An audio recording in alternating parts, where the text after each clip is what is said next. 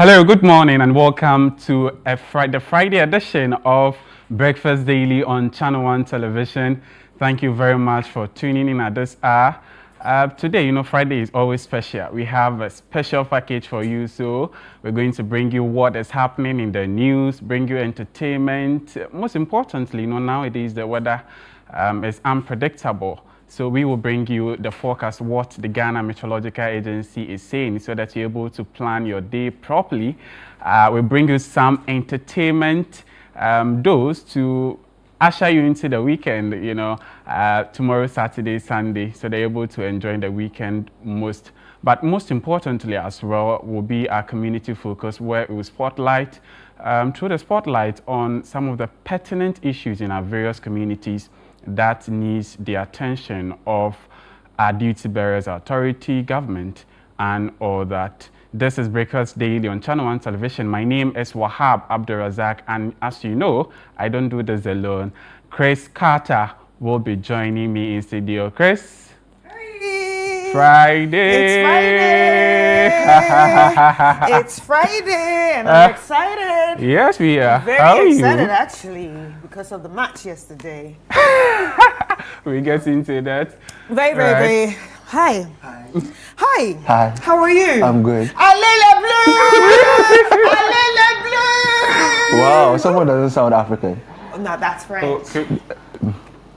That's French. But the French part of me had to come out yesterday, because... But then they're playing against an African team.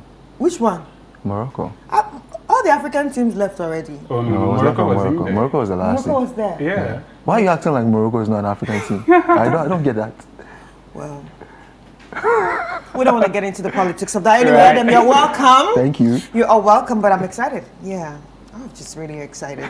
So what's in sports? Tell us what's going on, especially Well- when it comes to the World Cup. well- Okay, let me start. I already know France won. Wow. That's the first one. Now You were can hating continue. hard yesterday against Morocco. I can tell you were hating hard. And you're happy your hate watch was successful. It was successful. Yeah, but then oh my God, I was. Okay, continue. Yeah, but then as you know, pained. I'm France disappointed. made their stance in this World Cup very clear. Yeah. They seem to be out to win the whole tournament. It was a really good game. I think some of the things I've been saying earlier in the tournament are starting to reveal itself at these stages. You remember we spoke about how within the last 15 minutes the African teams seemed to crumble in their games. And I was speaking about how a lot of people were saying it was a psychological thing. And I was saying, no, I don't think so. It's really like a technical thing when it comes to the decision makers and the quality thing. And I think yesterday proved it. No, but when you say quality, Morocco has one of the best qualities of football. I'm not disputing that, you see, but then you can have quality, but if your quality isn't in depth, it becomes a problem. Right. For context, Morocco lost their top goal scorer in the tournament in the last game to injury. Yeah. And the replacement just isn't the Couldn't same. match. Yesterday, when France were playing them, Mbappe took a knock and they didn't want to risk his fitness. They were able to take him off yes. and bring Barcola in and bring Barcola. and kind of still maintain the level That's momentum, yeah. and the momentum the team had and not really change much, because Dembele will probably move into strike, Barcola moves to one wing, Olise shifts, and they've adjusted and everything moves on well. I think that was the clear difference yesterday, because when Morocco did have the ball and they could do something in the final third, that spark that Sabari brought to their team wasn't there, and Rahimi wasn't able to replace it when he did come on. I was surprised they didn't even start with him because of how well he played in the previous game when he came on for That's Sabari. Rahimi? Yeah. Okay. But then I could understand the coach. He wanted to be a bit defensive because of the attacking power of France. But you could see Mbappe misses a penalty and it doesn't even really matter. Yeah. Because he gets a chance and I was watching the game. I was surprised he put that away. Because if you look at the space between We him, were all surprised he put that away. if you look but at I also felt like it was because of the back and forth that was going on between the referee and them. 1 minute like play now. Yeah, Should I too play much now? of What's it, happening? Is it a Yeah. penalty? Are we going to the VAR screens? So it was a little back and forth. So I feel like it played a part in it. yeah, Yeah. I'm making excuses I- for I Mbappe, can tell. Kylian Mbappe. I'm making making excuses. No, you but know? then it didn't even I'm really sure matter. he In the, maybe was it didn't really disappointed. matter in the end because when they needed to put the ball You away, say it they- didn't matter. If he didn't score, it would have mattered. Though by now, we'll all be well, saying, hey, Kylian. the chance he even converted was much harder for me if you ask me. Because if you look at Yeah. like I was surprised because of the space between him and the defender and the space between he and the ball. He didn't have that much backlift to get the Right. shot off, but he still managed to get it off and get the bend on it. Right. So I think it was a really good finish. Right, Then Dembele wraps it up. I think there was about 3 minutes maximum between the two goals, and it just shows you how where quality players have their moments, Right. they seize them, and I think that was largely the difference. I think the African continent has really, really done well in bridging the gap in quality, but then at the top 1 percentile of the game, there's still a little gap there Right. that we have to fill out because Morocco can lose Sabari and they don't have a player at that level exactly or similar to that level to complement the team when he comes Right, in. right. France lose Mbappe at some stage in the game. The player that brings in just slots right in there and not much has changed. And it's the same for most of the other top European teams in there. You could see when Ghana was going to play against Panama in the first game and we didn't have Thomas Partey because of the legal issues and his entry into Canada. You could see how there was panic among Ghanaian fans because we knew that the kind of quality he possesses, there aren't many players in the team that can replicate that.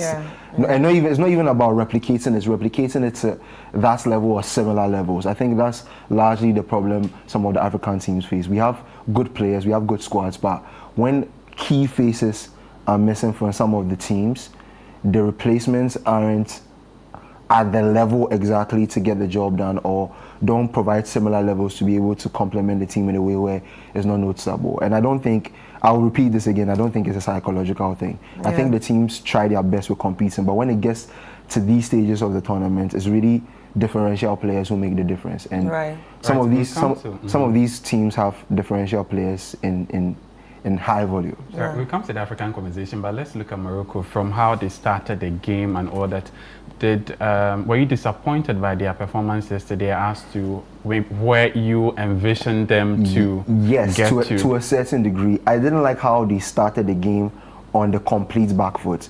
I'm not saying that they should have gone all guns blazing against France. That's probably suicide with the kind of attack France possessed. But I was expecting them to endeavor a bit more in the first half. I think in the first half, they just tried to shut France out as much as possible, which worked. But France could have gotten on the score sheets, but they missed the penalty. But then Morocco did a good job in the first half of largely keeping France at bay. But I felt like I think it's the way they set up in the beginning. If they had started Raimi at the beginning, I think he would have given them a bit more of a different dynamic or dimension to their play. He played 2 10s in the attacking forward, and that doesn't really leave somebody who wrestles with the centre backs. When you notice when Raimi came in, he could take on some of the French centre backs and cause a tussle amongst them. So the midfielders could try as much as possible to try and find him in those spaces. There wasn't much of that threat in the first half, and I think it affected the game. But I can understand him also because of the attacking threats France possess. You have to be very cautious because when the game progressed and their quality players got into the zones, they made it count. So I understand that, but it's a bit disappointing. I feel like when you get to this stage of the tournament, you have to go for it. Like there's no I don't see the point in playing it completely safe when you get take a little bit of risk, because at this point of the tournament, the little risk you take can be the difference between you staying in the tournament or leaving the tournament. But all in all, I think they put up a good performance. I think the African teams should look at this World Cup and be proud. 10 teams qualified, 9 teams made it to the first round of the knockout stages. I think it's not a bad performance at all for the continent, but we should focus more on bridging that technical gap in terms of the differential players. And that's what only happen if we make conscious effort on the continents to eliminate some things from our football. And in our case in Ghana, to reduce the amount of corruption that is in our football and just try and be very intentional about some of the things we do, because I think that's really the difference. It's not a huge one. It's not like they are better than us. It's just how they do their things in the structure. It's structural. The issues are structural, and you can see it's playing it out. And everybody's more interested in the game than personal benefits. That. Yeah, you know, everybody's more interested France in the game and the outcome of the France game. have one of the best football systems in the world. The academies are currently producing some of the best talents in the global game. So I think we can take a leaf out of that page. Morocco also, through the development scheme of FIFA and some of the monies that get handed down to teams after participation in the World Cup, they invested So in yeah, their football. so clearly we can see the countries where there's huge investment and also structure. You see them do better. Yeah, I always say this thing when it comes to football. A lot of people like to say, "Born on the talk true." It's a popular thing you hear when boys are arguing among themselves, but I largely disagree. Boy, they talk true. The people who make the right decisions, the people who do the right things, who set the right structures, who employ the right people, who see to it that the right things are done consistently, emphasis on consistency, get the results. Right. So I just feel like when we look at Norway can be another example. This is that's another team I like. Those are my teams. this is Holland's first World Cup, their first World Cup, and look at how well they are performing. And look at how well they perform. And you look at their squad, and they genuinely have. I was speaking about this with one of our colleagues here, Angelo, and I was looking through their team yesterday, looking at the lineup they'll probably field against England, and I was like, yo, this is such a really good team. Not all the players are mega superstars, but they they're all unique and supportive in their own way. And it forms a really, really good unit that can compete with almost any team if the right technical expertise is put behind them and they do the right thing. So what do you expect? They're the Vikings. So yeah, I think the template is right there for all of us in Africa to see. I just feel like our leaders kind of look at it and look the other way. So it's up to us. It's the corruption. It's up to us. You turn left, corruption. You turn this corner, corruption. Every industry. It has engulfed us everywhere. Yeah, and it's sad because the kind of talents that exist on the continent is ridiculous. Oh, a lot of talents. I have a friend who's a scout came to the country to come for a vacation. He didn't even come to work. He didn't come on a scouting mission. He went to randomly watch a football game at one of these area parks, and a vacation turned into work for him immediately, because he went there and the things he was seeing was blowing his mind. So I think it's just really up to us. Like, I think with the little that the continent has been able to achieve at this World Cup, you can see what the continents can get to if we do a bit more. So I think we should just look at the World Cup and look at some of the performance of the African teams. Look at a team like Norway, who are here for the first time and are doing the things they are doing, and just try and emulate it. I think that's the way. Right. You talk about intentionality and consistency as some of the underlining things that when we do as African teams can help us propel in tournaments like that. Let's look at Ghana. For instance, if the tournament was still 32, as before, I don't believe it would have gotten to, and it's a fact that everyone. You don't believe it would have got? Yeah, okay. Yes, I think this year, because of the amount. So what really should we do? Should we look at our juvenile football? I think we have to be intentional about things like our juvenile football and our league. If you look at most of the teams that are performing really well in the tournament, one of the underlying factors that all those teams, or those nations I should say, have in common is that they have good functioning leagues that are competitive. Emphasis on competitive. Emphasis on competitive. Our league here, some people will say it's competitive, but when we take our teams out of the pool here and we put them in the greater African pool, we see the gap between us and the rest of the continent. We have countries like Egypt, countries like Morocco, and it's funny, a lot of the North Africans are involved in these conversations where we are talking about like quality juvenile football, competitive leagues. They are always there when it comes to these conversations. It's no wonder Egypt can take about 5-6 players in their team that are from the league directly, and you don't see the dip in quality. They can mix them with the Marmouches and the Salahs, and the players can just compete on that same level. I don't think we can say same for the Ghana Premier League at the moment. We'll get there. I hope it is we get possible. there. There was a period where our league was there, but the quality has dipped, and we should just focus on that. I think if our league is performing well, we will not have to always rely on. Yeah, so basically there should be more investment in local leagues. more investment. And local leagues should also be made appealing, because right now, in as much as it's getting its buzz, I feel like more investment in it will make it a lot more. If it's appealing and the fans go to the stadiums, because Ghanaians love football. Yeah. I genuinely, there are so many times I go to random like areas in the city and you see parks and people are gathered around the parks and they are watching. They are not superstars and they are actively watching.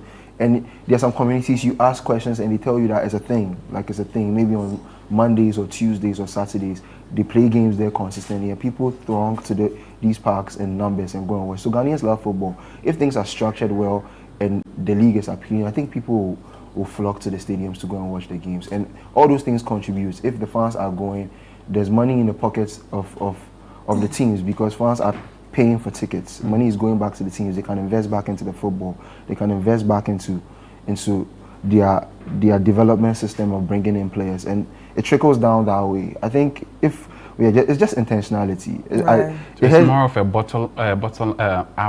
bottom-up approach. Yeah, we just have to do it that way because there were periods of time where we could directly pick players from our league and put them into the Black Stars, and the performance level is still top level. Super. Yeah, so I just feel like we just have to get back to the basics. It's not something that we've not experienced before, so we shouldn't act like we've not been here before. Right. But anyway, there's something I noticed yesterday in the match, the French match yesterday, because I really paid attention because I really wanted to watch it. If we can put a picture of Kylian Mbappe again, that would be nice. So they actually have, apart from their emblem, their jerseys actually have the dates of the match and the opponents versus the opponents. France versus for most of the World Cup games they have. I never knew that. Like if you look at the international tournaments, most of the games have the details of the game on it. Yes. And why is that? I don't know the special reason, but then like from watching football, I see that most of the times in international tournaments, those things are there. That's why people really find it special when players give away the jersey. jerseys. Okay, I get it. I get it. The jerseys we wear, most of the fan jerseys are quite different from the jerseys the players wear. They are fan jerseys that are made for fans specific, and they are player jerseys that carry different technology for the players, because you see they sweat on the field. So some of these jerseys have like technology to absorb sweat and so that the jerseys don't get too heavy. Now that I know, I think I'll struggle for a jersey to give me your jersey. And I know it's going to be Mbappe's jersey. Yeah, of course. Mbappe. You don't like Dembele? No way. Dembele is not bad too. I'll get Olise because but Olise is very quiet. He doesn't like talking to the media. I don't care. Don't worry, I'll get him Messi's own. I said, give me your jersey. Your name is Olise. You probably run away before you can say that. He's always avoiding the media. Yeah, but that's my first time actually watching him really play, and I understand why his name has been. Oh no, he's I feel like he's also a golden kid. Yeah, he's one of the players who has been performing at a higher level this season. Yeah. I think if France do end up winning the tournament, I think Mbappe will probably win the Ballon d'Or, and I think Olise will definitely be in that conversation. Some people might go as far to say that he probably will deserve to win the Ballon d'Or too. But definitely this season he's been a high performer. Lots of goals for Bayern, lots of assists for Bayern. Coming to this tournament, I think he's leading the assist pack with 5 assists already. Yeah. So he's definitely one of the players that has lit up the tournament, and I hope he continues doing the same, because I think today, later on, Spain take on Belgium, and I will be rooting for Spain. I think Spain make a semi-final date with France. And if you ask me, the winner of the tournament is at that brackets. The France, Belgium, Spain. No way. Why not mention Argentina? No. I think they are making the tournament too difficult for themselves. Too difficult for themselves. Really? Too difficult and too difficult for us to watch and even support them. Messi is 39, and Messi has scored about 80% of their goals in the tournament. I think there's a little bit of an over-reliance on Messi, which is not a bad thing. He's probably one of the best players ever, if not depending on who is speaking. But in tournaments of this nature, I was saying this yesterday when I was doing the segments with Nana Tufo, that I think if Argentina have a game against Switzerland, or should they make it to the semi-final against England or Norway, depending on who they meet, if they have a game like any of the games they've had with any of the African countries, conceding and having to come back to win the game, I think those teams won't forgive those mistakes and will be punished. I think that the difference in quality with Egypt and Cabo Verde showed in the final minutes of the game where Messi came alive. Players like Lautaro Martinez came to the party in the Egyptian game. But if they meet a team like Switzerland or they meet a team like England, those moments won't be forgiven. I think players like Vargas and Mbolo will punish you. I think players like Harry Kane and Jude Bellingham will punish you. So that's why I feel like they did all the punishment. They couldn't punish Easy Black now. Star. Easy. All the punishment that we know, they still couldn't punish Black Star. So what makes you think they're coming to punish but Black Stars anybody? don't have Harry Kane. Even with the hurricane, did they give us a hurricane? Wow, now you're giving me bars this morning. But like, you understand the point I'm trying to make. I don't think they'll be forgiven if they don't start their games well and they have to go back into the games against the kind of opposition they'll probably play next. I think those teams have the kind of quality that will punish them and they won't probably see a way back into the game. Right. But France and Spain have probably played some of the nicest, almost attacking football in this tournament. And Spain, if you ask me, have the most complete performances. They they've not conceded a goal up to this point. They barely concede chances against them. No team has created above an XG of, I think, 5.5 against them. And that's really, really serious. That means you don't really get a lot of So shots. you don't trust my Norway? No, I trust them. Norway are playing England, and I think that game will be decided by the strikers. Kane and Haaland will decide that game. Haaland. But for Spain, because of how little they concede, I think it's going to be very difficult to play them. And that's why I want to see Spain take on France. So you don't think Lukaku's going to have a chance today? Oh, I think you have a chance. I don't think you start the game because they have this young striker called Di Catalera. Yeah, he Di played Catalera, a really good game against the USA, scoring 2 goals. I think you start the game. But I think when they are chasing the game and they need someone to tussle with the centre backs, they throw in Lukaku. But you see, this what you're actually talking about is what Black Stars should actually take a cue off. Not everybody really needs to start. There are certain people that can come in. I'm not calling names, but there are certain people that can come in later. But there are certain people that definitely can come in later because they also contribute in their own way. It's not that they are but there are certain people who need to start to to put the game in a certain momentum. You see, a lot of times we don't account for the fact that almost every game is different in nature. And what you might need to break down an opponent in maybe the round of 16 will be very different from the team you're playing in the quarterfinals. Maybe the team you're playing in the quarterfinals don't play in a low block. They'll probably want to counter press you. So the way you have to set up against them will be different. And a lot of time, football fans don't like to account for those kind of things. So almost every game can be walked into with the same plan. You have to, if most of the top coaches who are really good at their trade plan specific tactical plans for specific games. How long does it take to be a coach?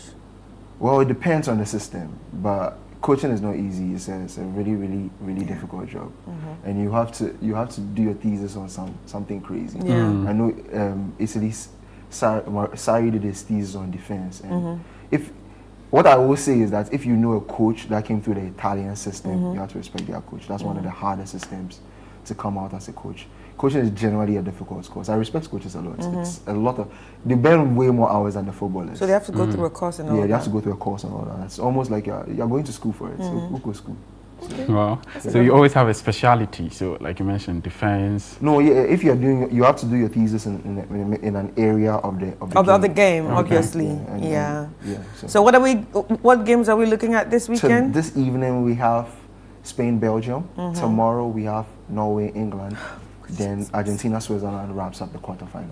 Oh God, Argentina, Switzerland. So they couldn't find that team to play Argentina. Oh no, I mean that's the path they were on. It could have been Black Stars again. That's such an easy team. Why it could have been Black Stars against Argentina? But definitely Argentina is going to do marvelous. It seems like you're rooting for Argentina. Oh yeah, no, he's rooting for Messi. For Messi. He's not rooting for Argentina. I'm rooting for my baby goat at Spain. But talking about Lamine Yamal, I haven't felt him as much. Unfortunately, he came into the the tournament injured, so he's been building his fitness. He's not even. I don't even think he's played a full 90 minutes in the tournament so far. So I expect him. I expect him to play. He scored 1 goal. I expect him to play.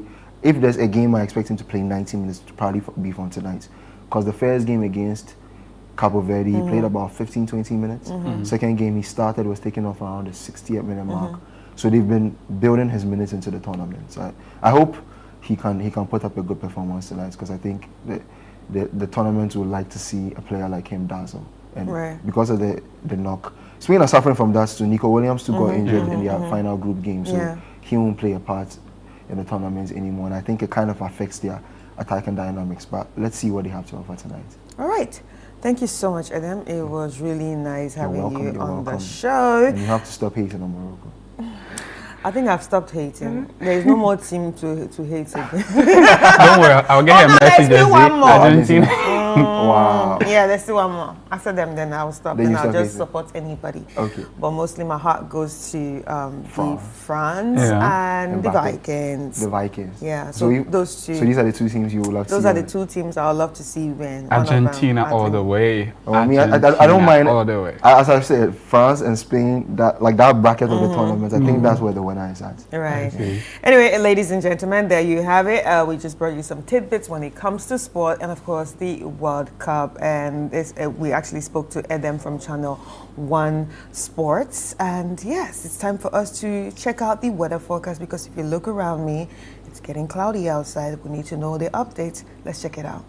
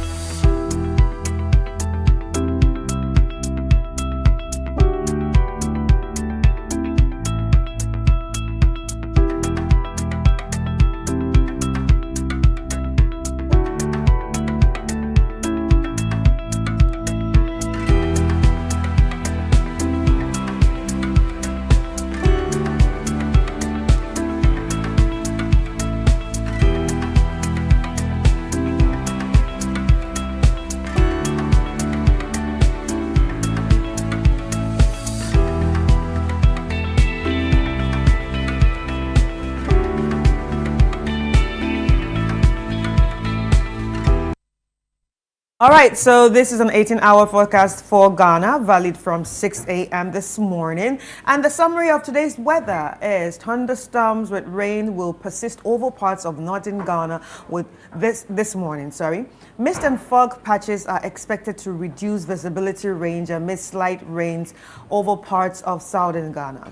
As today progresses, brief spells of sunshine are anticipated to prevail for most places in the country, with the likelihood of thunderstorms and rain of varying intensities occurring over parts of the coast, middle, transition, and northern sectors. And the state of the sea is rough.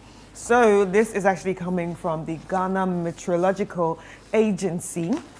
And this is a summary of what we should expect today when it comes to the weather. Like I always say, after this, it's very important for you to follow them on all social media platforms so you can actually stay updated with everything concerning the weather. They are on WhatsApp, they are on TikTok, they are also on YouTube and on X. So for those who like X updates, please follow them on all these handles. And also, I would always like to remind you to always download or have a weather app on your phones or your devices, because this helps us plan our days, our lives, especially during this time of the rainy season.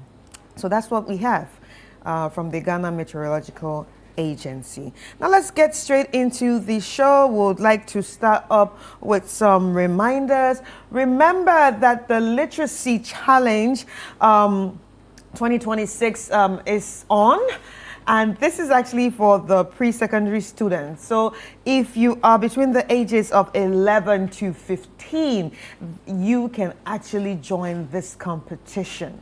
So if you have parents and teachers in school listening to me, this is time to encourage your wards and children to join the competition. So obviously, you know, the entry to the competition every year is actually an essay. Now, are you looking for the topic of the essay? Let's break it down. In not less than 600 words, write a letter to the Minister of Education as a youth consultant discussing the advantages and disadvantages of the use of artificial intelligence, also known as AI, in education. Advise on how Ghana can effectively integrate AI into basic schools to improve teaching and learning while ensuring that students in rural and undeserved communities are not left behind. So there are guidelines to actually complete this whole essay. So when the essay is, before the essay is completed, you need to know that this essay needs to be handwritten. And when it's completed, you add your full contact details. Thirdly, it must be endorsed by a parent, guardian, or teacher. Now, if you are, not in Accra and you have to send this via post, luckily for you, we have a P.O. Box. So it is the Literacy Challenge, P.O. Box GP 14123. The Literacy Challenge, P.O. Box GP 14123, Accra Central, or it can be delivered if you are in Accra to Channel 1 TV premises right here at Tesano. Can be delivered to Channel 1 TV premises right here at Tesano. And if you want to ask more information on this, please call the number 0205 973 973 0205 973 973. And the deadline for submission of all entries is the 20th July 2026 at 5 p.m. 20th July 2026 at 5 p.m. So please, you can be part of this. Remember that this is actually brought to you by City 97.3 FM and supported by Channel 1 TV. Wait, I haven't told you about the grand prize. So the grand prize is 10,000 Ghana cedis and a laptop. Every year it's been 10,000 Ghana cedis and a bragging right. But this year we are adding a laptop. That is what makes it bigger and better. So do not forget to be part of this. Feel free to join. As long as you're 11 to 15 years, you can be part of this. We want to say a very big thank you to our sponsors, SIC, Prospectus, and yeah, that is what we have as sponsors. So thank you so much for being part of this, ladies and gentlemen. Right. Now, if you're an entrepreneur or SME, then the Tamale Jubilee Park is where you are supposed to be from July 25 to July 26, because the Northern Business Fair 2026 edition is coming up. So on those days, the park is going to be turned to a bustling commercial center where businesses from across the northern sector and beyond will showcase their products and services to thousands of prospective customers, partners, and investors. So wherever you are, whether northern region itself, upper east, upper west, savannah, northeast, just be there, because investors will be there, business leaders will be there, innovators, investors most importantly, and also customers who will come and buy and know whatever you have to offer. So it's happening 25th and 26th of July, 6 a.m. to 9 a.m. to 6 p.m. each day, 9 a.m. to 6 p.m. each day. The dates is 25th and 26th of July, happening at Jubilee Park in Tamale. But if you have inquiries or you want to book a spot there, you can call us on 0205 973 973 0205 973 973 to make your inquiries or book a spot at the Northern Business Fair 2026 edition. A very big thank you to EcoBank, the National Petroleum Authority, NPA, and GEPA. All right, and now let's play the scenario in our heads. Imagine that your family is actually expecting a very important visitor, and you have done everything that you need to do. You know, all that cleaning and the scrutiny that your parents go through with, you know, making everything perfect. Well, and then it turns out that the person that you guys actually brought into your home thinking is the main visitor is not the visitor. Well, this is what's going to be happening on the Blank Sense. In fact, this is what happened on the Blank Sense yesterday, and the good thing is that there's always a repeat time. So ladies and gentlemen, the Blank Sense is still on air, and it's a Channel 1 TV production, and it happens every Thursday at 7:30. But excitingly, like I said, we have repeat dates for you, and the repeat dates run throughout the week. It starts on Friday 11:30 a.m., Saturdays 7 p.m., Sundays 4:30 p.m., Tuesdays 3 p.m., and Wednesdays at 5:30 p.m. And it's also a whole drama series about a Ghanaian family setting, or I would say an African family setting, because I've seen that a lot of things that happen in the Blank Sense have happened in our life, and we have experienced them in different ways. And yeah, so you do not want to miss any of the excitements when it comes to the Blank Sense. So do well and always connect with us here every Thursday at 7:30 for the Blank Sense. Right, now pick up your phones, go to the channel1newsonline.com, the books and literature session, and you have a beautiful story of the chronicle of Mabrem Kwanta. Mabrem Kwanta, the episode 3 is now available on channel1newsonline.com. So as I mentioned, go to the books and literature session, and that will be there for you. It's very intriguing. And also have intriguing story about a village. Is a masterpiece that will enhance your vocabulary as well. All right, the World Cup Central happens every Friday. You definitely don't want to miss it. It's going to be happening at 3 p.m. today. And of course, it's still the World Cup season. Quarterfinals have been played. In fact, are being played. And we're going to be seeing who is going to be joining the semis. And the next thing is the finals.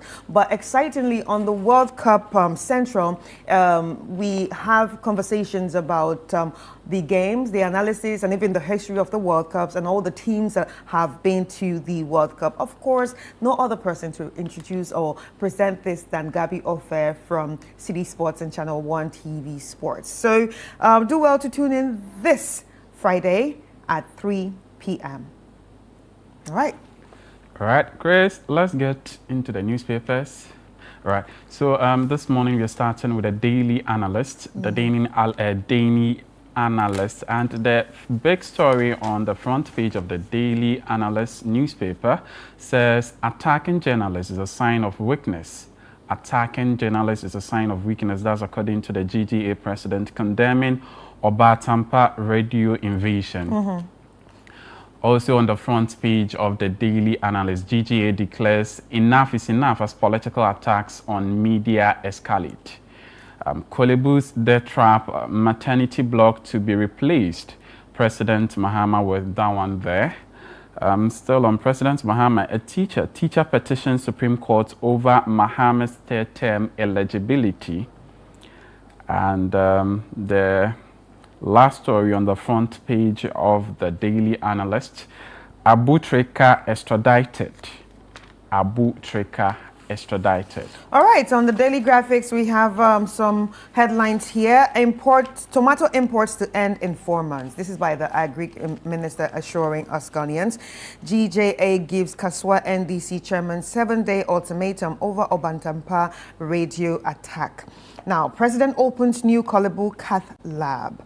Shops to close from 6 a.m. to 1 p.m. today. And of course, we know it's all about the national cleaning going on. And we are going to be having conversations on that on the show. And we might even hit the streets to see how that is going. And on the back, we have, can Belgium stop free scoring Spain? That's a big questions that we've been asking today on the sports segment this morning. So yes, that's what we have on the front page of the Daily Graphic. Right, to the new publisher, the big story that says scandal hit 350 million Ghana cedis flat cash. Attorney General admits contingency fund was frozen by court, but allegedly instructed BOG to pay. That is according to the Deputy Minority Leader, Patricia Appiagyei, with that one there. Still on the front page of the new publisher, NPP joins nationwide general cleaning. NPP joins nationwide general cleaning, which is happening today. As Chris mentioned, we're bringing you some conversation on that. No foreign takeover of Black Voter project, and it comes with the portrait of the CEO of Engineers and Planners there. So chicken stew videos flood Agric minister's phone as Ghanaians eat government files. All right, so on the front page of the new publisher, that story is also there, and the full story can be found on page 2 of the new publisher newspaper. It says chicken stew videos flood Agric minister's phone as Ghanaians eat government files. And the last story there, lawyer shocked over Abu Trike's extradition. Yeah, that one is very very tricky. And I'm like, I was wondering, how come your own lawyer doesn't even know that you've been extradited? Like how? How is he your lawyer if he doesn't know that you've been taken away from the country? That's interesting. It came as a shock to him, as it came as a shock to us, the lawyer. Yeah. Okay. Yesterday he called on the court to order the Attorney General to come and explain the circumstances under which his client was extradited and all that, but it was verbal. So the judge who sat on the case said no, he should make a written application. So let's see how that goes. What the Attorney General will come and will go and tell the court. All right, so on the front page of the Herald, we have here, ex-Azuma Resources investors go greedy again after pocketing $100 million payment from Ibrahim Mahamas E&P. Abusive lawsuits threaten press freedom and democracy. GJA fights back, suggests reforms. SNIT explains member benefits in partnerships with EcoBank, and defaulters face sanctions as two-day flood cleanup drive begins, and AG accuses ex-NAFCO boss of misrepresenting others of banks. And that's what we have on the front page of the Herald. Now let's move on to the Custodian newspaper, and we have the Stop the Cover-Up. Name government officials implicated in $208 million meth scandal. That's according to Reverend Intim Fojo. Another story there, a republic governed by chaos. Minority chasers Aini demands probe into seized 350 million cedis flood relief funds. To more stories, Gomoa East MPP constituency to elect Francis Mensah as chairman. To the last story on the front page of the Custodian newspaper, Rose Minister rebukes Oti Regional Minister MDAs over delayed reporting of non-performing contractors. So the Road Minister was on tour, and yes, that's some of the stories from his road tour of ongoing road projects in the country. All right, on the front page of the Chronicle, we have here, minority punches legal holes in 350 million Ghana cedis flood funds. It's a big lie. Azuma Resources Ghana Limited says it still owns Black Volta project. And now we have the scripture reading, which is a normal culture here on the Chronicle. Exodus 20:16, you shall not bear false witness against your neighbor. And obviously we know where this is pointing to. In fact, it points in all stories, actually. Yeah. That it's a big lie and the minority punches legal and all that. So yeah. Right, let's move on to the news center. And Amankwa donates 100,000 Ghana cedis to Ayawaso West Wuogon MPP. So Amankwa is was the former parliamentary candidate aspirant for the NPP. Yeah. So he has donated 100,000 Ghana cedis to Ayawaso West NPP. And we also have two-day flood recovery cleanup begins today. And that story can be found on page 2 of the News Center newspaper. Community Service Bill ends poverty as ticket to prison. That's according to Ayenene Samson Ladi Ayenene. And we also have 101 million Ghana cedi, 101 Ghana million cedis stolen from banks, SDIs, PSBs in 2025. 75 out of 219 staff involved dismissed by banks and SDIs. To the last story on the front page of the News Center, ICC didn't reverse ENP share acquisition. That's according to Azuma Resources, refuting false media reports. All right. Daily Guide. In front of the Daily Guide, we have No Cut Others Reversed, Black Voter Ownership. And this is by Azuma Resources. A Batampa radio attack. GJA gives Central NDC chairman 7 days to apologize. 7 days is a lot. 3 days. Abutrika extradited to U.S. over $8 million romance. Oh my God, $8 million. 1, 2, 3, 4, 5, 8 million. $8 million. Dollars. Wow. Dollars. That's Wow. allegedly, you know. Wow. It's Well, let's see that one ex-NAFCO goes. bus released from Iyoko custody without conditions. Now, structures near Tessa Dam, East Legon to be demolished, and this is by the presidency. Now, the Informer newspaper, and the first story there, NPP faces leadership power struggle. That's according to Osei Mensa Bonsu, former Minister of Parliamentary Affairs and Majority Leader under the SWAL administration, NPP administration. Another story, deepen democracy, Arthur Kennedy urging Supreme Court. We also have Minority 6 ages head, over 350 million cedis flat relief package. Minority 6 ages head, over 350 million Ghana cedis flat relief package. And we also have another one here, personality politics hijacks national debate.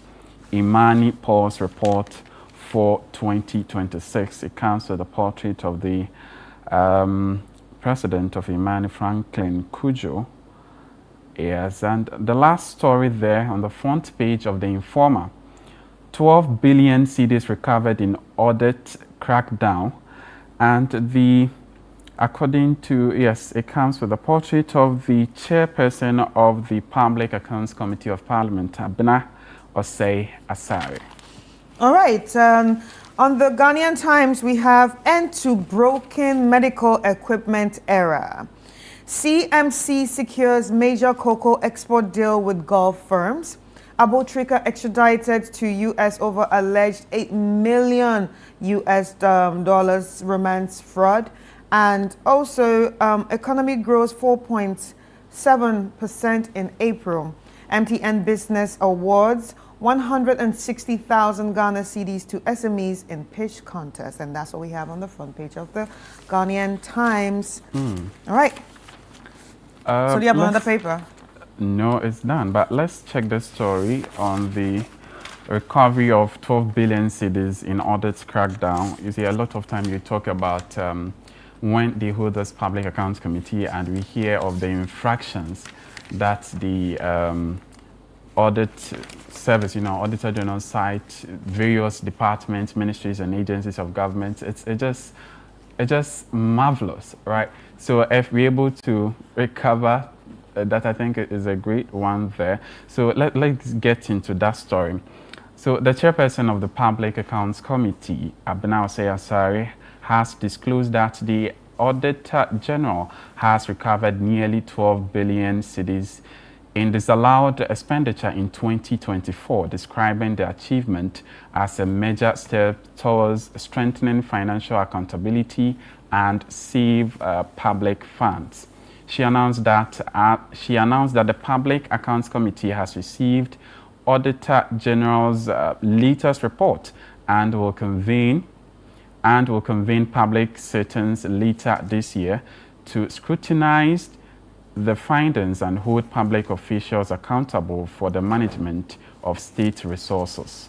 Speaking at the launch of the 2025 Public Financial Management Compliance Public Management Compliance League table, Mrs. Osei Asare said the committee remains committed to ensuring transparency and accountability in the use of public funds. So I think that's a great one there. I'm impressed, and with the new report, she says the committee have received. So they're going to proceed with sittings to also do that. So we hope that we're able to recover more of these funds, and yes, it's a great one. Yeah. All right. Anyway, we're going to cut this and head to Obra Sports right now and see how the cleaning exercises is actually going, because obviously we are asked to say, because we are here already. Businesses are asked to, close from this morning till 1 p.m. because of the national cleaning exercise. So let's get in the streets, and Charles is outside there, and he is going to be telling us what is going on, and we are going to be obviously enjoying everything from his point of view. Let's head to the streets. Hi, Charles.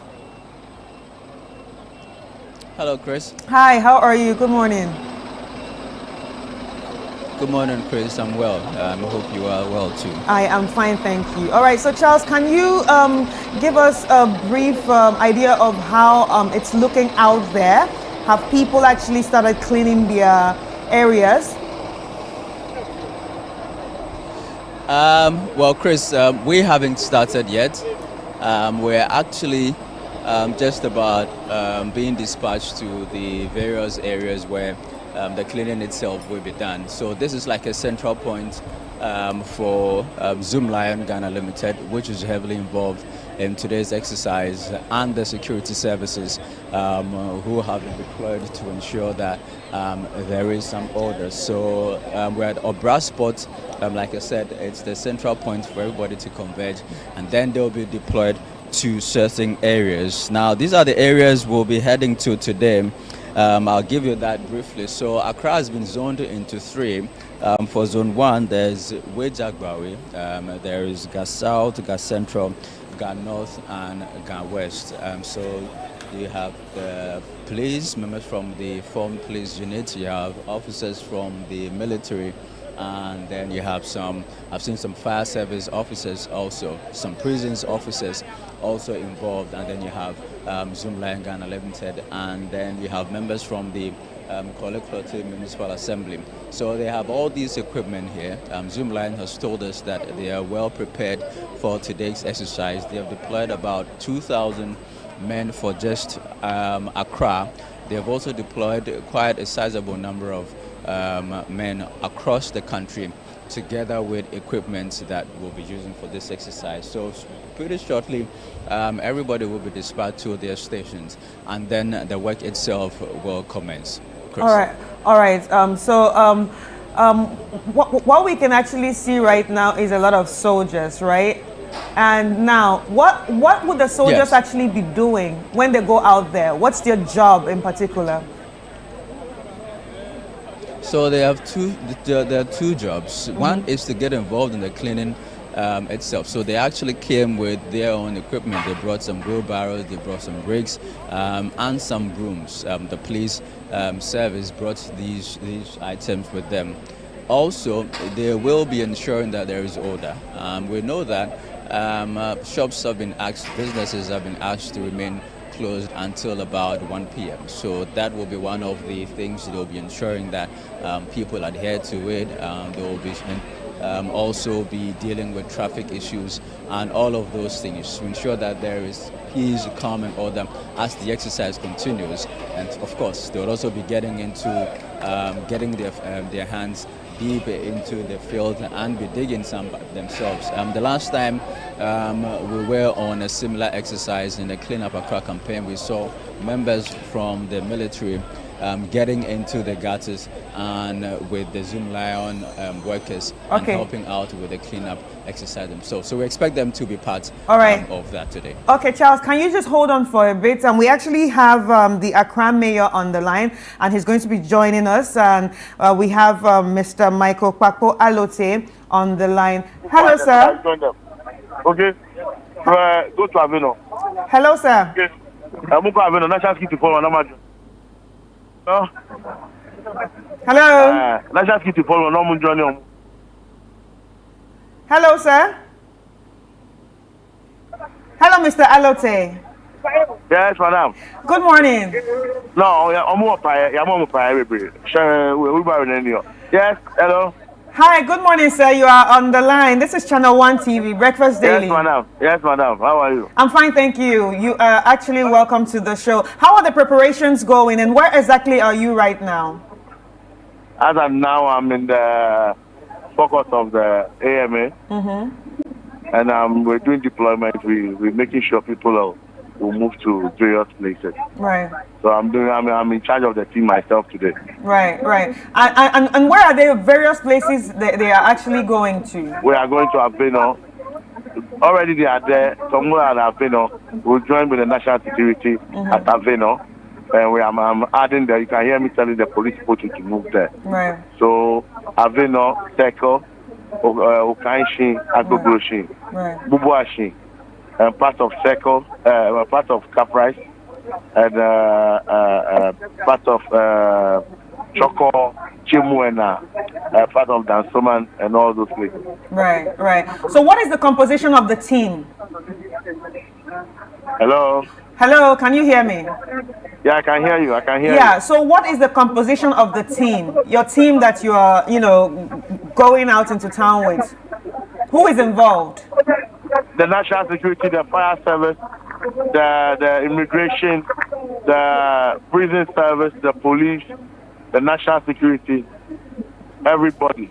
Right. Yes, everybody is here. All right, so why is it important for the force to actually be part of this?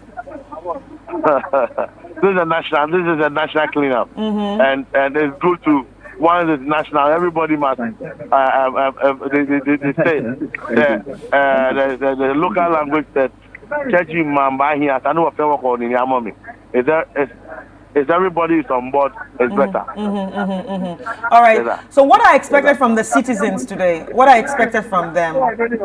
We expect them to make sure that they will listen to us.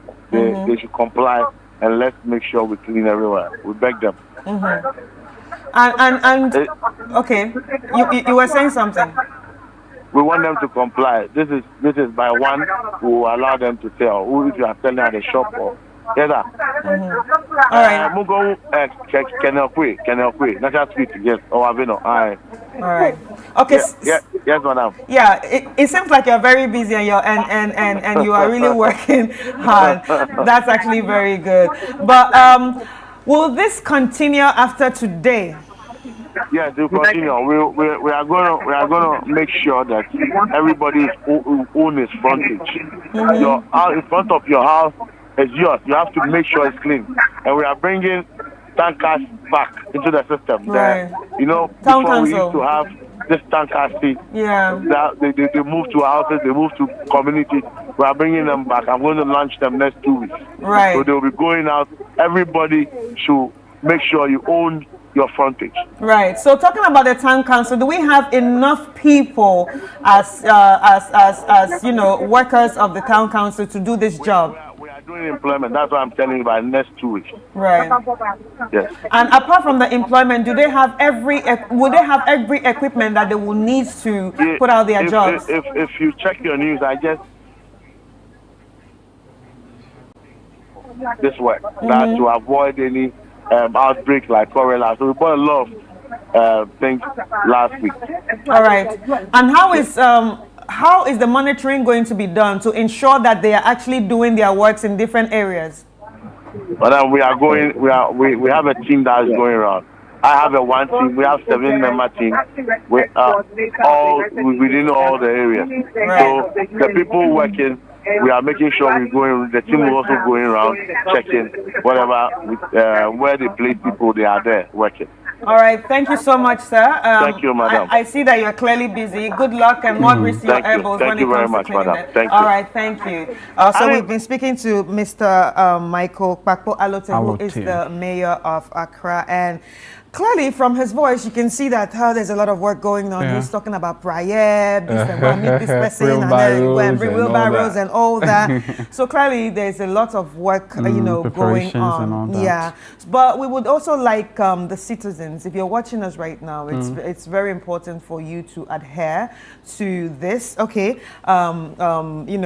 clean up or to this exercise because it benefits you. But we still have Charles, who is out there at the conveyance center. Yeah, that's the Obra Sport. And let's keep on talking to him. Hi, Charles. Hello, Chris. All right, so Charles, now that they've all conveyed together, what's the next step? What time are they going to be leaving to head into town? Well, a moment from now, we should all be heading out. You can see we're getting ready. Right. One of the police officers sharpening up his tools, the tools that we'll be using for today's exercise. Now, this is an all hands on deck kind of cleanup exercise. So we also have some folks here from the United Nations, Right. who are joining in today's exercise to help clean portions of Accra, which of course has been engulfed in filth following that flooding. I'll be engaging the leader of the UN team pretty shortly. Hello, ma. You're welcome. This is Channel One TV. This is Channel One TV. Thank you. What's your name, please? I'm Dr. Fiona Braka. I'm the acting United Nations resident coordinator, but also the country director for World Health Organization. We're cleaning up Accra. We're cleaning up Accra. What's the business of the UN in this? We as the United Nations are here in full support of the government, and we work in a number of areas, but specifically the reason we are here today is to stand in solidarity with the government of Ghana. We were all affected by the recent flood situation that caused quite a huge devastation, and that resulted in a lot of destruction of property, of homes, but we also have seen that there is need to clean up after that event, and that's why we are here. His Excellency the President has commissioned this 2-day national cleanup exercise, and as a UN in Ghana, we felt we needed to come out as well and stand with the government. So that's why we're here. We also promote clean environments, and it's part of the work that we do. It is also part of good, healthy living to have a clean environment. With that, you can prevent disease, and that is why we are also promoting this as part of our initiatives to have clean environments, avoid pollution, mitigate the risks associated with pollution.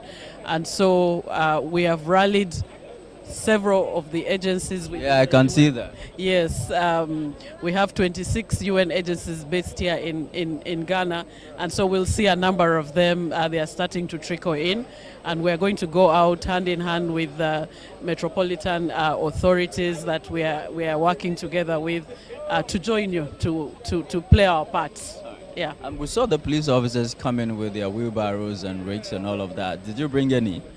We were assured by our colleagues in the Metropolitan Authority that everything has been provided by the government. We are so impressed with the exercise preparations already.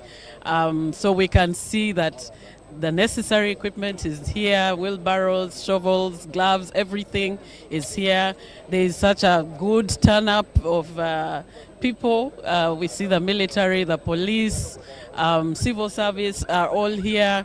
So we want to commend, we really want to commend the government and the people of Ghana for standing together in such a situation. All right, thank you very much. So, Chris, you heard her. The United Nations standing in solidarity with the people of Ghana as we embark on this two-day national cleaning exercise. I've noticed that the Zoom Lion guys have now set off, and so Chris will just also just join them, and then we'll go and begin today's exercise. Waiting for more updates from you. Thank you. All right, so ladies and gentlemen, there you have it. That's what's happening at the Obra Sports as everyone is getting ready to head into town to start the cleanup. Clearly, we also saw that the UN and its agencies have also, joined in solidarity to clean up the country. And, well, I think it's a very good initiative. Yeah, and I'm just praying in that it holds, and it lasts forever. Because I don't want it to just be, I don't want it to just be one day wonder and then it all ends. You understand? Yeah. Because other countries are doing it. People, set out days to clean up. So it's important. I mean, there are cleaning days, but I don't think the participation has not been that great. So yes, I like the fact that the town council people are coming back, or the tankers are coming back. So, because talking about participation is very important for someone to actually be accountable to what people are doing, and that's what the town council and I like are what doing the Accra mayor said, that everyone should own their frontage, and I think he was right with that one, because you can't for lack of a better word, mess up in front of your house or your surrounding, and you expect someone else to come and clean for you. No, you are not only messing up your area when something happens, when it rains, and it will affect all your neighbors. So it's good. What he talked about, people should own their frontage. So I think we should just collaborate with them when they come into our vicinities. Let's go out and support. Yes, although there are quite a number of, the security officers and Zoom Lion also coming with some personnel and all that. Let's come out. It's for our own good. It's for our benefit. Who knows? Maybe they don't even live in those areas. Of course, they wouldn't live in those areas, but they're just doing their job. It's for our benefit. So we must own our frontage, as the Accra mayor said. Nick Papo allowed a good one there. We hope it goes on smoothly and we see some result in this important exercise. All right, so let's continue with the headlines. Let's head to channel1newsonline.com where we have some headlines here. Top 10 takeaways from Channel 1 TV's 2026 Mid-Year Economic Outlook. We also have here Finance Ministry reforms putting Ghana on sustainable path. This is by the Vice President Jane Opoku Ajimam. Economists credits BOG's forex intermediation for CD resilience. Abotrika's extradition was rushed. This is by Amanda Clinton. Governments committed to reducing unemployment to the lowest level. The Labour Minister is asserting here. And citizens sues AG over presidential term limits. Adansi Asokwa, Akando to probe Galamsey claims at abandoned Agenda 111 hospital. MPP deploys Kate Jiamfoa, Rita Asobayire,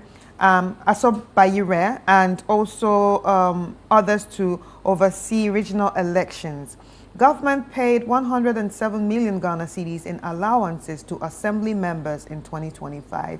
And this is by Ahmed Ibrahim. Young entrepreneurs must leverage digitalization to grow businesses, coming from APSA. Economy has stabilized, but the real impact will take time. And economists is actually telling us. Remittances now 3 times FDI inflows to Ghana, Michael Koto is stating, and AGI calls for policy reforms to protect local manufacturers. These and more is what you will see on channel1newsonline.com. So do well to also download the Channel 1 News app if you want to stay updated with all these headlines and more. All right, now let's move to the City Newsroom. And our top stories there, one of them says, the general cleanup exercise begins today in flood-hit regions. Yes, so earlier we were speaking to Charles, who was at Obra Sport, where it is the converging point for the exercise. Two more stories in the City newsroom. Government has reduced youth general employment, according to the Minister for Jobs and Labour, Rashid Pelpo. Education Ministry condemns Yendi school shooting, calls for swift probe. Education Ministry condemns Yendi school shooting, calls for swift probe. Now, debt servicing, draining funds for development, that's according to the Vice President, Professor Nana Jane Opoku Ajaman. BOG commended for proactive strategy to tackle non-performing loans. BOG commended for proactive strategy to tackle non-performing loans. Also on City Newsroom, Guta backs CD Outlook, says current exchange rate remains favorable. Guta backs CD Outlook, says current exchange rate remains favorable. Now, teacher petitions Supreme Court over Mohammed's third-term eligibility. A teacher petitions Supreme Court over Mohammed's third-term eligibility. Two more stories. City Newsroom, over 10,000 businesses sign up for government support under 24-hour economy. That's according to the Labour and Jobs Minister again. GJA raises alarm over growing use of lawsuits to intimidate journalists. That's the president of the Ghana Journalists Association. The last one before we go, Gamanche orders shops, businesses to close for national cleanup exercise. So the Gamanche is urging shops and businesses in the region to close down for the exercise to go on. So this and more is what you find on the City Newsroom when you visit. We have a lot more on that, from business to politics, everything. Just visit the City Newsroom and you will get more. We're going for a quick break. When we come back, the show continues.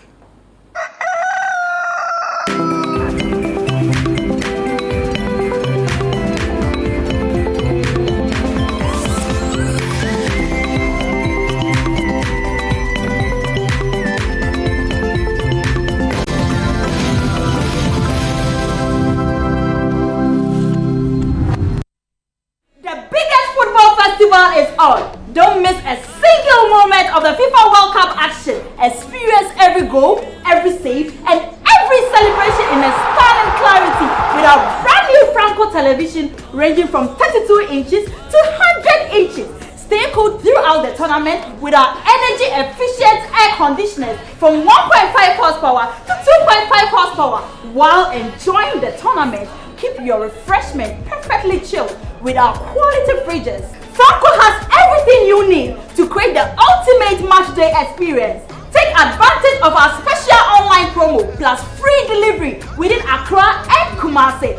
Visit any of our Franco shop nationwide or our website at www.francotrading.com. You can also download the Franco Trading app on Google Play Store or Apple App Store. For further enquiries, call the numbers on the screen. Franco, home of quality electronics. We're kicking your year off in all her glory with more, because we got you. You get it? We got kicks, we got scores, we got action, we got roars. It's my specialty. We got drama, we got fun. We got more for everyone, with an upgrade on us just for you. More channels, more shows, more reasons to stay. We got you. DSTV, we got you all the way. In my line of work, a confident smile is everything. Kel Charcoal Toothpaste keeps me on top of my game and ensures my smile is always radiant and bright. With the tiring nature of my job, we spend several hours under the scorching sun. To keep our teeth white and our breath fresh all the time, we use none other than Kel Charcoal Toothpaste. Kel Charcoal Toothpaste. You're on a Kessie and in a kit one. Samayo Kendini, Who be here? Some make us a papadia to a mammy man for Kel Chaco's natural ingredients. And a bomb is so by a man is swing, and a sasso mamma hotel so I will beg you. Kel Chaco toothpaste.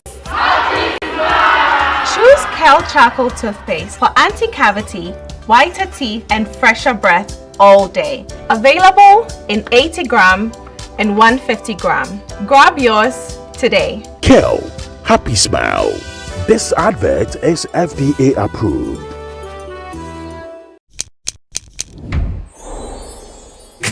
Verna is clean, fresh and safe. I'm holding my Verna bottle. No plastic seal, no worries. Open and hear the sound like click. That sound means it's fresh, no trick. No plastic seal, but it's still pure. Cool and clean, you can be sure. Verna leads the brighter way. What takes my doubt away? If it clicks, it's Verna. If it clicks, it's clean. Sip it, feel the difference. Verna water, pure and green. Click, open, sip. Click, open, sip. Chalet Verna, no stress, just sip.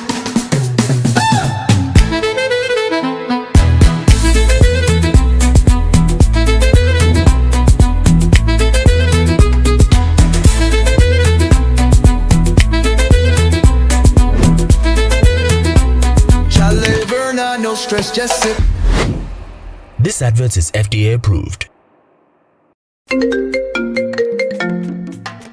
Hello, my name is Pamela from customer service. Please revalidate your account by texting your Ghana card number to 0500,000 247.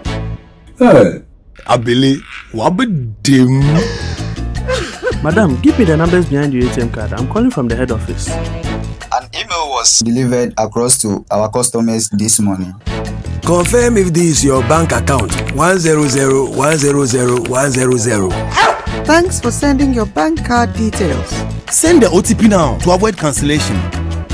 EcoBank will never call, email, send an SMS asking for your PIN, OTP, bank card, or Ghana card details. Don't get played. EcoBank, the Pan-African Bank. Hello, please, I'm calling from Customer Experience Center.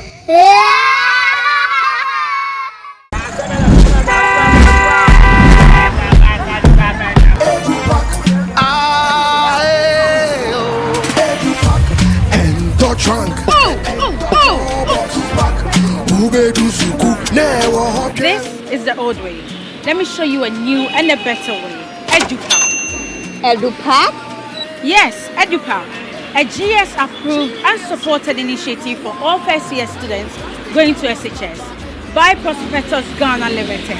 Now you don't need to go to the market. All your trunks, mattresses, pillows, including plastic chalkboards, are all waiting for your child at the school. Note, all our wooden chalkboards are being changed to plastic ones to avoid bedbugs. You can also register by dialing *713*821# following the prompts, or you can visit www.edupackgh.com and tap register. You can also register at any ADB branch near you at a very affordable price. EduPack, approved and supported by GES.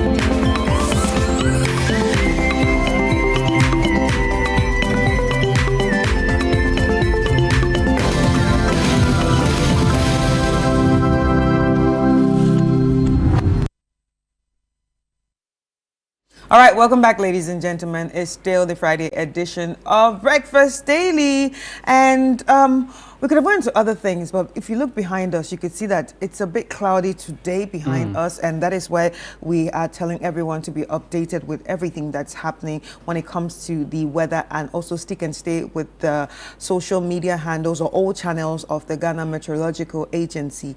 But right now, we hear that it's seriously raining cats and dogs in the northern region. So we have our correspondent there who we are going to be speaking to, and he's going to be giving us a picture of what it looks like right now. We have Mohammed M. Alabira on the line, and he's going to be taking us through. Hi, Mohammed. Hi. Good morning. Good morning. Good morning. I'm doing well, please. All right. Morning. Okay, so you told us it's been raining since dawn. Can you explain what it looks like right now? Yes, right now as we speak, currently I am in Bimbilla in the Nanumba North Municipality, and it's raining since dawn, as you said, around 4 a.m. since it started raining until now. It hasn't stopped. Before we came on air, I even spoke with the MCE to find out what is going on. And what he tells me is that the rain has disrupted everything. So now the national cleaning exercise currently is not taking place in the northern region here. The Yendi Municipal Chief Executive too, I have contacted him, and it's the same message. Wow. So that means today everyone was supposed to go out there and clean too. Now that it's not going to be happening, do you know if they've set out another date for it to happen? Yep. With that, I am. The MTA hasn't spoken on that. Maybe after this, I will get back to him to find out if tomorrow the cleaning exercise will take place. But for today, no. The Eastern Corridor portion, it's been raining since morning. All right. Since it's been raining since morning, have there been any sort of like negative news, any damages, any flooding, any submerging into water? No, for now, we have not heard of anything anywhere yet. All right. Okay. So, but obviously, it seems it's still raining right now. I hope everybody is inside and safe. Yeah, everybody is inside their rooms. Currently, I am standing in the rain. I have just moved out of my house, and I am standing outside there to make this report. So currently, it is still raining. All right. Thank you so much, Mohammed M. Alabira. We please want you to go back into your house right now, but thank you for coming out and, painting a picture of what exactly is happening at the northern region when it comes to the rains. And I hope people watching us from the northern region, please take care of yourselves as you are watching us. Protect yourselves during this time and all that. Anyway, we actually have Sarah Appiah from the Channel 1 newsroom, who is a broadcaster, and she is with the Vice President of the country, and they're all getting ready to clean up Accra. Let's head over to Sarah, and Sarah will give us a breakdown of what is happening. Hello, Sarah.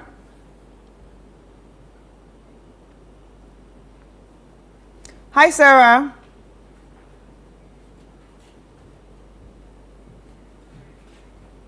All right, so it seems like Sarah, it's not ready. But what are your thoughts about this rain and also the cleanup? It's mentioning about the northern eastern corridor of the country. I'm just concerned because looking at it yesterday or so, we were talking about the people of Ketu South. And, definitely, yes. The people of Ketu South. I'm just sad, because as we're speaking, the floodwater is still there, not receded, and more rains we are recording. Alabia was telling us about that in Bimbilla constituency. I'm imagining, I just want to believe, and I'm praying and hoping that they are safe. We are happy. Yes, Alabia telling us that as at now, they've not recorded any negative news or impacts of the rain at this point. We hope so. And over here is very cloudy.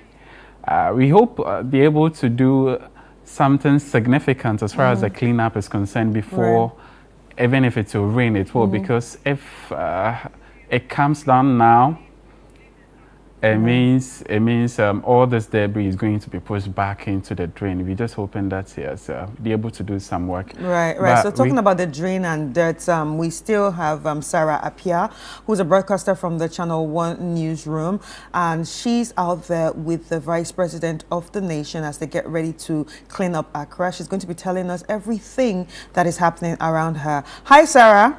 Yeah. Hello, Sarah.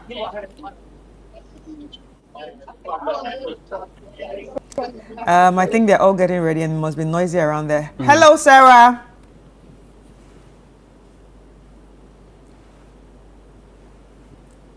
Right, we will work the lines and get in touch with Sarah again. But yeah, let's get straight into some reminders. Remember that the Literacy Challenge 2026 is in the corner, and like we always say, or we've been telling you, it's for pre-secondary school students from the ages of 11 to 15. And one thing I like about this, it does not only test your reading and writing skills, but the fact that you get into a lot of critical thinking, and you actually get to also show the world that look, I know Buko. And teamwork as well. Yes. How are you doing? Yeah, we will get into that. But what makes this year's own special is the fact that, first of all, the essay, the first essay, that's the entry essay. Yeah. It's actually also talking about AI. And AI is one of the topics that cannot leave our mouths. Do you understand? Especially in this current time around. dispensation. Exactly, because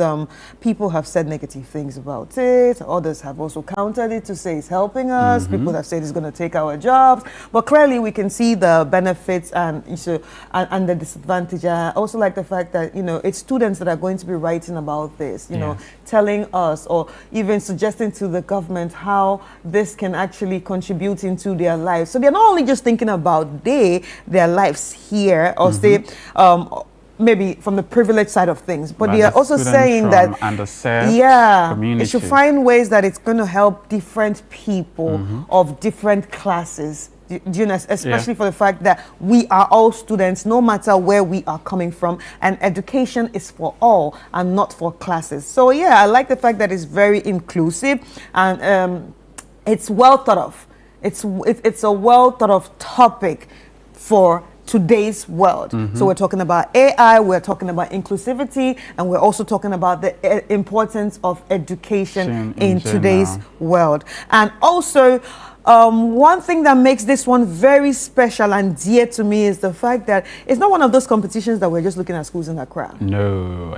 Or you understand? Or schools in like 2 or 3 regions. But we are calling on everyone, all the regions. We're including all the 16 regions this time. We're looking for 3 reps from all regions of different schools, to be part of this. So that's actually what makes it very interesting for me, the inclusivity of all regions. This is something that should be praised. This is something that is worth watching. This is something that is also worth participating. Exactly. Yeah, because it then leads you to the collaboration we're talking about. You see, although we are from different schools, we might be from different regions, but we are going to be working together to represent the region, and all that. So that's great. And looking at it, the topic they are looking, and the collaboration is what boasts my mind. Yes, because in this world, if you don't do in a collaborative environment, you find it very difficult to progress. Especially today, you can see that every industry is talking about collaboration. Every person is talking about collaboration and the importance of collaboration, because at the end of the day, you cannot do it alone. You can't actually move alone. We have to move together to achieve something. But in this, in collaboration, you also realize that there are certain people that stand out.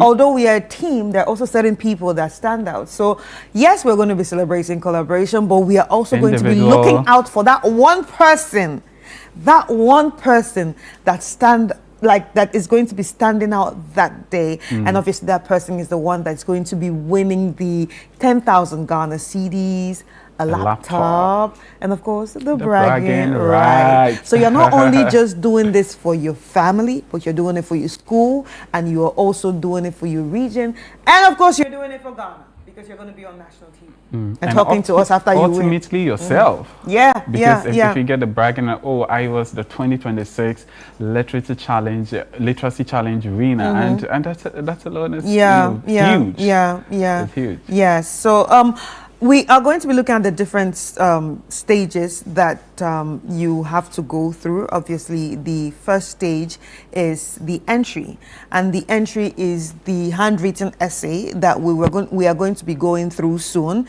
again. And this handwritten essay needs to be signed by a parent, guardian, and teacher, or a teacher, sorry. And you post and drop it off at Channel 1 TV here in Accra, and also you can post it to the literacy challenge. I will share that mailbox later on. And then level 2 is after we've gotten our top 100. So the top 100 students are going to be announced. That is from the essay, and the score will be carried forward to all subsequent stages. Now that leads you to level 3.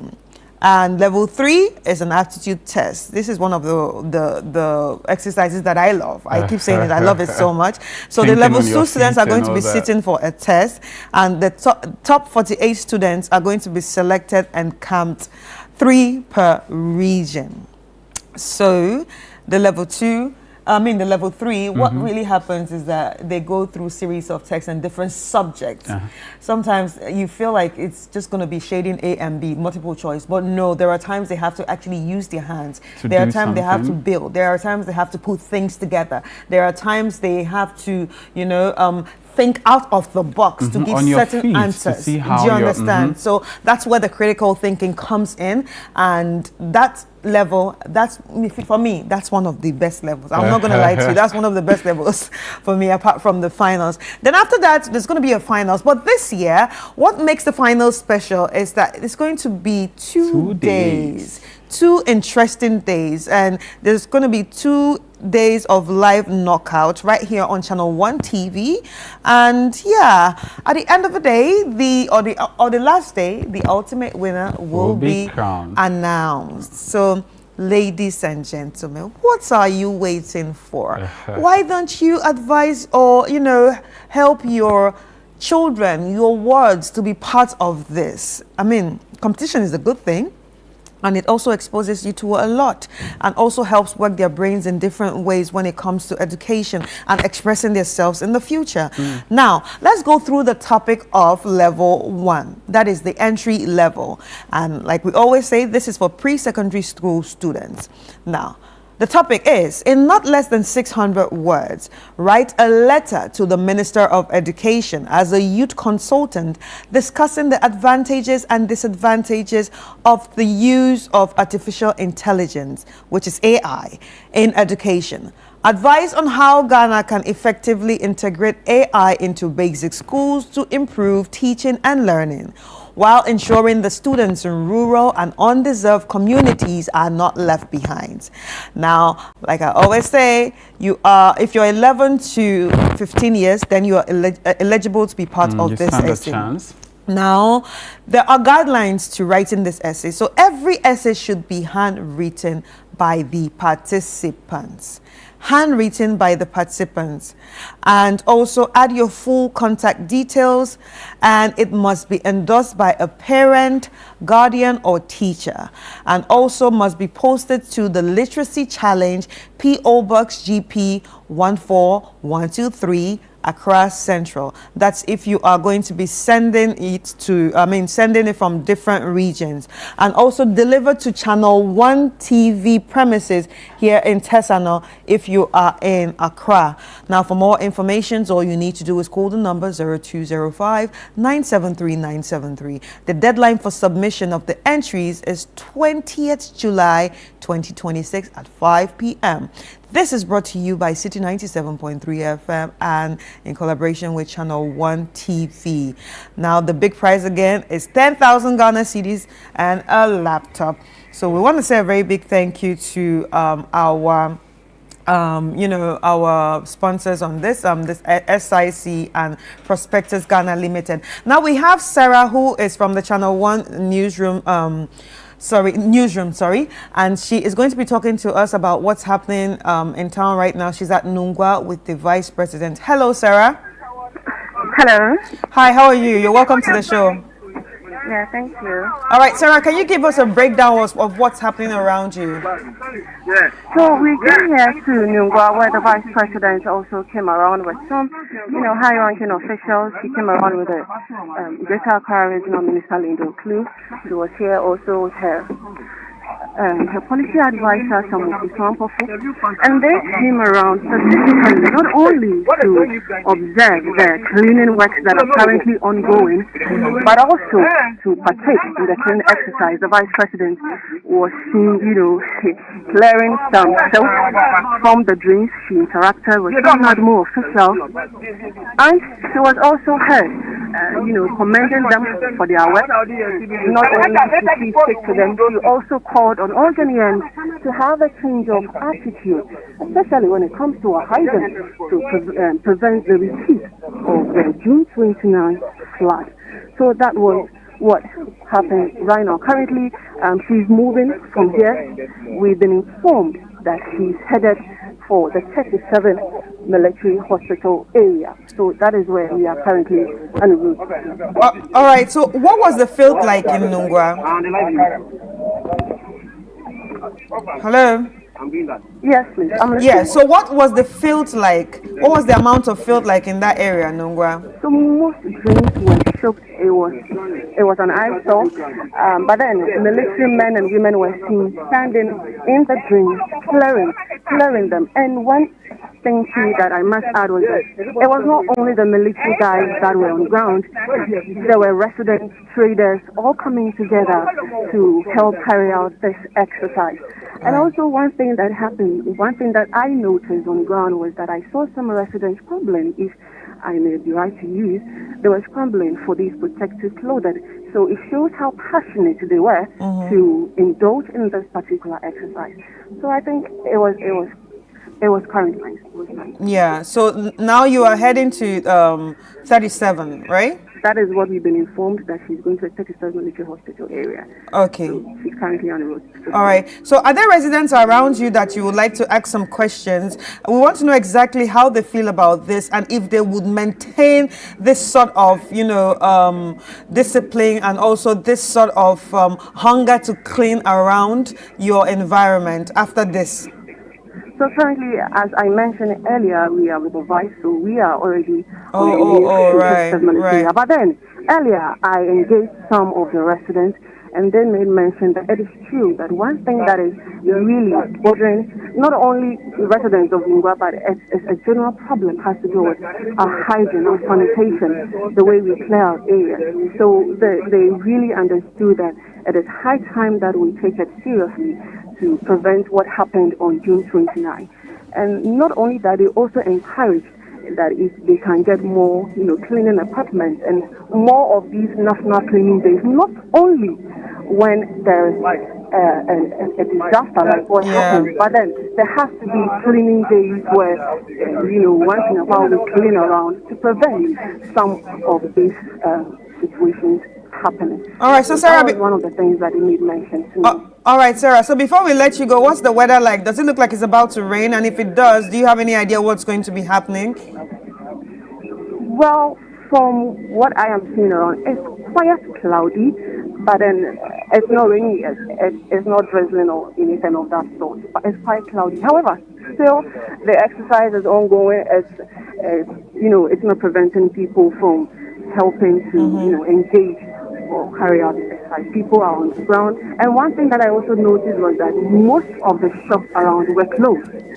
Most of the shops, if not most of the shops were closed. So it shows that the residents here in Nungua really adhered to government directory to close all non-essential shops so that they can all come together and work to clear the area. All right, thank you so much, Sarah Pia. Sarah Pia is from Channel One Newsroom, and she's a broadcaster, and she is actually, moving around with the Vice President of the nation, Mrs. Jane Opoku Ajimine, as they go around to observe the 2 days cleaning exercise, the nationwide 2 days cleaning exercise, which started today. And I'm also glad to hear that the people of Nungwa are adhering to all, instructions and also participating closure of the shops with this. and all that. That's a great one. So if you haven't started cleaning your area yet and you're watching us, this might just be the right time to be part of the cleaning exercise. You can go out and start cleaning your environment. Anyway, right. Yeah. Let's get into some reminders. Now, the Channel One community legend, we started with 100 entries and we were able to narrow it down to 10 amazing individuals in our various communities doing marvelously well. And yes, we are telling their stories to the entire world. So every Wednesdays at 7:30 p.m., Omar Sanda Amadou and Akusi Ocho sit with these incredible individuals who are championing various things in their communities. Yes, no matter how minute it might look, it's something that is having a great impact on the community. So Michael Alot, Quality, a lot of them, 10. So from 100 entries that we received, we sifted, and yes, 10 amazing individuals. And it was national. We didn't just limit it to a section, some part of the country was national. So these individuals are national heroes, that I call them national heroes, that we are telling their stories to also inspire others to follow suit and champion some changes in our various communities. There are lots of challenges that, yes, with our little efforts can help solve it, if not entirely, yes, mitigate it to a certain point. And these are the people that we here at Channel One Television are telling their stories to inspire you, yes, to also do more. So the series airs on Channel One Television every Wednesday, 7:30 p.m. Omar Sanda Amadou and Akusi Otre host that one. All right, so the Auto Sale and Expo is on. If you're looking for your next ride, if you're looking to buy a car, if you're looking to, explore something when it comes to cars, then mark your calendar because something exciting is coming your way. So Channel One TV has actually partnered with Zonda Tech Ghana Limited, and we are actually presenting an Auto Sale and Expo on the 13th and 14th of August. 2026, the 13th and 14th of August. So you still have a bit more time to, continue the susu for that car that you want to buy. But don't buy the car yet until you attend the Auto Sale and Expo. So it's going to be happening at the showroom, the Zonda Tech showroom at Jawulu from 9 a.m. to 3 p.m. daily. From 9 a.m. to 3 p.m. daily. If you're looking to buy a car, this is a place for you to actually experience it. And who knows, you will, apart from getting to watch it and feel the car, you might also get to, sit in it, and I don't know, maybe, just maybe, there might be a bit of test drive, So, yeah, you don't want to miss any of this. It's going to be happening on the 13th and 14th, like I said. So please, mark your calendars and be part of the Auto Sale and Expo show. Now, since we're talking about the weather and, the cleaning exercises that is actually going on, we actually have the MCE for Keta, Mr. Wisdom Seade, and we're going to be talking to him and, find out what's happening there, especially for the fact that last time we talked about what's happening in K2 when it comes to the water or the flood situation, that the water doesn't want to come down at this point. It's not receding. So let's just talk to him and know what's up in that area. So, Mr. Wisdom, good morning. Morning, my sister. How are you? I'm very fine. All right, you're welcome to the show. So, how is the cleaning exercise going in Keta, actually? Okay, so first of all, I'd like to say very good morning to your viewers. And again, about Keta, today the cleanup is happening across the municipality. All the assembly members are, organizing it at the electoral area level. But the municipal assembly, the management, Zoom Lion, and myself and everyone with the drip machines, we are at Abo.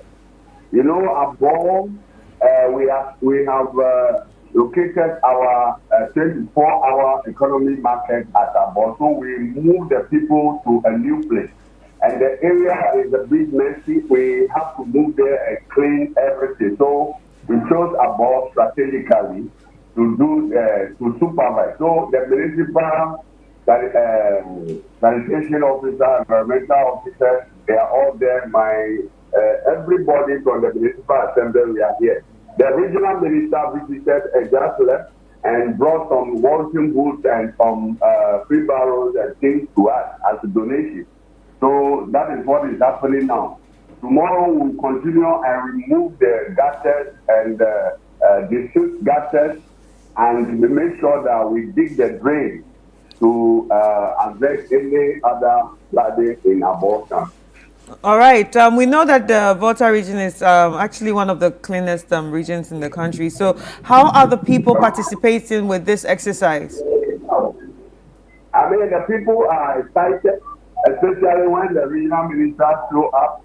They were out in their numbers, women, they were sweeping and everything. So all over the municipality, the report I'm getting is that everyone understands that the flooding, we have experienced some flooding, and the health people also educated the people generally that after the flooding, diseases like cholera, typhoid and things will be the order of the day or will disturb the people. So having that understanding, they turn out in their numbers and they are cleaning everywhere, defeating the gutters and burying the rubbish and other things.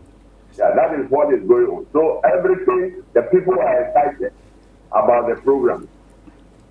All right. Okay, so we know that the other time there was actually some issue of flooding at Ketu South, and well, it's all in the Volta region. But do you have an idea if that water has receded for them to be cleaning that area? Keta municipality experienced the flooding more than the other adjoining districts. So we are in the middle of Amoga and the Ketu South. Okay. And we have the main lagoon at the Keta Lagoon. Yes. So all the other rivers have their tributaries into the Keta Lagoon. So what we are experiencing is that even if it's not raining in Keta or in the municipality, other rivers get flooded and flow into the state. Yeah. So we had a serious challenge. The 3 to 4 municipalities and districts, Amoga, Ketu South, Keta, and Ketu North. Yeah. It was very, very devastating. But what we did, we have a control gate. We have the flood control gate at Kaji, which is in the Keta municipality. So on Friday last week, we started breaching the sandbar, and with the help of the VRA and some engineers, were able to breach the sandbar, and all the floodgates, about 16 out of 20, have been opened. I tell you, the water, the current of the water flowing into the sea is marvelous. And up to getting to 1 week now, we finally opened it last Saturday. But as we speak, the water is still flowing steady. But I can tell you that immediately you can see signs of the water receding from some filling stations, some churches that got flooded in Keta town. So the water has receded, right? Yeah, it has started receding. Okay, yes. all right. Thank you so much, Mr. Wisdom Siade, who's the MCE of Keta. Now it's time for us to move to the Western region and let us know how the cleaning exercise is going there. Of course, we have Akwesi Ejeanim, who's our Western region correspondent, and he's going to be breaking down what is happening in the Western region right now. Hi, Akwesi. Hi. How are you? You are welcome to the show. I'm doing great. And you? I'm fine, thank you. Obviously, it's the 2 days, beginning of the 2 days national cleaning exercise. What's happening in the Western region? Well, as you know, Western region happens to be one of the focus regions for this very 2-day nationwide exercise. Looking at the fact that we had our own share of the devastating floods at Samra Boy, in Sekendi, and other places where lives and properties were actually destroyed and lost. And so in Sekendi today, I'm currently located at Konfuasi, where we have a combined security team who are also here making sure that the southwest side, as you can see behind me, we have the naval officers, still supported by the police officers over here, all out here making sure that they support the exercise. In Sekendi, there's a structure of the exercise. Today being the first day of the 2 days exercise, we have all private and public institutions helping with exercise, also supported by the security agencies. And then tomorrow, we'll be having the residential people also actually joining. And over here at Sekendi, as early as 6, we had the security people actually commencing the emptying of gutters over here. And it's been a good exercise. In fact, the exercise is actually being led by the regional minister over here, Honorable Joseph Nelson. And I have him close by Honorable, we'll be getting to the Western Regional Minister to actually tell us what he has actually observed so far in terms of his going around and how the exercise is going. When I got here, he was actually personally holding one of the free barrels, making sure that he participates so that he wouldn't just be a bystander watching the exercise. So we have the Western Regional Minister here, Honorable Joseph Nelson. Honorable, what comes to Channel One TV's coverage of this 2-day nationwide exercise? Just before, your impression so far, I know you've been to some few places before coming to actually join the exercise. What can you tell us about what you have seen so far? Yes, thank you very much. I think that the response has been very impressive. We have over 60 services here helping out. And I'm particularly excited about this break because this is one of the main areas in the metropolis. And observing what is happening here will give you an idea why we have such situations here when it rains. This long stretch of rain is straight basically. It's also coming from all the way from Africa. And we are doing it today as a response to the directive that we go today cleaning exercises. But I look at it beyond these 2 days. It must be a daily affair. You must all have this sense of cleanliness, sense of protecting the environment, sense of keeping our spaces clean. That is what we have. Yes, we are doing it today, but it must not be occasional, as it were. It must be a daily thing. And that is why the assemblies are telling us to devise some ways of ensuring that people become responsible for the waste they can raise and be responsible for their spaces and environment. I think that is going to help us solve some of these issues.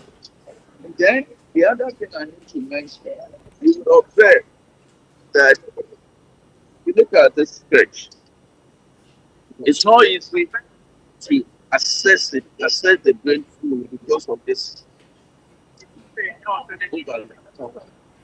Now that becomes an engineering problem. Whenever these buildings are being constructed, I think somebody must think that over time we need access, to the drain. And to have a situation like this, there will be no thought of anybody that will not be able to clear this, because I'm pretty sure that they cannot clear this to, the soil. Oh, just to say yes. And so I think that the assemblies designing the drains as well must be conscious of the fact that after a while, the drains will have to be assessed so that it will be cleaned up.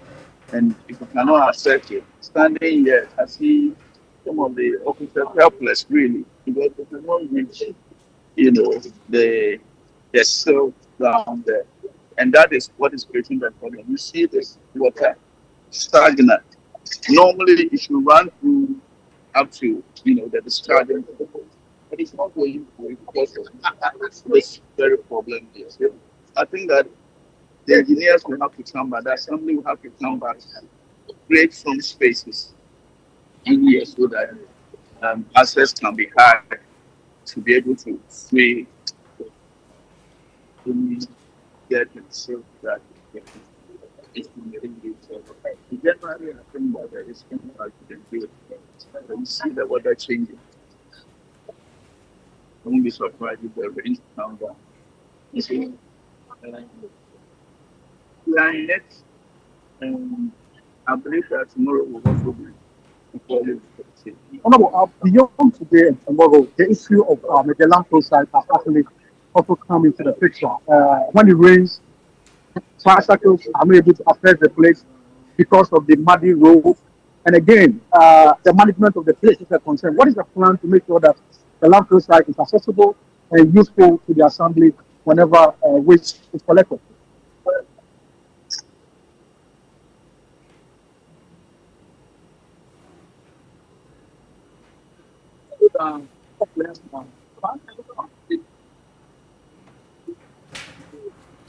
Okay. Challenge they have. But it's about access in terms of the road. Those are, I believe, lesser of the challenges that we have. And so with the funding, a lot of money are behind the scene. All right. Finally, you get the ESPF that comes in. It's guided. That's the guidance. And so 10% this year, it's a certain percentage that is devoted to sanitation. So in a nutshell, the common fund allocation for waste management must be, must be looked at. Right? In terms of mountain, we cannot complain because it's huge. The present and then it's coming with what aside of that, what Indian something can do. If say you have to start check compound and you think that within this space you have enough of them, you don't need that percentage. Then you actually then you're able to bring the right cycles, sanitation. Sanitation is the biggest problem in the next. So some months to go directly. Okay. And I believe that will help in the long term. Thank you. We'll definitely catching up with you along the exercise. And so that's the Western Regional Minister. He actually complained about the state of our sewages and how it is constructed. He is of the view that the continuous covering of the sewages impedes the cleaning of the sewages whenever it is needed to be empty. And so that must be looked at. We'll be actually going to talk about it also see how the exercise is shaping up over here. Been talking to the mayor over there to see how the whole exercise is going. All right. Agwasi, how is the participation level among residents in the area? Well, I must say, as I said, in the Western region, the exercise has been structured in two phases. Today, it's basically not for residents, it's purely for public officials and private workers, supported by the security agencies. But tomorrow is when we are going to see residents also actually joining the exercise here in the Western region. And again, today we have the market women also closing down to join the exercise. But when it comes to resident participation, we've been told that they will actually take their turn tomorrow, where they'll be expected to clean their frontage and surroundings to make sure that the city is clean. All right. So, which areas in general are the officers focusing on today? Well, today, if you look at the line out, the structure of the exercise, they are focusing on some major drainages here in Sekendi, from Kwasi. From here, they will go to Project Room, where they also have an issue with flooding. And from Project Room, the Takwadi Metropolis, again, we'll be looking at a place they call SGA, a big drainage that sits beside a hospital or a clinic facility over here. And whenever it rains, the place gets flooded because of the architecture of that very drainage. And so that would also be looked at. And then the general emptying of sewages around the Sekendi Takwadi market circle, which also experiences some minor flooding whenever it rains. So this is the outlook of the cleaning of the exercise, the cleaning exercise for the 2 days here in the Sekendi Takwadi College. All right, so yeah. So before we let you go, did they actually start on time? Yeah, the exercise actually picked up very early. And as at 6:30, we have some of them actually on the ground, already emptying these sewages. And by 7, we had a full leg of the team expected to be on the field, actually coming around to make sure that the exercise actually see its full participation. And so it's going on. We have the security agencies, the naval officers, the police, and the immigration officers supporting the exercise over here. We'll be going to Takwadi to see whether offices have been closed to make sure that their staff also join the exercise has been planned by the assembly over here. Right. Currently in your shots, we see the silting of the drain ongoing. Are there enough materials and equipment to ensure that after this, so we don't see the waste, sitting along the drain again, so that when it rains, the runoff pushes it back into the drains? That is a very good question, and that has always been a concern. Usually we leave the things and then they end up going back to the gutter after the exercise is done. But today, if you can see far behind me, we have a truck what is on the standby to actually take this silt that has been piled up over here. And so that will actually be taking place. And if you can see, we have the fire service also just coming in, coming to flush out, have to make way for them to flush out the gutters that they have been able to actually empty. So we have the truck on the standby to actually make sure that it takes these silt immediately after they've been taken out, so that it doesn't end up going back into the gutter. And then the fire service is on the beat to make sure that you don't get empty, but it is very much clean. Well, thank you very much, Akwesi. We'll come back to you later on. So that was our correspondent, our Western North Bureau Chief, Akwesi J. Enim, giving us updates on what is happening as far as the National Sanitation Day 1 is concerned. So he's telling us that today... how they broke down their own. Yes, so with the market women and the security person, I think it's very great, so that tomorrow you have time for the resident to also do that. I think that's very strategic. Yeah, very strategic. Yeah. But anyway, there you have it. We've tried to touch a bit on every corner of the country when it comes to the 2 days cleaning exercise. And obviously, we can see that it's going well. It's going well. Please let's adhere to every instruction that has been given concerning this, because the rains are not backing down.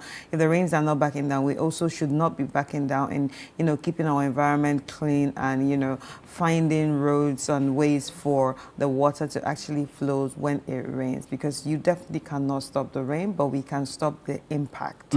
We can stop the impact from being, hellish, from being something that will cause us pain and something that will, affect us negatively. Ladies and gentlemen, let's take a quick break, and when we come back, we are going to be hanging. Okay, you know what? Let's still talk to Akwesi. Sorry about that. We're still going to be talking to Akwesi in the central region. So he's on the phone right now. So basically, we have two Akwesis. So, just so you know. Yeah. So hi, Akwesi. How are you? Grace, I'm doing great. Hope you are too. I'm fine. It's good to hear from you. Great. All right, so tell us what's happening in the central region concerning this 2 days national cleaning. Okay, thank you very much, Chris, and then Wahab, and good morning to our viewers. So the National Sanitation Campaign has already started here in the central region, and it is taking place in all the 23 districts within the region. As at 6 a.m. this morning, much of the activities had already begun, and from the feedback we are getting from the respective districts, patriotic citizens have really showed up in their numbers to support this all-important exercise, which is focused on ensuring that we are able to promote sanitation within our communities and also to mitigate flooding. Because the central region became one of the hit regions in the country so far as the recent flood incidents is concerned. Yes. And the Autisenia East in particular was not left out. So as I speak with you now, we have several people of diverse background. We have police officers, we have people from the ambulance service, we have the NADMO here, we have the prison service here, we have the National Service Secretariat here, who are all helping in today's activities. In the other areas as well also, in Auti Kenya West, the same exercise is happening. In Cape Coast Metro, the exercise is also underway. Cape Coast, for instance, the Metropolitan Chief Executive, Justice George Atta, ordered that public transport wouldn't be working today and the next day of this exercise to ensure strict compliance, and also all commercial ventures were supposed to, shut or close for operations in order to allow or ensure full participation of people of the area. Same directive is being carried out here in the Auti Senya East. And so when you come to the central business district of the municipality where the exercise is happening, all the shops here are closed, and the usual hawkers we used to see them around today are not in business. Authorities are ensuring that everybody takes part in this exercise. So I want to speak to the NADMO director for the Auti Senya East municipality, Nas Nyande, who has been working tirelessly since the exercise began this morning. But he's telling me that he is not able to speak to us due to one or two issues. So, Chris and Wahab, the exercise is actually happening here in the Auti Senya East municipality, as well as the other districts in the central region. Also, clearly, the residents are joining the cleaning right now. What have you heard about it? How do they feel about this whole exercise? Chris, can you please come again? I said, so how does how do the residents actually feel with this whole exercise? Are they excited about it? Are they, positive about this whole cleaning exercise? Okay, so we're having two groups of citizens. There are people who have showed willingness and are actively participating in the exercise. There are others who have decided not to take part in the exercise, but I am yet to see any strict enforcement to ensure that each and everyone who passes through the central business area here in Kaswa or the other districts in the region to take part in the exercise. Right. But as for commercial ventures, I am sure, and I have seen that almost all the commercial ventures right here in the central business district have not opened for business. All right. So I was going to ask you, are any businesses open? No, businesses are not operating today. And this is Kaswa, and it's supposed to be a market day because it's Friday. But full compliance to this directive, people have not opened their shops. But with the number of shops and considering the population size of business operators in the central business district, by now we should be seeing large numbers of people. Yeah. But unfortunately, they are not here. So it's either they locked their shops and decided to stay home and only waiting for the exercise to be over, and then they will come back to conduct their businesses. I could say earlier you were telling us that commercial vehicles are also operating. Is it going to be throughout the day, or when the exercise is done for today, they can resume work? Okay, so that directive was issued by the Metropolitan Chief Executive for Cape Coast, Justice George Atta, and the directive would be in force until the exercise is over for today and then the next day. So once the sanitation campaign is ongoing, it means that commercial transport operators are not supposed to work or operate. Right. All right, so thank you so much, Akwesi. We will be, staying in tune with you, and if there are any updates, definitely we will put you on for you to share the updates in those areas. So that's Akwesi Addo from the Central Region, giving us a breakdown of what's happening there. But let's stay in Accra, let's stay in Accra. So we actually have Fauzu Masawudu from the City Newsroom too, who's a broadcaster here, and he is at Alajo right now, stationed at Alajo right now. So let's head over to him and let's hear what is going on there from his perspective. Hi, Fauzu. Fauzu.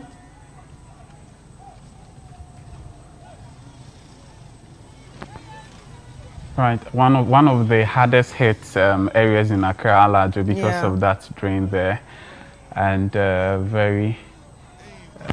so they are also having.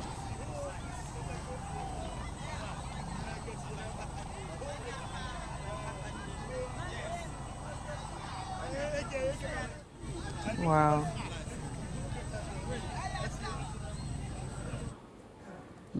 The exercise ongoing there. I think it's good. Like the Joseph Nelson, the Western Regional Minister, said earlier, it shouldn't be one day something. We should continue. These town council, we call them, they call it town council and all that. Let's bring it back. The Ashanti region has started. It's kind of. Accra Mayor said that they also, but it's not that effective now. Last year we saw, or early this year, we saw some arrests made due to open defecation and all that. Let's enforce it. Let's open it up. Yes, he said they're going to do some recruitment. We hope and see. We hope that the recruitment is large scale, so that they are able to deploy them to various areas to ensure that sanitation in the capital, most especially. Some years ago, we had agenda to make Accra the cleanest city in Africa. Rather unfortunately, I don't know where that ended up, but let's do something. Yes, let's own our space. Ended up in Kigali. Right. No, because Kigali is like one of the... That's true. We wanted to overturn it to make it Accra, but unfortunately, it didn't happen. Yeah. Right. So I just think it's about our behavior. We just need to learn to be neat. We should learn to be clean. I mean, if you want to keep your own house dirty, that's your business. But I mean, outside, anything that affects the environment, even your house affects you. Even your house is your environment. So you should learn to keep it clean. So you should, that will actually help you keep diseases far away.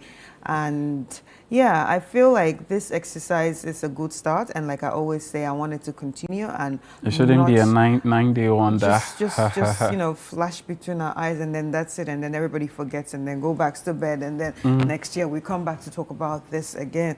But it's great. It's super great, and I like the fact that businesses are actually closed, so people will understand that look, it's business that we actually need. So if you keep the city clean, then your businesses will be open will be booming without interruption. But great. So let's head back to Alajo and see if we can reach out to Fauzi. Live from Alajo, one of the hardest hit communities in the 29th June flood. Precisely in the Ayawaso Central constituency. Now, it's a busy day over here. Those shops and other stores are closed per directive given out by government. Now, what the residents are doing precisely is that they are unclogging the drains and the silting seam. And we see that the Member of Parliament himself, Rauf Tubazu, is also on the ground here participating in the exercise, and also a number of men from the security services.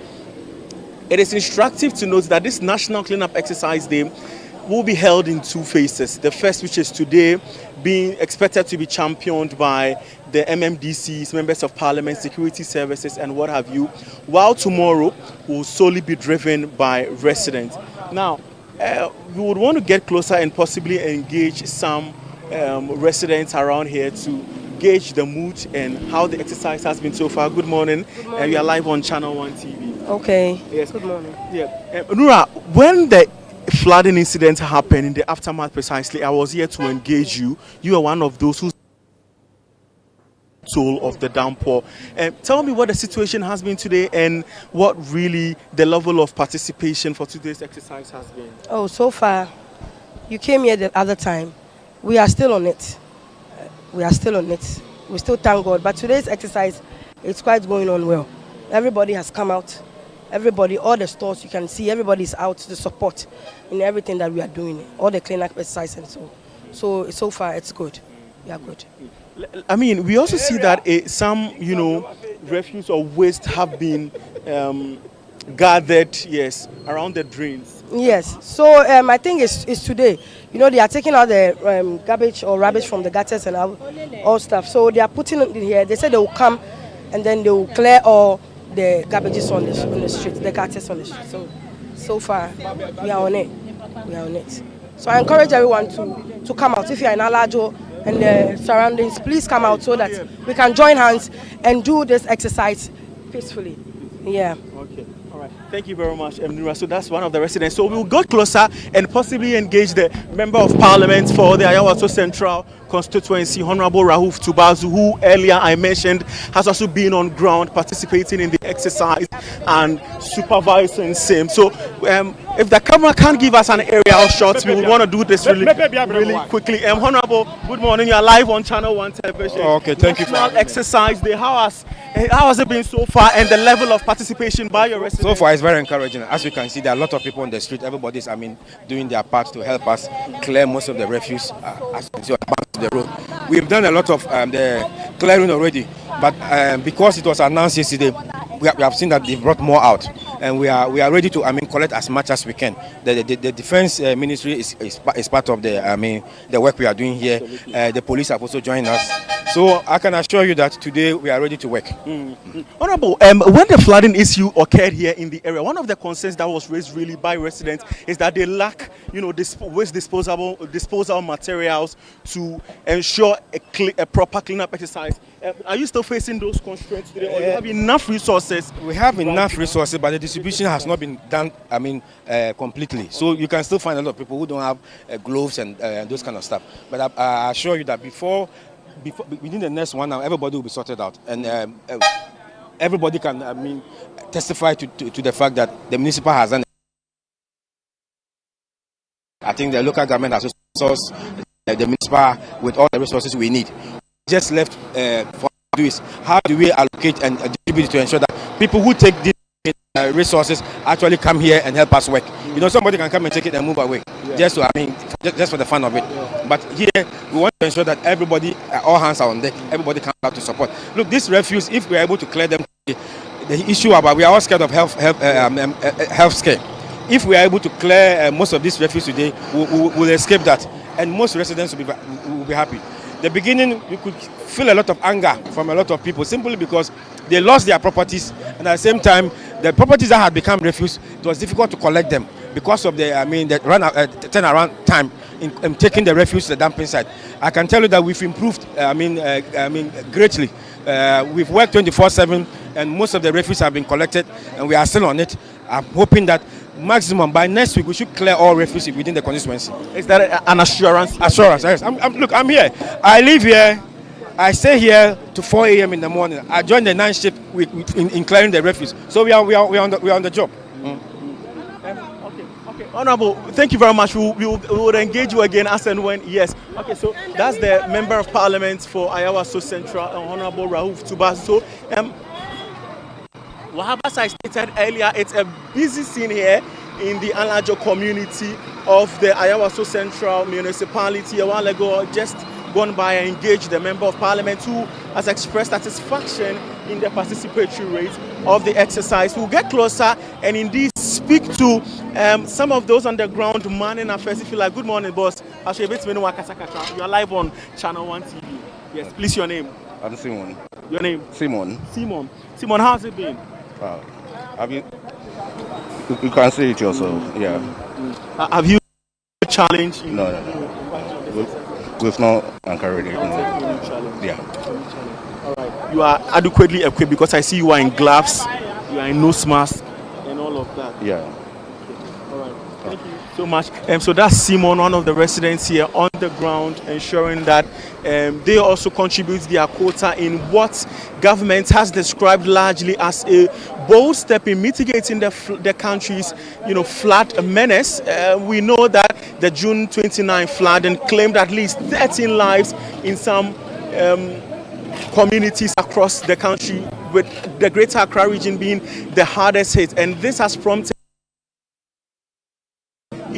if you like, sustainable strategies in ensuring that tragedy that the country encountered on June 29th does not recur. Hence, this exercise will possibly try as much as possible to speak to a number of residents here who are special. Good morning. Can we speak to you? Okay, she's tight, but then we'll go closer. If you come closer, you see that there is a heap of refuse here, which is believed to have been from the exercise. So for Mommy Pacho, good morning. Morning, Oda. Pacho, you're saying? Your friend, Mammy Constance. Constance. Now, Pacho, Jumano Ekoyi. A Jumano de Ekoyi pa. Yenina, the Washum, Fisher, your mamba papa. The Juma body is Yenina, Yahuna, Tigusa, prior mamma. Gloves. Yeah. A Cadiane. A Cadiane. Fisher, the Asiana Shaban.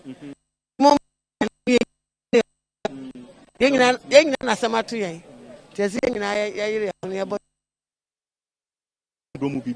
oh, Panifor, a father, Baba, boy, and police phones were back to Yengina Yaguso, Obia Sabat.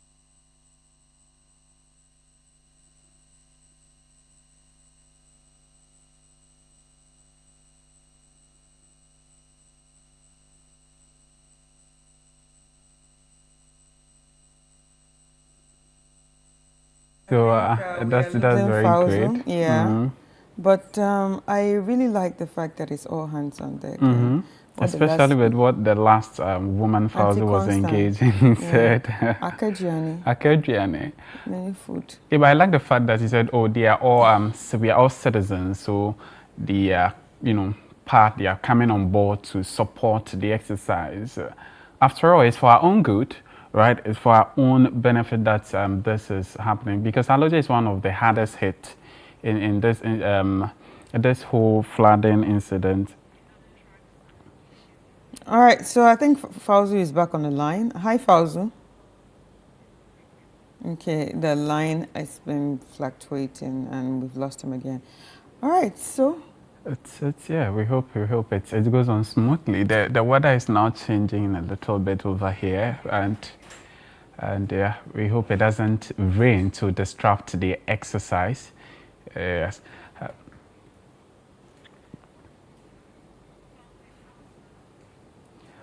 Right, we have Fauzi back. Fauzi, do we have trucks collecting the debris and the waste in the area? Hello? Yes, Fauzi. So I was asking whether we have trucks around collecting the debris from the flood and also waste in the area. We see heap of refuse, at various points in the area. Absolutely, and that's what I sought from one of those participating in the exercise, and she mentioned that they have been directed to, if you like, gather some of these debris at some specific points, with the assurance that the trucks that have been designated to collect same would make stops at these vantage points to collect the debris. We have not spotted any of the trucks ourselves, but we understand that one of them is in a different part of the constituency doing the collection until it gets to this point. All right. Right. Anyway, thank you so much, Fauzu. From here, where would you be heading to? Yeah, so we are covering the various Ayawaso municipality. So from here we'll be going to the Ayawaso West Wugon municipality, and then we'll also be making a stop at the Okankwe North within the Achimota and Ofankwo enclave. We know that area is it's also a flood prone, and so we're making a stop there to also gauge the mood over there. Thank you so much, Fauzu. Ladies and gentlemen, that was Fauzu Matabudu from the Channel 1 newsroom. And we are going to take a quick break. And when we come back, the show continues. And look, it's clearing up right now. Yes. The weather is clearing up. So you can see the greenery behind me. Anyway, I'm excited about that. So I'm just going to take a quick breather, and then we will come back.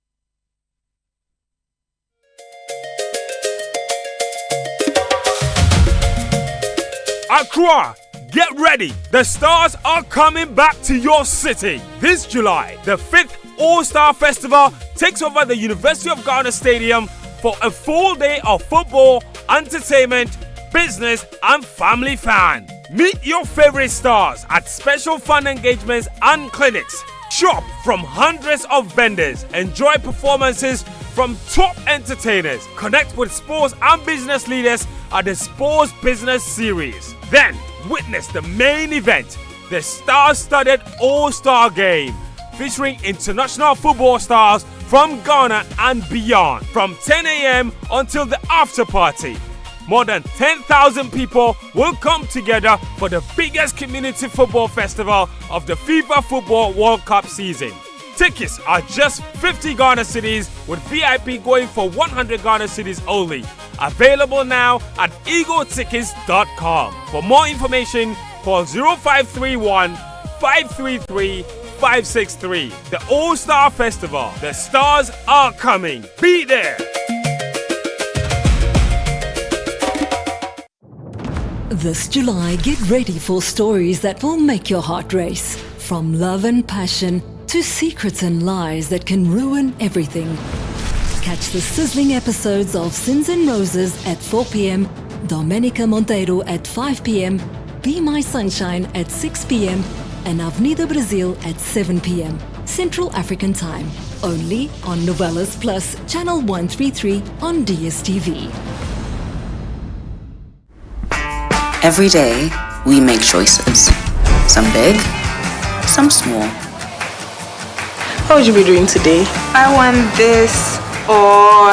Every day, we make choices. And sometimes, choices that shape our hearts. Hi. Whether it's a long-term or short-term decision. The Lydia Ranger gives you the power to truly decide.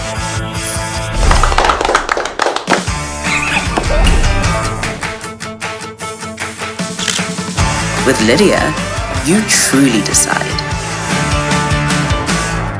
I'm not tired.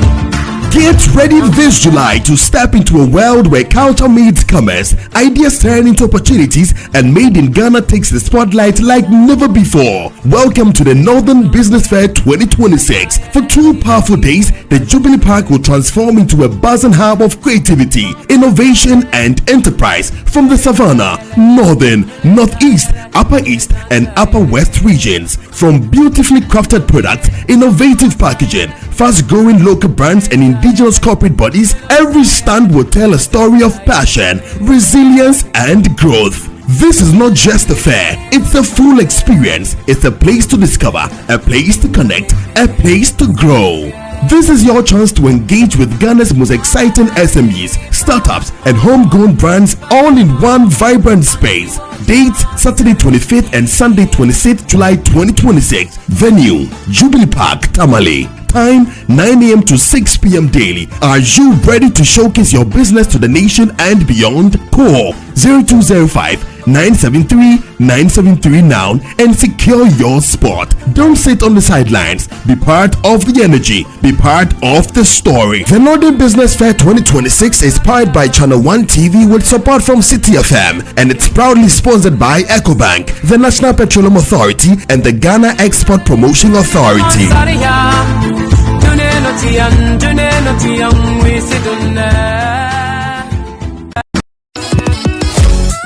What if your ideas could shape the future of education in Ghana? If you were a brilliant pre-secondary student aged 11 to 15, this is your moment to shine. Welcome to the Literacy Challenge 2026, the national literacy competition that celebrates young thinkers, great writers, and future leaders. This year's challenge is all about artificial intelligence and education. The topic: in not less than 600 words, write a letter to the Minister of Education as a youth consultant discussing the advantages and disadvantages of the use of artificial intelligence AI in education. Advise on how Ghana can effectively integrate AI into basic schools to improve teaching and learning while ensuring that students in rural and underserved communities are not left out. Remember, your essay must be in your own handwriting, must be endorsed by a parent, guardian, or teacher, and include your full contact details. Submit your entry by Monday, 20th July 2026 at the front desk of Channel 1 TV or PO Box GP 14123, Accra Central. Stand a chance to win 10,000 Ghana cedis cash, a laptop, and earn the title of Ghana's most outstanding all-round pre-secondary student. For more information, call 0205-973-973. The Literacy Challenge 2026 is powered by City FM with support from Channel 1 TV, and it's proudly sponsored by Prospectus Ghana Limited, SIC Insurance, and Advocate Publishing.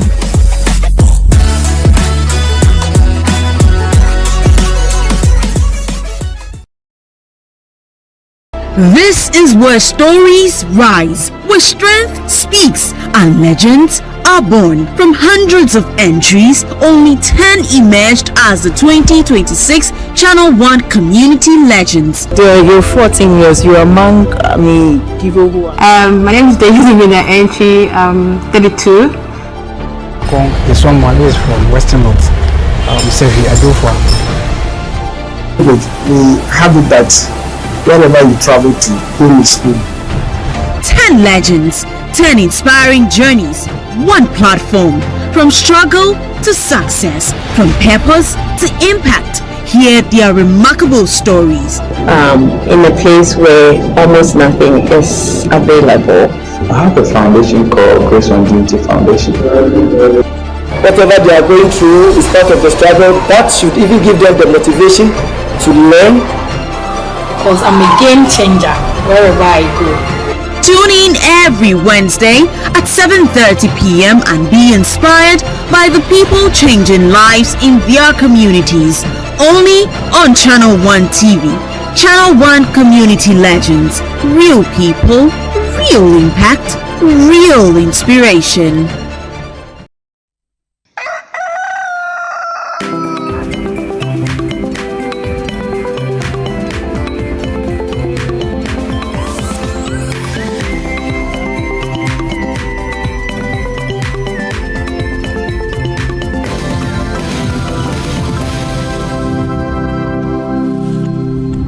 Hello there, good morning, and thank you so much for keeping faith with us here on Channel 1 Television. We'd like to say thank you to Chris Carter and Wahab Abdul Razak for holding the fort all the way from 7 a.m. up until now, even as we bring you our special coverage of that 2-day national cleanup exercise. We're here on Monday, the 29th of June, when the rains fell upon us. They fell in volumes and in magnitude. The water receded. However, what it left in its wake is a story that is rather concerning. A story that exposes inefficiencies when it comes to waste management in this country. And the president subsequently directed that we engage in 2 days of cleaning up, especially the flood-hit regions and the flood-hit communities.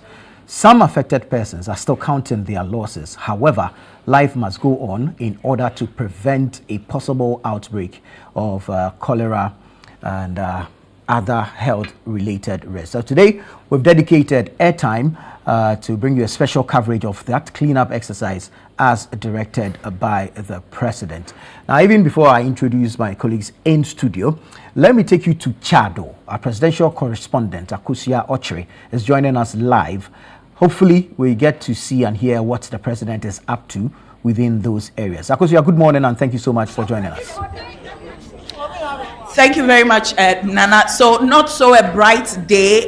We can see pregnant clouds forming here, but indeed it is going to be a busy day for government, residents, and citizens generally across the country as they partake in the flooding exercise and the cleanup exercise across the country.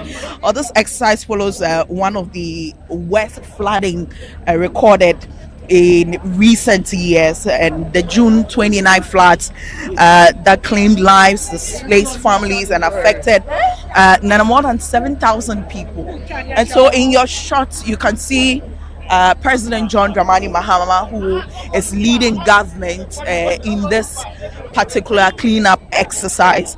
He just arrived here some 2 minutes ago at Chado. This is the Wawa Street, and personally, knowing this area as a resident, where we are currently, that is the Wawa Street, one of the places in Chado, or let me say Accra, that was badly affected by the floods.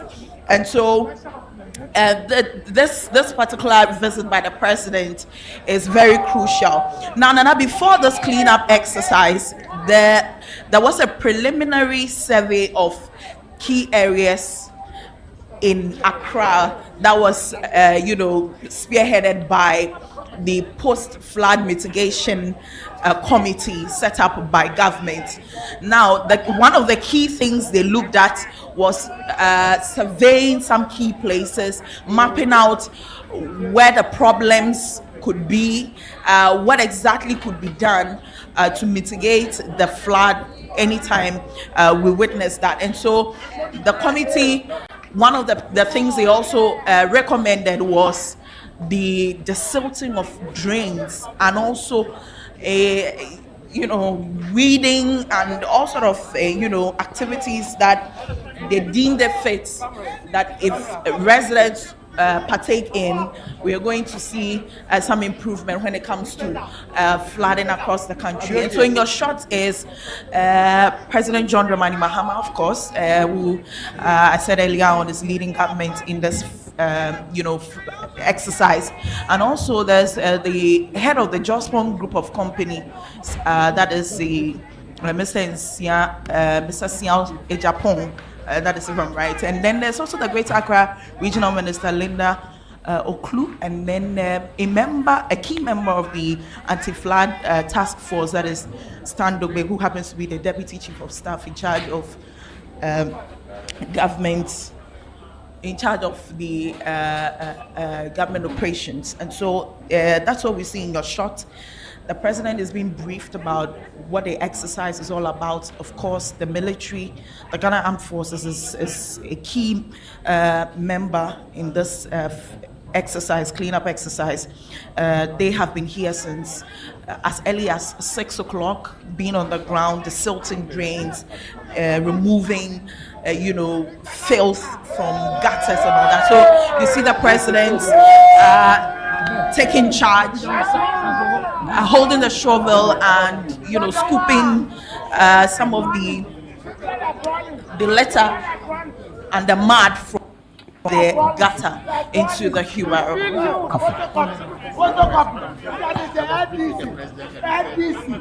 Protocol, similar, we say black rally. I salute you, sir. I salute you, sir. I salute you, sir. Yes, so you still see in your shot, he is indeed portraying to residents and the citizens that he is not just going on a tour, as he was quote unquote bashed a few days ago when he went on a helicopter aerial, tour of the flooded areas. So now he is on the ground partaking in the cleanup exercise, and the atmosphere here is one of the coordinated action, because we've been aside the Chado area that we've been to, or where we are currently, we've been to some areas like Nungwa and surrounding communities, and we've seen machines that have been deployed to remove the silt from drains, while the teams are clearing refuse that has accumulated in gutters and water channels. And Nana, we know that there's already a National Sanitation Day that was launched somewhere in 2014. That Sanitation Day takes place at least once in every month. Now we at Channel One TV, and of course the media in general, have been critical of the participation of citizens when it comes to the National Sanitation Day, and we've seen people who generally do not partake. We've heard from MMDs who complain about residents who do not partake in these activities. But today, let me say that the situation is quite different. We're seeing the participation of almost everyone in the area. I mean, those who are not going to work on the grounds, participating. But let me also be truthful to say that there are some onlookers who are participating. Okay, so we hear that the president is speaking.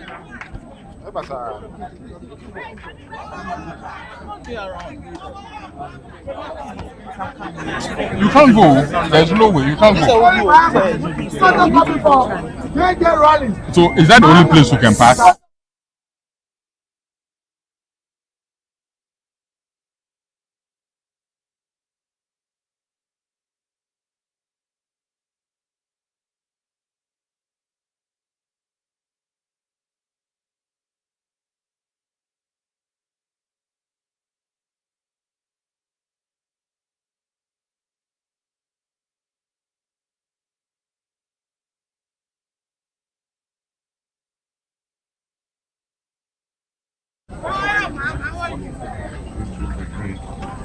And so in this exercise, let's make sure that after we take, we bring enough capacity to be able to transport this silt and go and dump it somewhere appropriate. If we're able to do this for the next year or two, this drain will have enough capacity to be able to carry the water through. It is because it is half silted, so the volume of water it can take is diminished. And so let me congratulate all Ghanaians who've come out. I've gone around the city. I've seen the turnout has been very good. And after this, the military and other services are going to continue to dredge the main waterways so that these drains can have an outlet to send the water to those wetlands. And so this will be a continuous exercise. And at least once a month, let's set aside one day and all of us come out and clean the city.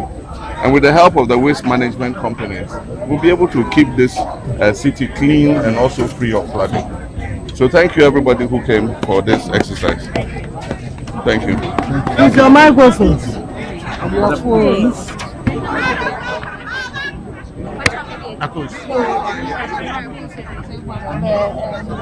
So you had the President John Dramani Mahama just speaking there to members of the anti-flood task force and also the post-flood mitigation. He's still on the ground. And the government has already said that today's exercise is not intended to be a one-off event, but the beginning of sustained efforts really to improve sanitation and reduce the risk of future flooding in the country. And we've heard the president say that apart from the military that are coordinating this particular exercise, the MMDCs are also in charge, district chief executives and all security services.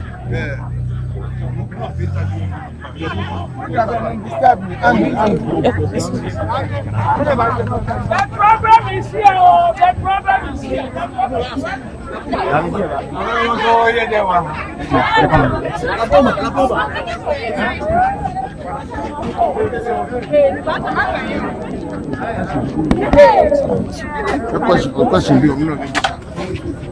Like you said, a very long time. So we have to keep at it every time to ensure that we don't follow the. My problem now is how do we the silt under the bridge?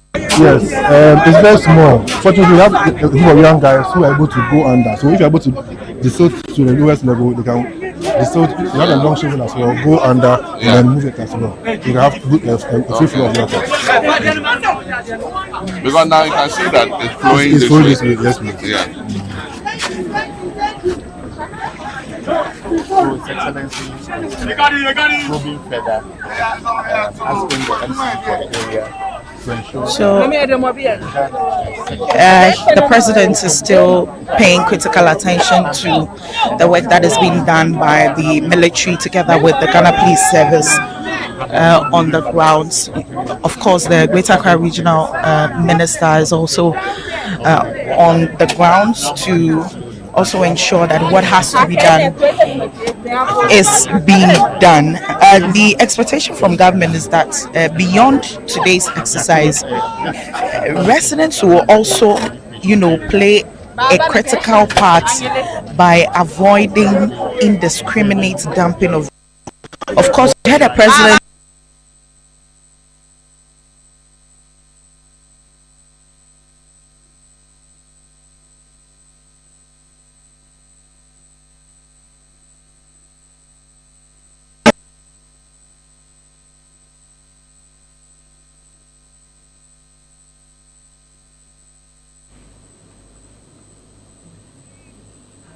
zones or buffer areas to people, and they have been in the waterways, and so the president for the clearance of these buildings or infrastructure in the waterways. And apart from the cleanup exercise that we are seeing today, which will continue tomorrow, we are expected to see that demolition exercise come to being very shortly. Yes, oh, okay.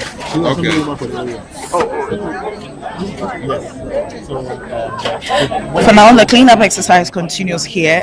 The president is also expected to move from Chado to inspect a number of flood-prone locations before the exercise concludes today.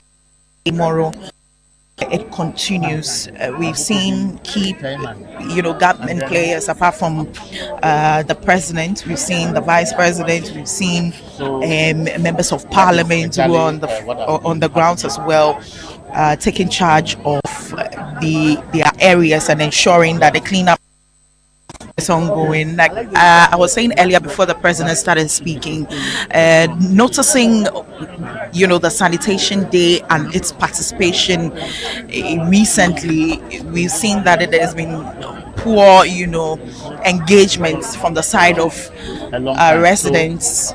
But this particular cleanup exercise we are seeing today, we are seeing a number of people who are participating. And also to say that there are a few onlookers who, just come by the roadside to observe, like this is a Netflix movie that is being made. But indeed, the work is being done, to be honest, very well coordinated. But per my observation, what I am yet to see is these rubbish, filth that is being collected from the gutters will be disposed of. There's been conversations about these gutters sometimes being cleaned up and left by the banks of the gutters, and so people are really questioning if these filth and then these rubbish will be cleared before another rains come in.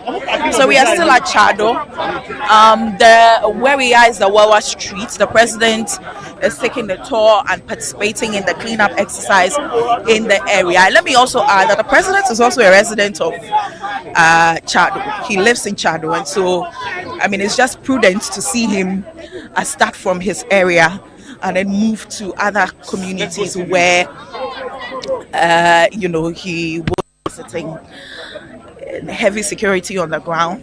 We're seeing members of parliament. We're seeing the MMDC for the MC for the area here. And a lot of media capturing the events.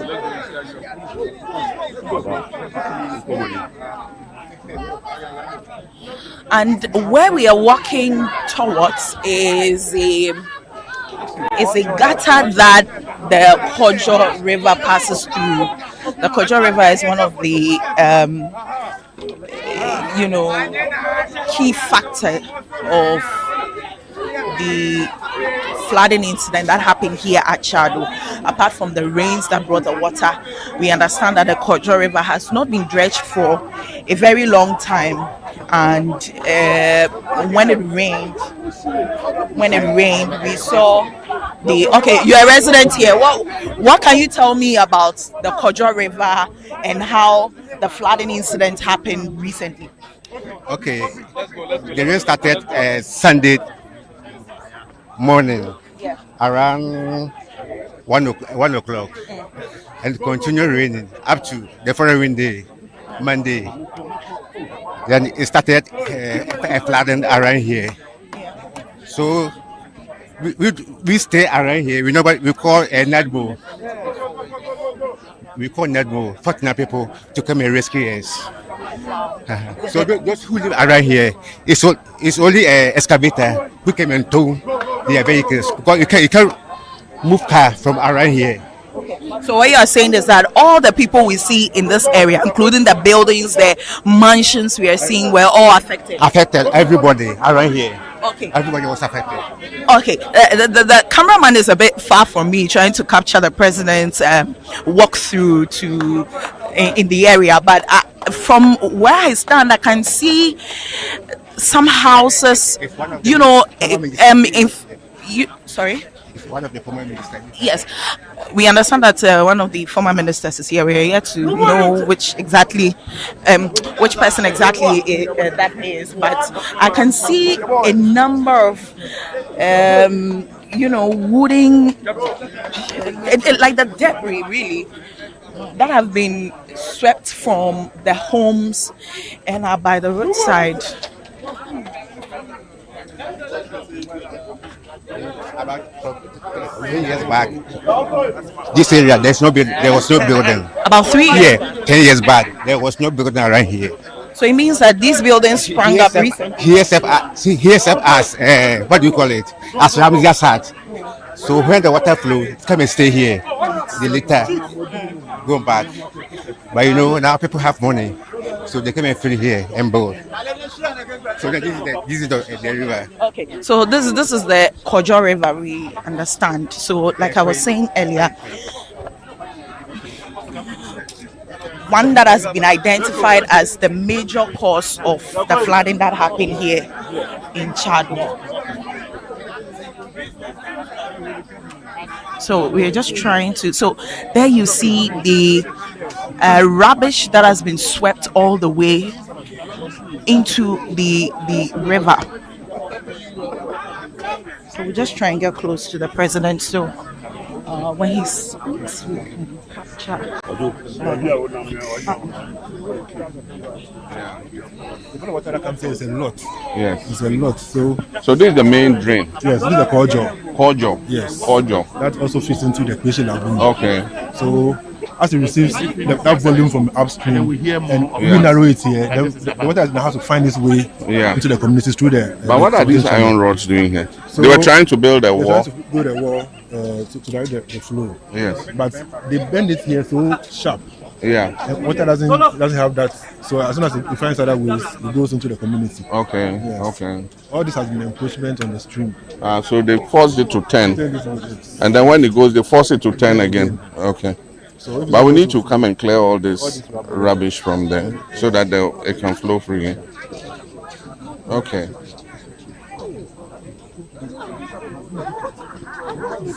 Yeah. So let them come and clean up this outlet, and then cut these branches and things from here, so that I can at least the little water. You see, there's water flowing in it, so that I can drain that water. Yeah. Okay. Thank you. I mean, the problem is obvious. Yes, sir. Most of these are human interventions. I mean, these houses that they build there, it forced the stream to bend. All right, thank you. So the President, John Dramani Mahama, directing that there is an immediate clearance of the debris in the Kojo River. And yeah, we are still continuing the tour from here. Like I said, not so a bright day, pregnant clouds still forming, and we just hope that we don't experience another rain while the cleanup exercise is ongoing. The president will be heading to some very critical areas as well. His vehicle on standby to another location. And so, Nana, we are heading to another location where the president will continue his participation, his survey, recce of areas that were badly affected by the floods. So that has been our report from Chado, Nana.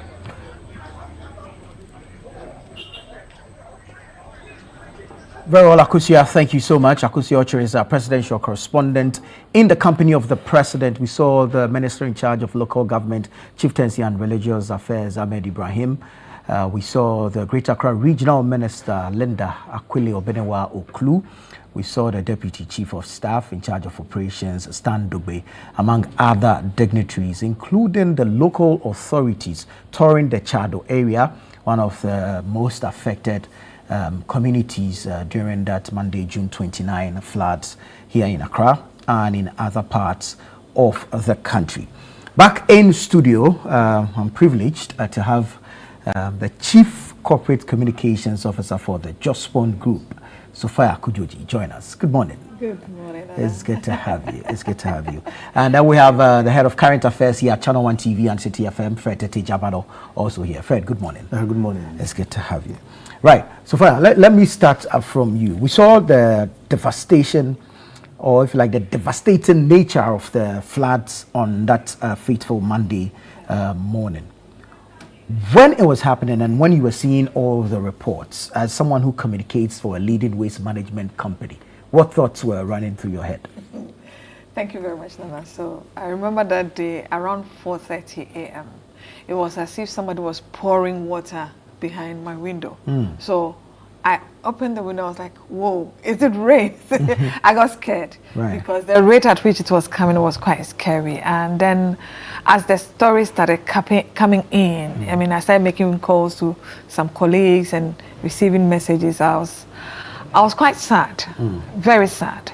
Very sad because, I mean, rains are inevitable.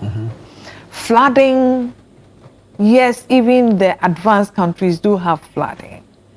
But some of the things that is causing some of the flooding in our society, I believe we have control over it, but we have not controlled it. And so sitting back and watching it, it was heartbreaking for me because I was like, oh dear, we have done this again. And to think that this is something as a company, Jospon, we have over the years tried to educate people about. We have tried to, do some works to ensure that the devastating nature of the flooding is not as we saw, on that Monday. And so it's quite heartbreaking for me as a communicator. It's as if you've been talking. Are people listening at all? Are they listening? What have we not said about how people indiscriminately, dispose of waste? What have we not said about how people deliberately put waste in gutters, especially people who carry their waste in sacks and polybags, just waiting. It's as if they're hiding in a corner, waiting for the rains to start. Then they just pour it in there. And we forget that. Look, when you do that, you might think you are free, but it will go and come back and hit you, because when such, I mean, it's sad, and I do sympathize sincerely and wholehearted. My prayers are with the families that have lost, loved ones and property. Nobody should go through that. Nobody. I mean, I can't imagine how it feels like, and so my heart's are with them. But, we do some of these things not thinking about the consequences. What is the impact? Look at us building houses, as they're talking about, in waterways. Exactly, yeah. Have we become so rich that we've forgotten humanity? That, yes, I've bought plots of land at a place. I tell the story about a friend who sent money to the father to buy a property for her, land for her. He bought the land at Dansuman last stop somewhere. Right. When it rains, you don't go there because you won't find the land. You find water. You find water. So when you ask, oh, Daddy, so where's my land? Oh, you wait, we'll go there, we'll go there. You have to wait for the dry season to come before you can go and see the land. Once it starts raining, the land does not exist again. So then when you have money, what do? You go and buy more sand and fill it because you have money, and then you build on it. Forgetting that it's not just about your comfort. Think about the others too. Think about posterity. And I believe some of these things, if we are able to, take care of it, yes, it will rain. It's God's world. It will rain. Floods may occur, but we may, by the grace of God, curb some of the consequences, the impact, that it's having on the devastation that is bringing to our society. So for me, I think this is another wake-up call. We always say that we are waking up. It looks like we are. Our waking up is a bit too. The bed is probably too cold. I know. we in our minds we are awake, but in our eyes are just going like this. And I think we need to go beyond what we're doing now. We have to wake up with the consciousness that it's not just about me. What about her? What about him? What is my action doing to them? Because at the end of the day, the sicknesses and everything it brings, we are all going to suffer it. Right. Anyway, let me leave it right. here. Yes. I'll come back to you on the reality of our sanitation situation. Yes, but please. Fred, from today's exercise, what are your expectations? And I expect that we are able to clean majority of the litter and the garbage around. What we forget is that after the rains, they expose so many things. You see, we've always been talking about people building in waterways, people filling in places where they shouldn't fill. But there's one thing we did as a people which we should never do again. How we manage our waste, where we keep our waste, and what we do to our waste. This flood has exposed us and shown that we don't manage our waste properly. We as individuals and human beings who have the responsibility first to ourselves, I'm not even talking about the state, but first to ourselves to ensure that we are keeping our communities, our homes clean, making sure that our garbage is well disposed, have not performed as expected of us. Because when you look at the rains which came and the floods which occurred and the kinds of things we saw all around in the drains, how our drains were choked, how people were pouring waste when it started, and where we find ourselves, we are also partly to be blamed. So today with this exercise, what I expect is that first, there's a change in the way we think and do things. Because you see, this morning we were having a conversation and someone made a comment and says that this cleaning we are doing will not end anywhere if we don't clean our minds. True. That's where we should start from. If we don't clean our minds. What I expect at the end of today, after seeing all we see and getting all we have put out of the way, is to clean our conscience and our minds. To know that there is a proper way of dealing with waste. Right. There's a proper way as individuals to deal with waste. We don't just litter around. We don't just drive and be throwing things out. We don't just keep garbage in our homes and wait for rains to come and go and throw them in the rains for the water to carry away. To where? To where? We don't just sit in our homes and say, when the assembly comes and say, pay this amount of money for your garbage to be collected, you won't pay, so you are keeping it. This exercise, at the end of it today and tomorrow, for me, the most important thing is we learning and cleaning our minds and reshaping and resetting our minds on litter, garbage, and waste management.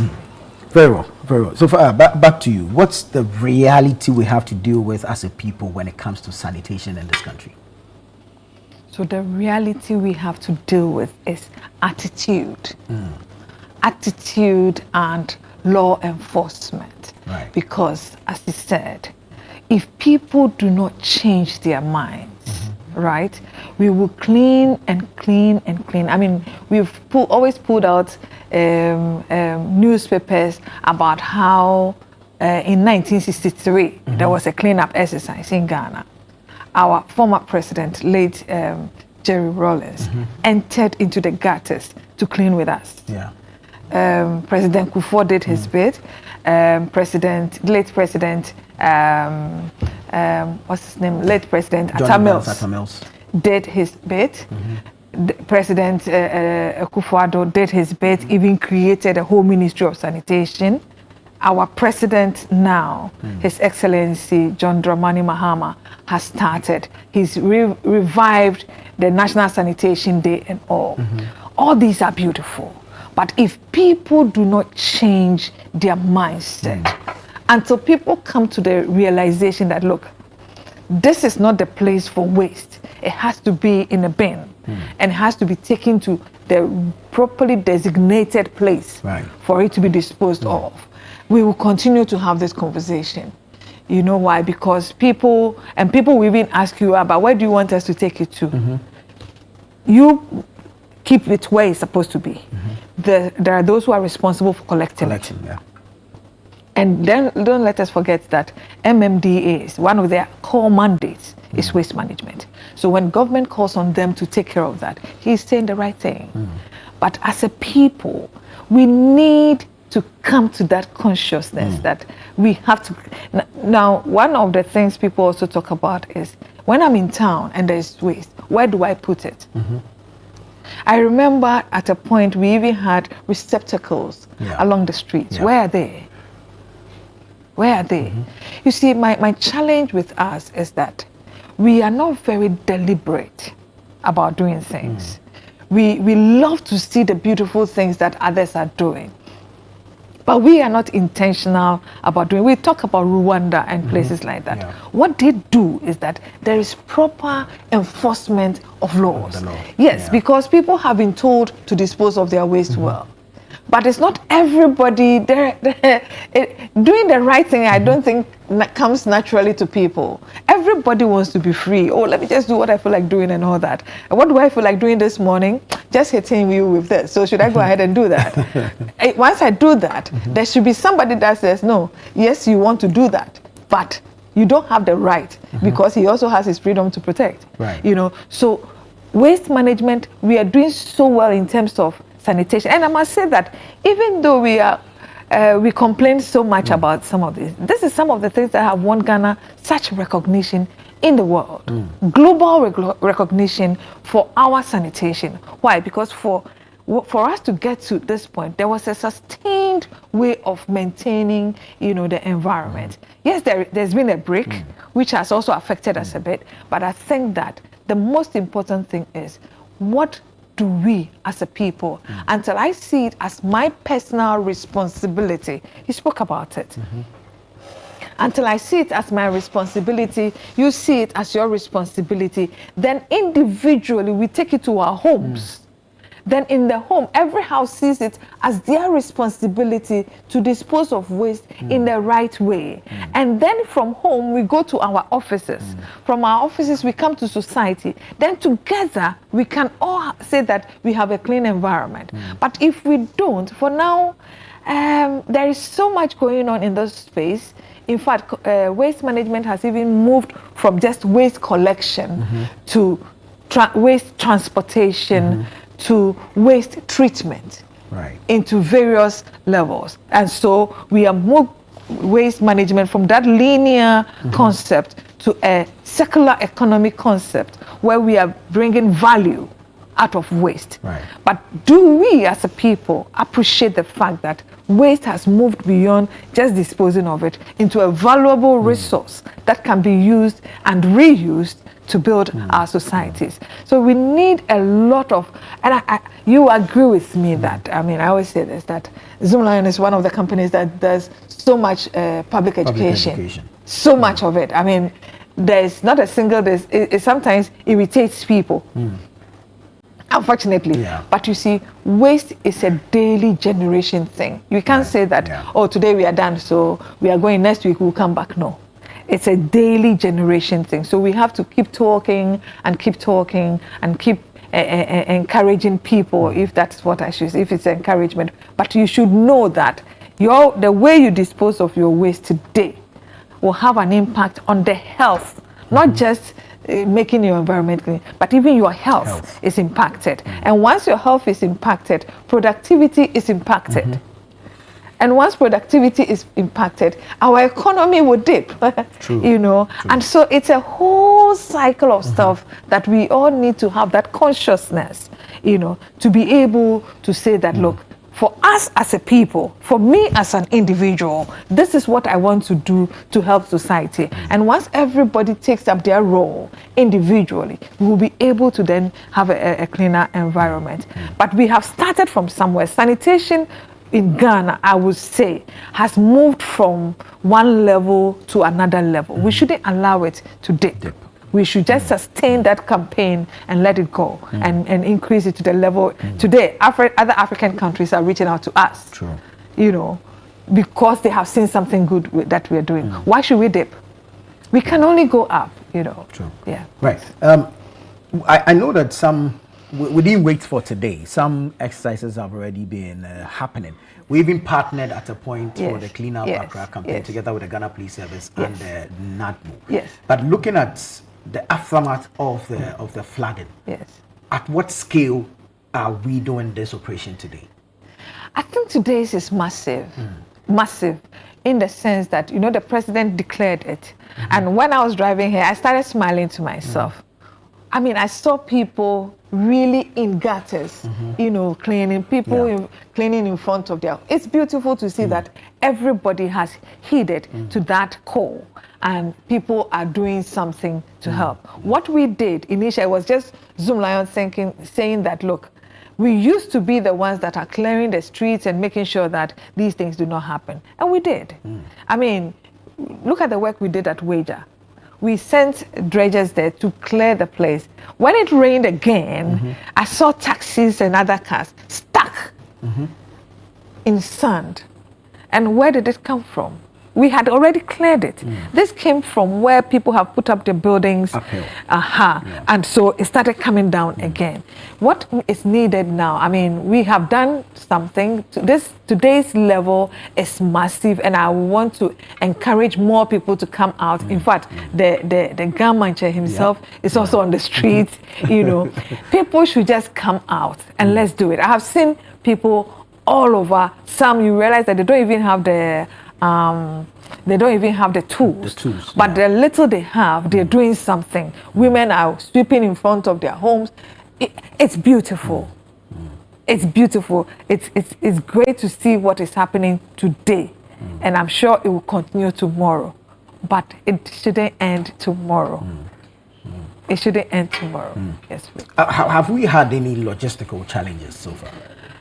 So far, I think that this is where Zoomlion, I want to commend the executive chairman and founder of Zoomlion Ghana Limited and his team. We have deployed so many thousands of logistics across the nation.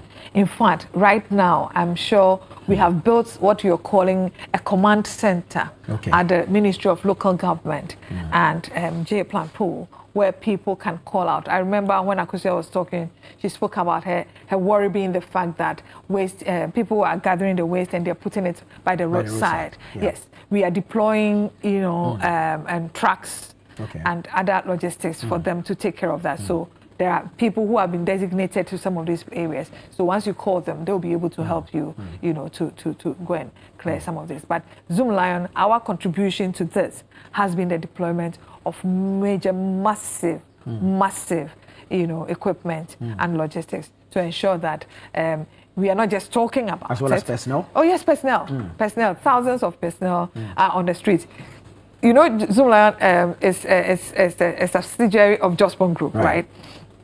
Today, the entire Jospon Group, which has been clustered into 9 clusters for ease of administration, is out there, different clusters, financial services, commercial and allied services, technical and logistics, ICT, everybody is on the streets today to supervise and ensure that whatever is being deployed is being used for the purposes for which it's been, deployed, and people are doing what is expected of them. So there's been massive logistical, deployment, massive human deployment, and we personnel, and we believe that in collaboration with all the others, we'll be able to achieve something massive today. Yeah. Right. You mentioned the command center. Yes. So there's one at local government ministry and there's one at GA plant. But how do people reach out to them? Are we able to put out a number?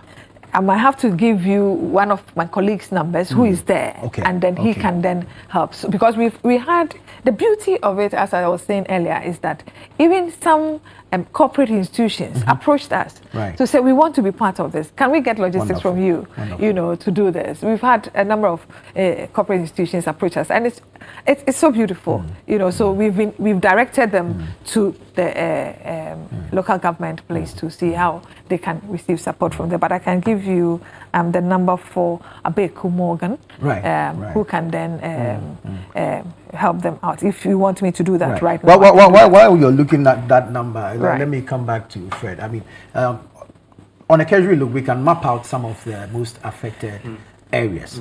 What is your expectation from community members in these areas? So we look at the most affected areas. You look at Chado area where the president was in. You look at Alajo. You look at the Odona Abaka area. Look at the Malam Weja area. These are some of the areas we saw were most affected during the last time. What I expect of residents is that they come out in their numbers. Usually when it gets to some of these activities and the exercises, you see the same group of people who are expected to go out there and go and engage in the cleaning, and others who now prefer to sit in their homes. But you see, what happened during the floods the last 2 weeks shows that it's not a group of people who will be affected. Exactly. It is the entire community. Regardless of where you are, you may be affected. So for me, I expect that people put away pride. Sorry.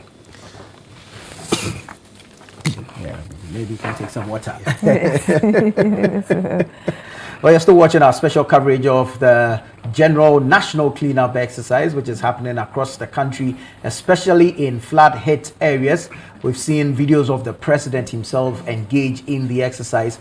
We understand the vice president, Her Excellency Professor Nana Jane Opoku-Agyeman, is somewhere in the Nungwa areas.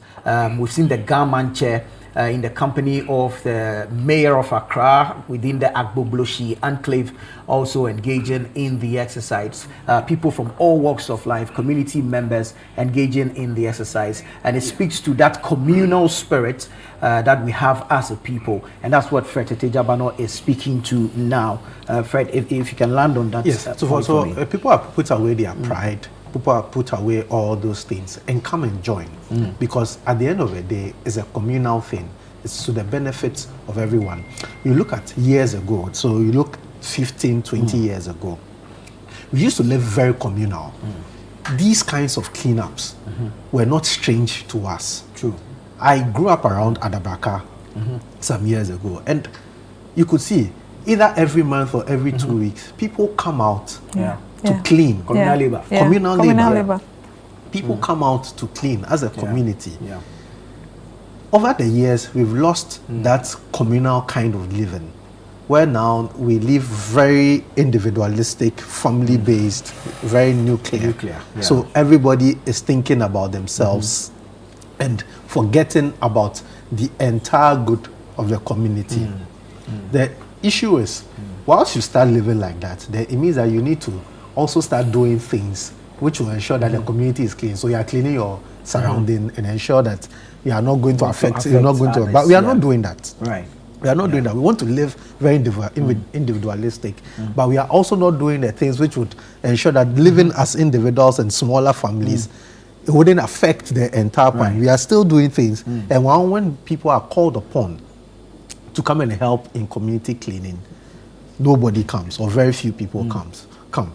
This flood is a wake-up call to all of us that it is time for us to ensure that we come together as a people to clean our surroundings. Yeah.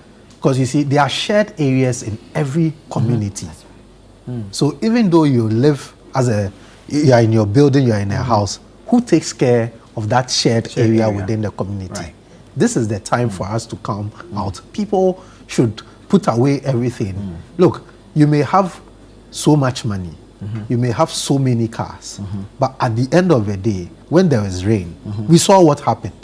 People who never thought that their homes would be affected. People who thought that, oh, for me, I'm safe, I'm fine. I can take care of myself. They needed help. Yeah. Because someone within the community had done something which came along to affect you. So it's time now we forget about me and my family and look at the community and come out. And this is a chance. The whole government says, let everybody come out.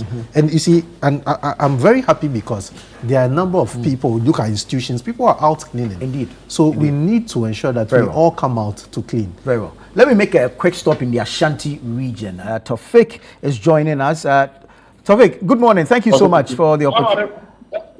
I hope you're well. Yes, please. I'm well. And you? I'm doing well too. Great stuff. How's the exercise going in Kumasi?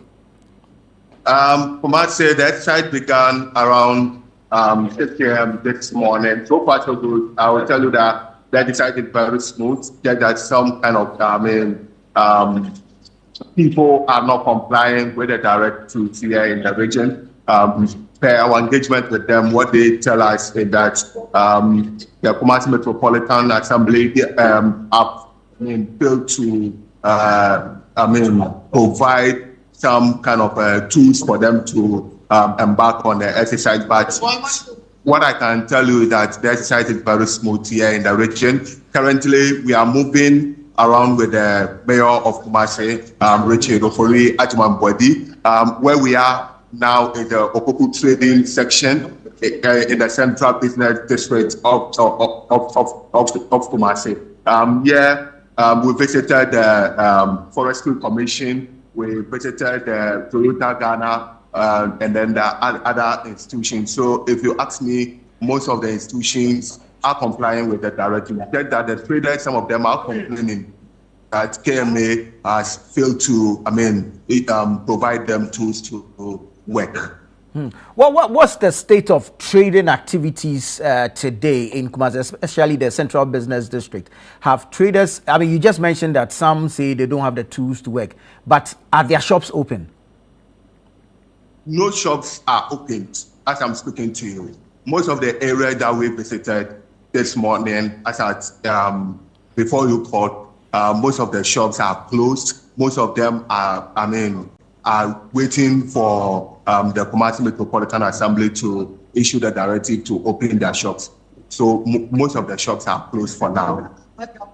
I know ordinarily the plan would be to go through the densely populated areas, so the various trading hubs and all. Have you been able to visit any of the residential areas, and what is the level of compliance in these areas? Okay, this morning, like I indicated earlier, before coming to the Central Business District, I visited Aspa, where the divisional command were embarking on some exercise, and then I visited some areas within the Oforuko municipality to check the level of compliance. Most of the residents were cleaning up their vicinity, and then I moved from the Oforuko to also check areas within the Kumasi Metro, areas like the Subin areas like Asafo, most of the areas that we visited within KMA are also complying with the directive by cleaning their surroundings to ensure that the initiative by the president is complied.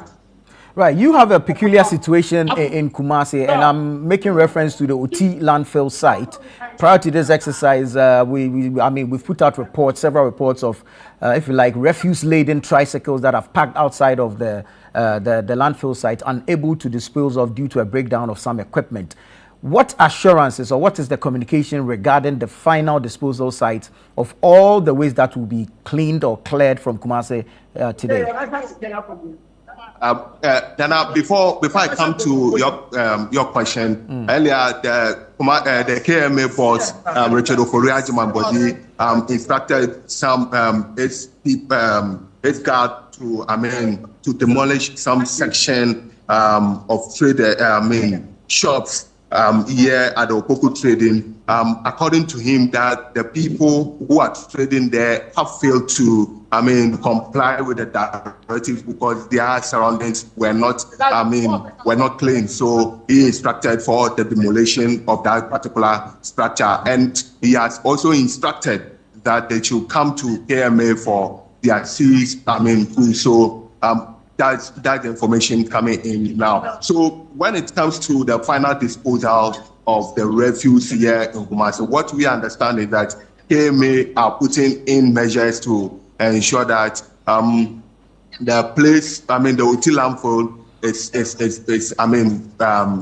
is packed on its feet. But we also understand that they will filed a report about the OT landfill site. There are several initiatives the machines there are repaired. So what I also understand is that the machines are repaired for now. So the tricycle operators who are good to dump their waste now are not facing any challenges. So the KMA is giving us assurance that they've put in measures to also get a different disposal site for Kumasi. But for now, they are working on what to do to ensure that they get a very good place for another final disposal site. So the OT landfill site now is back on its feet. So what we understand is that the waste collection, the waste that they will collect here will be transferred to the OT landfill site. Taufik, are you able to gauge the scope or the scale of the exercise this morning? We would just like to have an idea of the type of equipment, the number of personnel, and the areas that will be covered. This morning, like I said earlier, currently some KMA officials are working here in the Central Business District to ensure that they collect all the sand on the streets of Kumasi, so that we will not get those debris, getting back to the gutters where it will cause some kind of flood. So they are ensuring all the, so Nana, let me show you some of the exercise ongoing here. So like you can see in your shots, these are officers from the Kumasi Metropolitan Assembly, trying to collect all the debris here on the streets of the Central Business District. So what we understand is that they will do this, and then they will get some of the traders who are not complying with the directives to also, make sure that they also go through similar exercise to ensure that Kumasi is kept clean. Like you can see in your shots, the mayor of Kumasi is engaging with the media about the directives of how the exercise is ongoing here. So we can listen to the mayor briefly.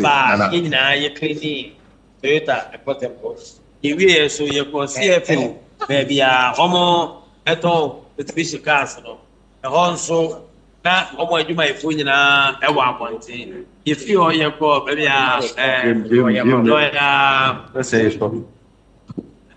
sakujɛ fi pɛɛ mi house of excellence ɔn sɛ kodu ɔno ti sɛ ɔmɔ ɔmɔ dan no mu nyinaa nfa aba mi yɛ 60% yɛ ba select adwuma efo ɛne fɛn first national bank development ama yaba bi ti ɛhɔ kama paa. So they have forest. Not forest, my phone, the human mind, and grow. Now, was forest for the whole edge man. Now, so, Nana, that's Mayor of Kumasi. Engaging the media on how the exercise is ongoing here in the Central Business District. So he is, kind of telling the media that they've visited the Toyota Ghana to see the level of compliance by their staffs and then some other institutions within the Central Business District. So, like you can see in my shots, there is one of the tricycle, waste collected here to ensure that the debris collected on the streets are disposed in the tricycle so that it can be transferred to the OT landfill site as a final disposal site. So this is the brief about what is going on here in the Central Business District of Kumasi. And like I said, it's a 2-day exercise. So today is for the institutions within the Central Business District, i.e. the Immigration Service, the Forestry, the prisons, the Ghana Police Service, the military, and then the other institutions. So tomorrow will be around KU, Alaba, Dr. Mensah, and then other areas within the Kumasi Metro. So today is residential and then the institution. So tomorrow will be the bigger one, which will be the Central Business District itself. So if you are talking about the Central Business District itself, that's the Dr. Mensah Central Market and then the Alaba area, because we understand that the Alaba area, it will take some time to get a place back on track because of how the nature of the sanitation issue there is. Because when you are using from Alaba to Hello, can you hear me? What we understand is, yeah, I can hear you. And I can hear you. Right, Tofik. Thank you. We'll leave it there for now, but we'll come back to you as and when you have more updates for us. Tofik Mohammed is our Ashanti Regional Correspondent, bringing us updates from the Ashanti Regional Capital, Kumasi, known as the Garden City. And we understand the exercise is dealing with the areas where we have several of the state institutions. And then tomorrow, knowing that it's a 2-day exercise, we'll move into some of the other commercial areas within the capital. So far, do we have the numbers for the command centers? Yes, Let's put it out there so that people can call. Before I call out that, I just want to give you some numbers. Right. I told you about the logistics that we are deploying, over the place. So we have sent out in Greater Accra alone. This is just Greater Accra. We have deployed 3,000 personnel. Okay. We have 100 compactors, tipper trucks, skip trucks, and payloaders. Right. We have deployed Wellington boots, about 2,000, reflective jackets, about 3,000, hand gloves, about 3,000, nose masks, about 20,000, shovels, about 1,000, and over 800 wheelbarrows. Wow. Now, as I said, we have set up a command center at the local government ministry, and the numbers to reach out to are 020-863-0942. That's Dr. Kusi. 020-863-0942. You could also reach out to Abeku on 0244-930-736. Abeku on 0244-930-736. And this is Abeku Morgan. Abeku Morgan. Before people call it, say Santana. Abeku Morgan. So anybody who requires, like I said, other corporate institutions have approached us to see how they can also be part of the whole exercise. So they can reach out to Let me quickly move to Alajo. That's Okaikwe Central. Isaac Ofer is standing by to give us some updates. Isaac, good morning. Good morning, Nana. Great, thank you so much. Where in Alajo are you? Because somewhere last week we were by the main drain and we could count about 20 cars in that drain, swept into the drain by the flood waters. The MCE had embarked on an exercise to evacuate these vehicles from the drain. Has that been done? So that I'm finding it a bit difficult to hear you. I'm asking about the situation. Hello, Nana. Right. Is it better? Can you hear me? Yes, please. Yes, Great. please. Tell me about the situation with the main drain in Alajo. So, so Nana, good morning once again. And I'm coming to you live from Alajo. So as I'm talking to you right now, the president is here. The finance minister is here. The Greater Accra Regional Minister is also here. And the president came to inspect the drainage system here, how the whole place is being, and whether there are still rubbish or garbage in the drainage system. But when we go here, there are a bit of rubbish in here, and also there's a car which the tractor is trying to pull out of the drainage, but it seems he's finding it a bit difficult. He's finding it a bit difficult to take it out, but I couldn't get closer because we were asked not to get closer to the president. So I don't really know what he spoke to them about.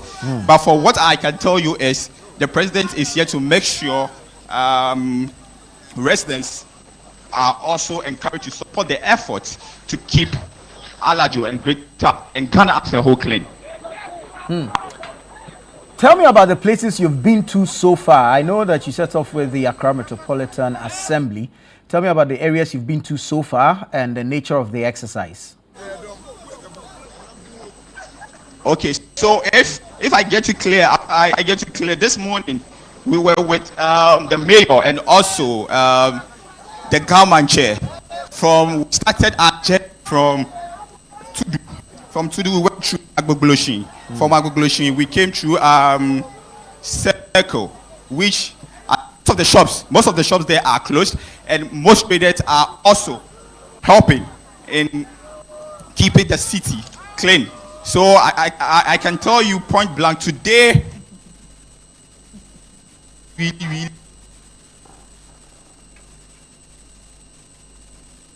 we seem to be having some difficulty with Isaac Ofer's line, so we'll rework them and get him back on to update us on the areas that he's been to and how the exercise is panning out so far.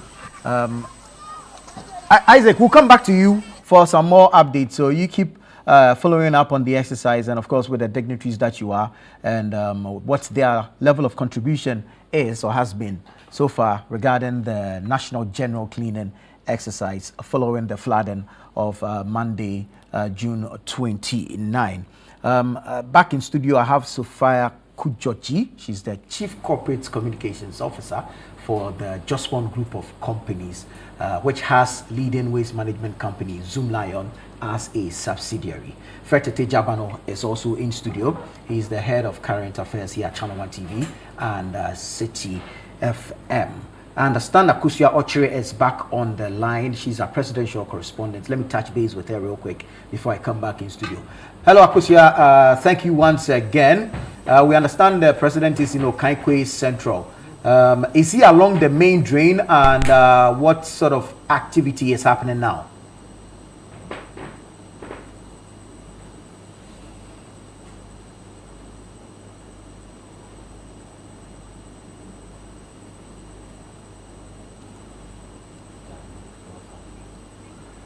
Hello, Akosua. Very well. We're working to get Akosua on the lines, but as you can see, the president and his team have arrived at Alajo. That's the main drain. Exactly a week today, that's last Friday when I was there, we could count about 20 vehicles in that drain. The MCE for Kaikwe Central, that's a Coldridge, had, if like a must or mobilized some young men to assist in removing the vehicles and Fortunately for him, he had support from dredge masters, and so they had brought a crane.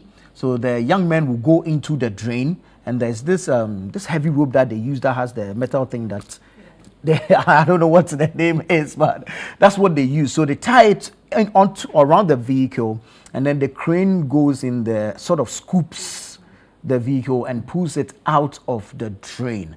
I am sure between then and now, they've been able to remove almost all of them. However, you can see in your shot, work still ongoing within the drain. This should give you an idea that this particular vehicle may have proved very difficult for them to remove.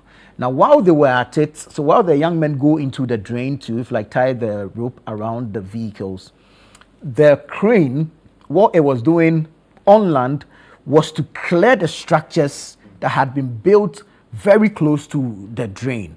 So sort of an evacuation of vehicles from the drain and a demolition of structures along the banks of that drain. And if you know this area, it was one of the worst affected areas when the rains came down that fateful Monday night. And these are videos from that day when it rained. You can see the amount of refuse, waste. No, this is not AI generated. This is Ghanaians generated. This is human generated waste. And clearly you can tell that people waited for the water to come up in the drain, and they came out to dump their household waste into the drain, resulting in some of the pictures that you are seeing on your screen. So these are videos from last Monday's floods. That's the Monday 29th of June. And the amount of waste that was carried along. So you see, if this should go and get to the sea, the sea is not hot enough to burn this waste. So obviously it will push it back, and not all of it will actually even go into the sea. This will go choke smaller drains, and water that should flow through those drains will flow into our homes and flood our homes, and then we'll turn back and blame the state, the government, for everything that we do ourselves as a people to create the mess that we are in. So most of this thing will not even get to the sea. They will be blocking other drains along there. So now it prevents water from flowing. Mm-hmm. Once it prevents water from flowing, water will always find its way. True. So the water will now start finding its way, and unfortunately, the water will find its way into where you live. Exactly. Where we live. Into available spaces. Available spaces. And we'll see what we saw on the 29th of June. So you thought you were throwing rubbish away. Yes. But you were rather inviting floodwaters into your homes. And unfortunately also, once the flood water starts coming into your homes, some of this litter also enters your home. And it gives you a double jeopardy. Yes. Because now you have to deal with water, you have to deal with waste. If you're not careful, you'll be dealing with health issues. Of course. Yeah. Of course. And let me say that because of the health issues, as we're doing this clearing of the waste, another company of ours, and let me say that Dredge Masters actually is part of the Just One group of companies. Right. Another company of ours is spraying the drains where it's been cleared. So if you go to GBC right now, they're doing some fumigations, spraying of the spaces there, because by all means, these kind of stagnant waters brings along with it mosquitoes and stuff like that. I just want to find out if you are able, what type of waste has proved most difficult to deal with, especially regarding this exercise? I think mainly it has to do with these, how do you call it, solid waste. Solid waste. We have, if you divide it into, there is the organic waste, there is the plastic waste, there is the textile waste, there is the construction waste and all that. I think the one that we're struggling with here right now will be the plastic waste. Plastic waste. Yes. Yeah. And then the construction waste, because that composes of the woods and some of those things that can be easily moved, but it's been mainly plastic waste and other such. As for the organic waste, it can easily be dissolved, or it can easily be, let me just use the layman's word, dissolved. Right. With time. With time. But these ones, the plastics will not dissolve. They are not biodegradable. They do not decompose. The others will decompose, but these are not. They cannot decompose. They are not biodegradable. So you find it. That's why you see the numbers. My goodness, it's so scary. It's so scary. So these are the ones that are really causing the problem. So you go to most of our beaches, and that's what we have there. Why? Because they cannot be. But that's why we have.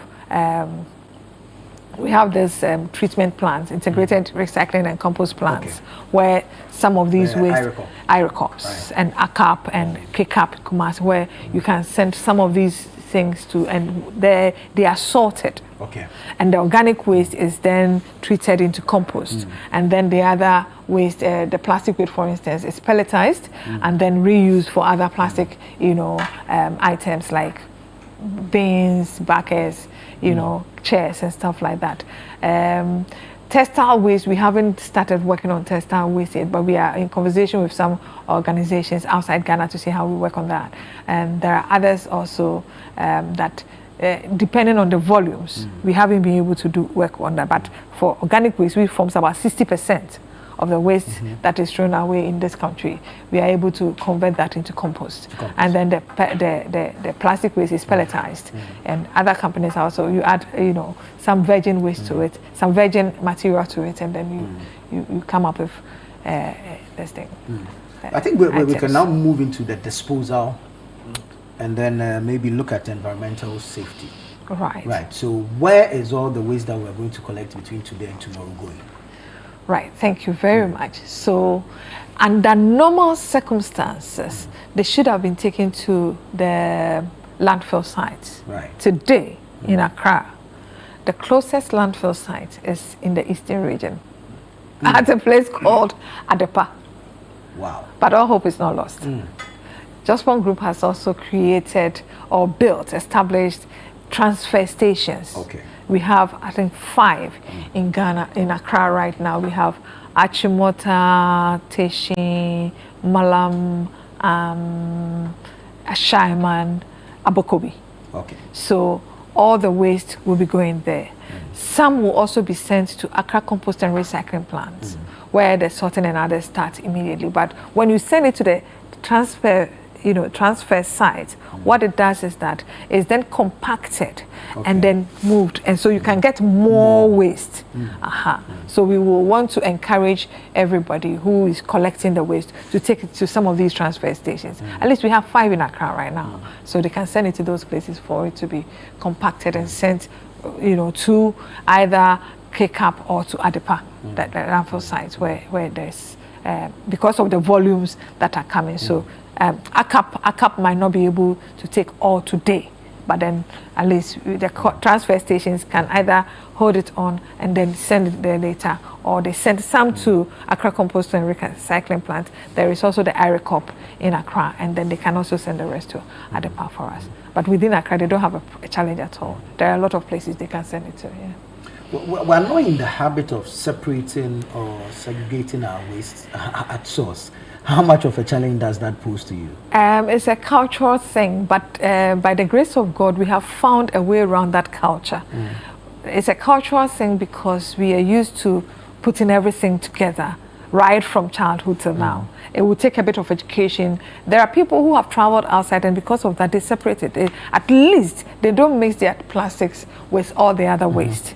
So that would take another, education to do that. But the systems we have built for the recycling of the waste, there is a line that is devoted to sorting. So there is a mechanism in the machine that is able to, it has magnet. So it's able to attract all the metals. So the metals are taken out, but then human beings are then able to sort out heavy. You have people putting their mattresses, pillows, suitcases, and all that. So that sorting is also done. And then as it goes along, there are systems that sorts it out. So for now, the machine is doing the sorting for us. Very well, very well. One thing I also like to know, you mentioned that the transfer stations will help in compacting, and then later on pass it on to either ACAP or. But For those who do not know where these transfer stations are and still have to dispose of, especially some of these are Boboya people who carry the waste and all, do we have capacity? Do we even have legal landfill sites in Accra? For the Boboya, let me say that by the grace of God, they have understood. So they are very much in line and in tune with the fact that it has to go to the transfer stations. That is why, I don't know if it was 2 weeks or 3 weeks ago, where there was, I was telling somebody, I have never seen any presidential convoy that long. We were calling it the Bola convoy around Malam. My goodness. McCarthy Hill, oh Jesus. It was amazing, but they were in queue. Everybody waiting for their turn so they can go and dispose of it. That was beautiful, you know. So they know. They have associations.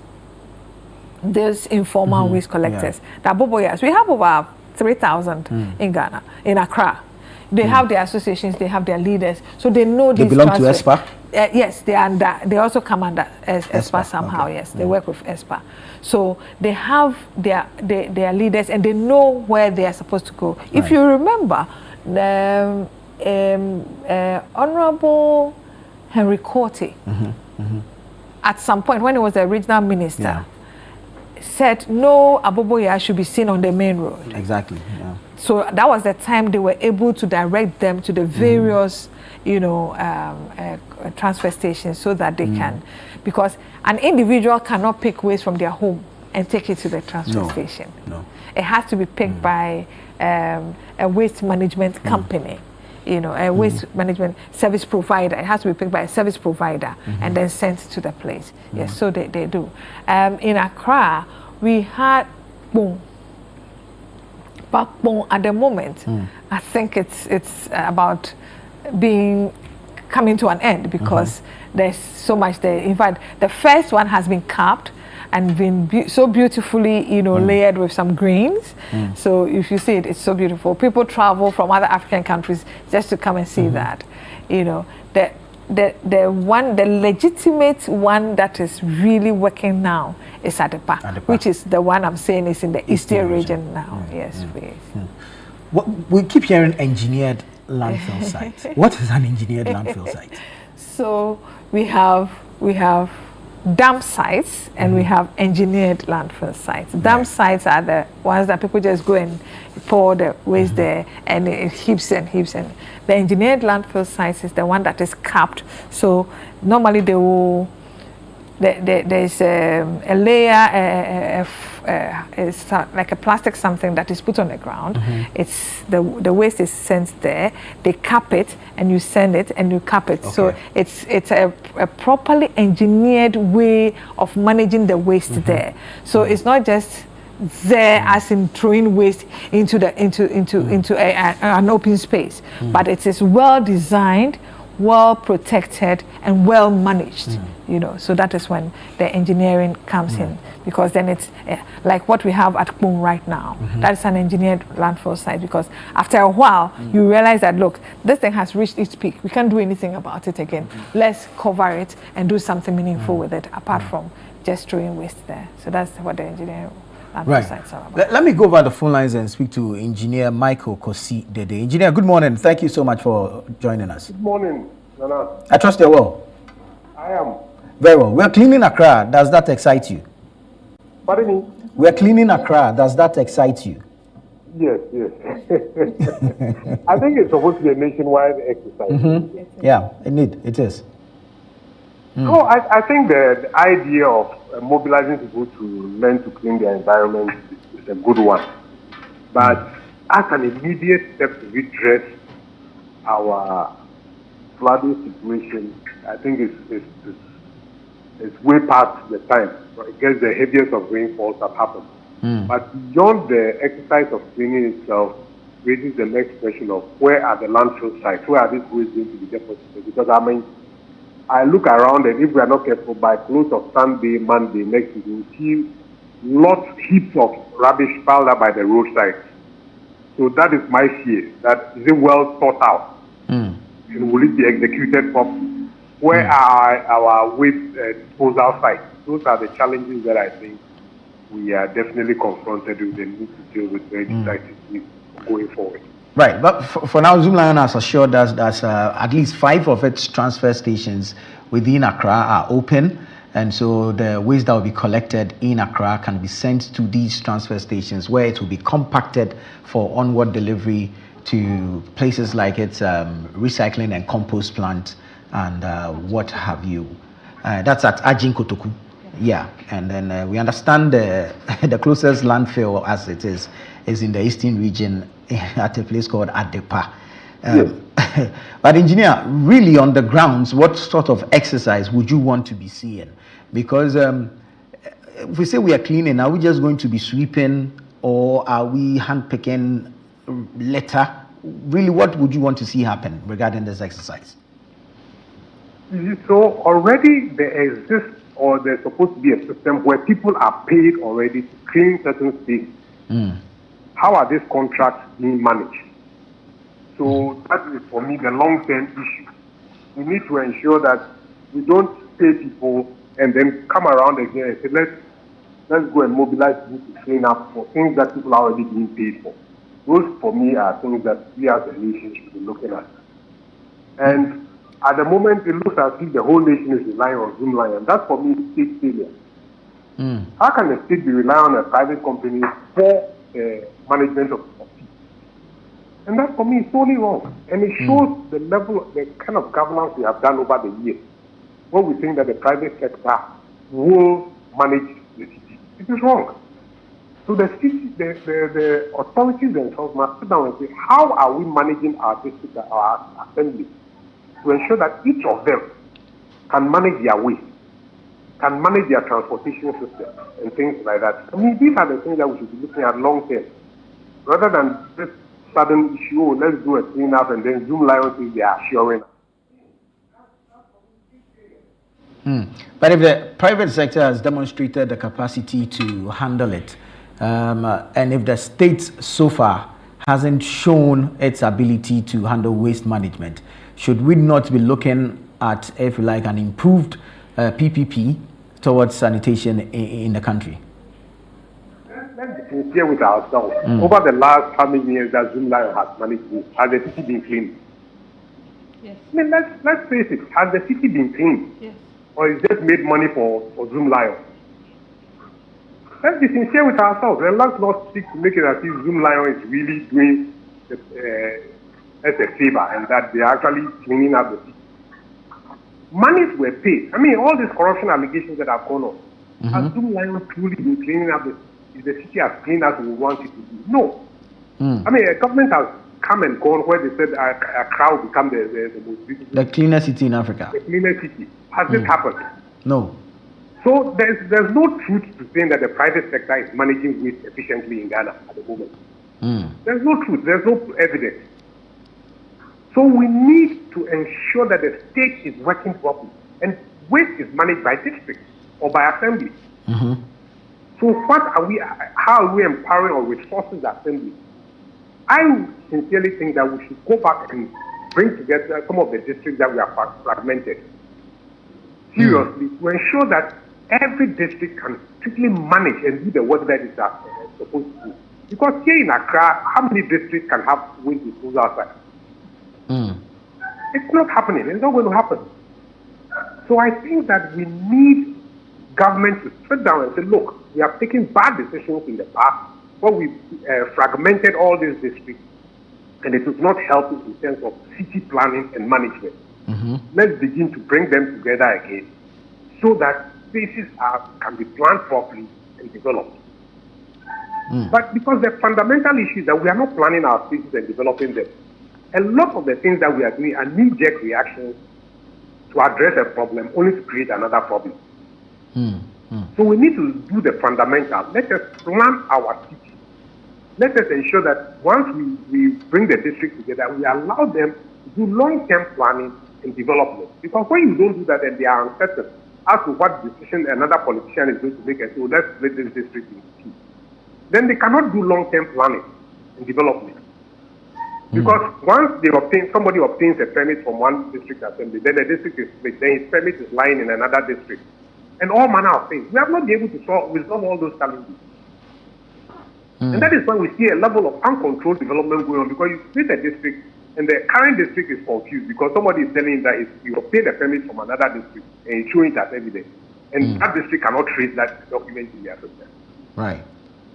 So we need to sit down and do the real hard work of planning and developing our cities, rather than this knee-jerk reactions of, oh, let's go and clean up, let's go and do this. I mean, it doesn't help. Right.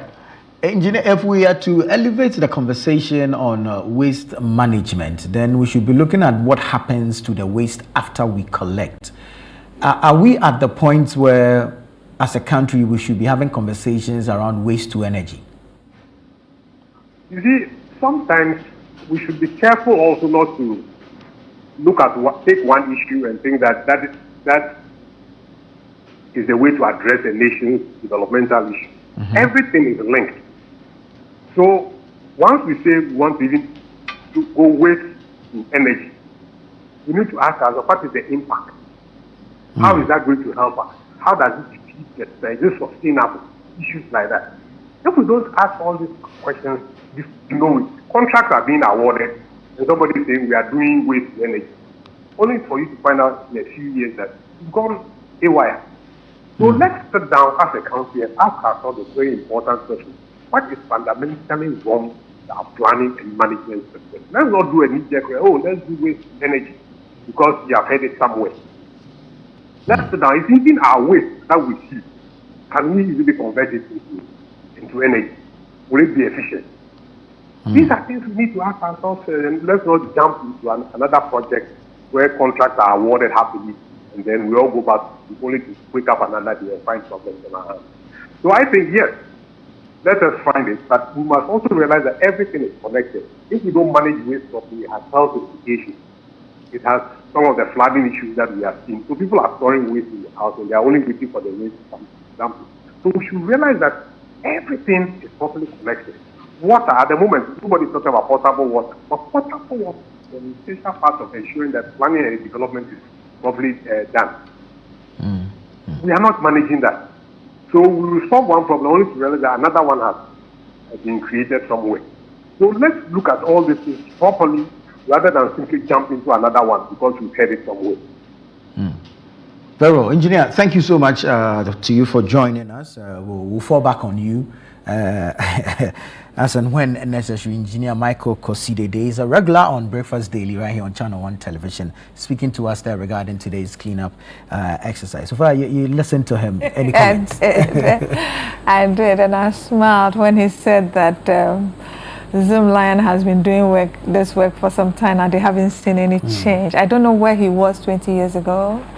I was in Ghana. I remember as a young journalist, I was so much into the development of this Ghana's decentralization program, where we were trying to decentralize the central point of development to the districts to make sure that every district takes a level of responsibility for their development and for which government was to resource them through the common fund to ensure that they are able to execute whatever projects they have, and they also take some internally generated fund. Some 20 years ago, before Jospon or Zoomlion started work, we could see heaps of waste. He didn't see it. If you had seen it, you can see that if not for anything at all, those heaps of waste in illegal dump sites have been cleared. And we keep clearing every now and then. So if you drive on the main road, you might not see it. So you might think there is nothing going on. If you have not been in Ghana at the time, when waste management was so terrible that cholera was killing people, in hundreds and thousands. And if you were somewhere else, and today cholera has been brought down to that level it is now, then you can say there is nothing going on. But for those of us who, by the grace of God, have been in this country from that time till now, we can tell and we can see it. I'm not talking because I work for just one group of companies. For this one, I'm saying it as an individual who has lived here and have seen how the story has unfolded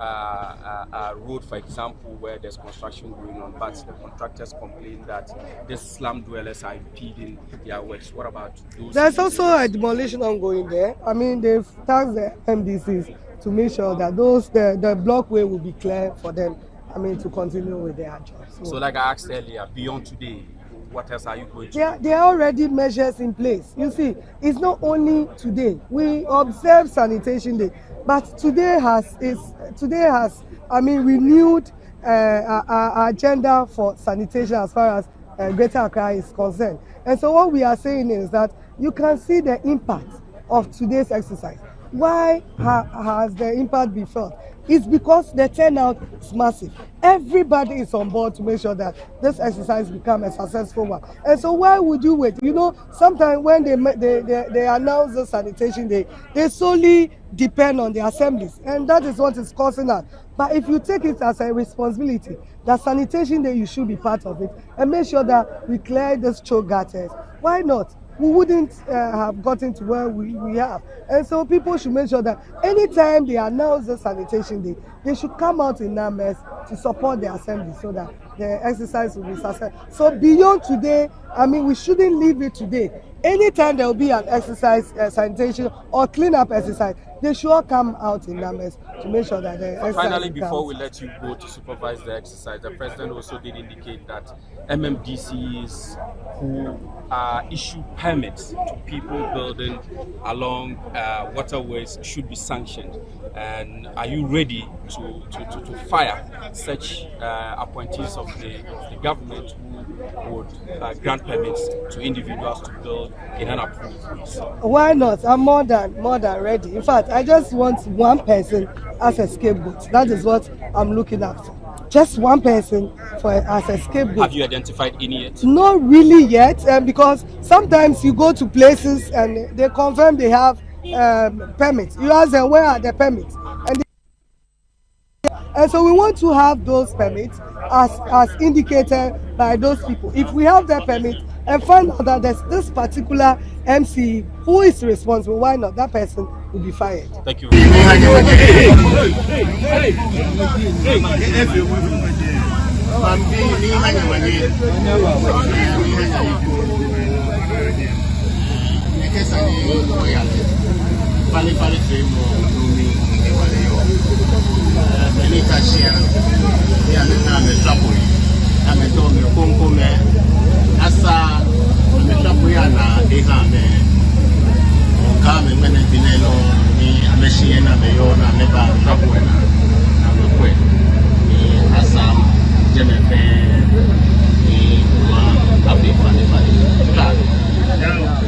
Is that the law must be enforced in a fair, non-discriminatory, and in a swift manner. Whether you are NDC, MPP, and the forefather of the law, it should work. Whether you're MPP or NDC and your land or your building is in the waterway, it should be demolished. But it shouldn't be a fact that you demolish few buildings and now they say there are people coming to beg, and I don't believe in that. The law is the law. Enforcement should be swift and fair, and we can see development in this area, apart from the engineering aspect of the whole thing. What we love to hear, but the action that we love to see, sometimes it doesn't necessarily follow the talk. But I mean, if you hear people of the caliber of, I want to say something, but it's national TV, so. But we want to see the action, because you see, if we talk nicely like this, we need to see the action. Even the president Achado, you notice that the problem was staring at him in the face. Yeah. He spoke, if you like, diplomatically about it when he was addressing the MCE. But you see, we need to see the action. It gets tiring sometimes when we come back to sit around the same table after a year to discuss the same problem that we know we could have prevented or solved. So sometimes I don't know. But we're a country full of talk. And over the years, that's what we've done. Talk, and really nothing happens. As soon as there's something which happens. Oh, you hear the nice messages, you hear the nice instructions, you hear people say it's time to do this, it's time to change, it's time to do whatever has to be done to ensure that the issues are fixed or the problems are fixed. Give us 2 days, 3 days, when everything settles and back to factory setting. But you see, there again, over the years, that's been what we've been doing all along. Each and every time, I always say God gives us an opportunity to change our ways. And this is another opportunity we have been given to change our ways. We've seen floods over the years. In the last 2 or 3 years, we've seen floods, not to the magnitude you saw on the 29th. Yeah. Those floods were wake-up calls for us to do certain things, which we never did. We only spoke, like you said, always talk, let's direct, let's break down, let's clear, let's keep our surroundings clean. Nothing happened. 29 June came, very devastating. Indeed.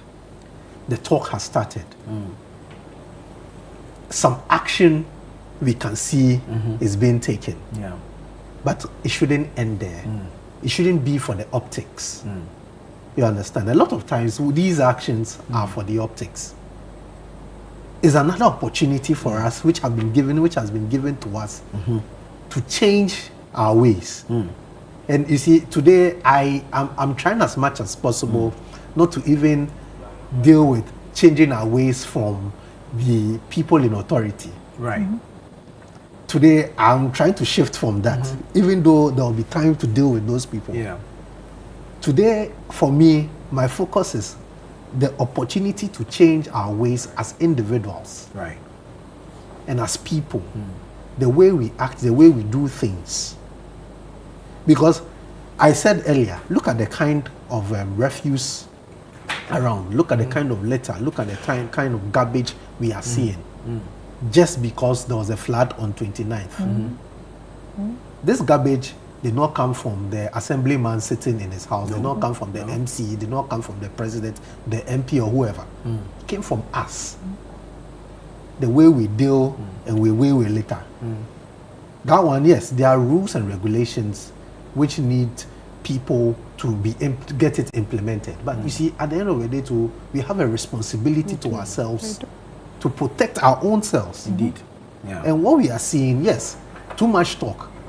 Too much talk, it will happen, but there's also action. And this time, the action is not just on authority, people in authority, the action is on us as citizens to do what is right. Right.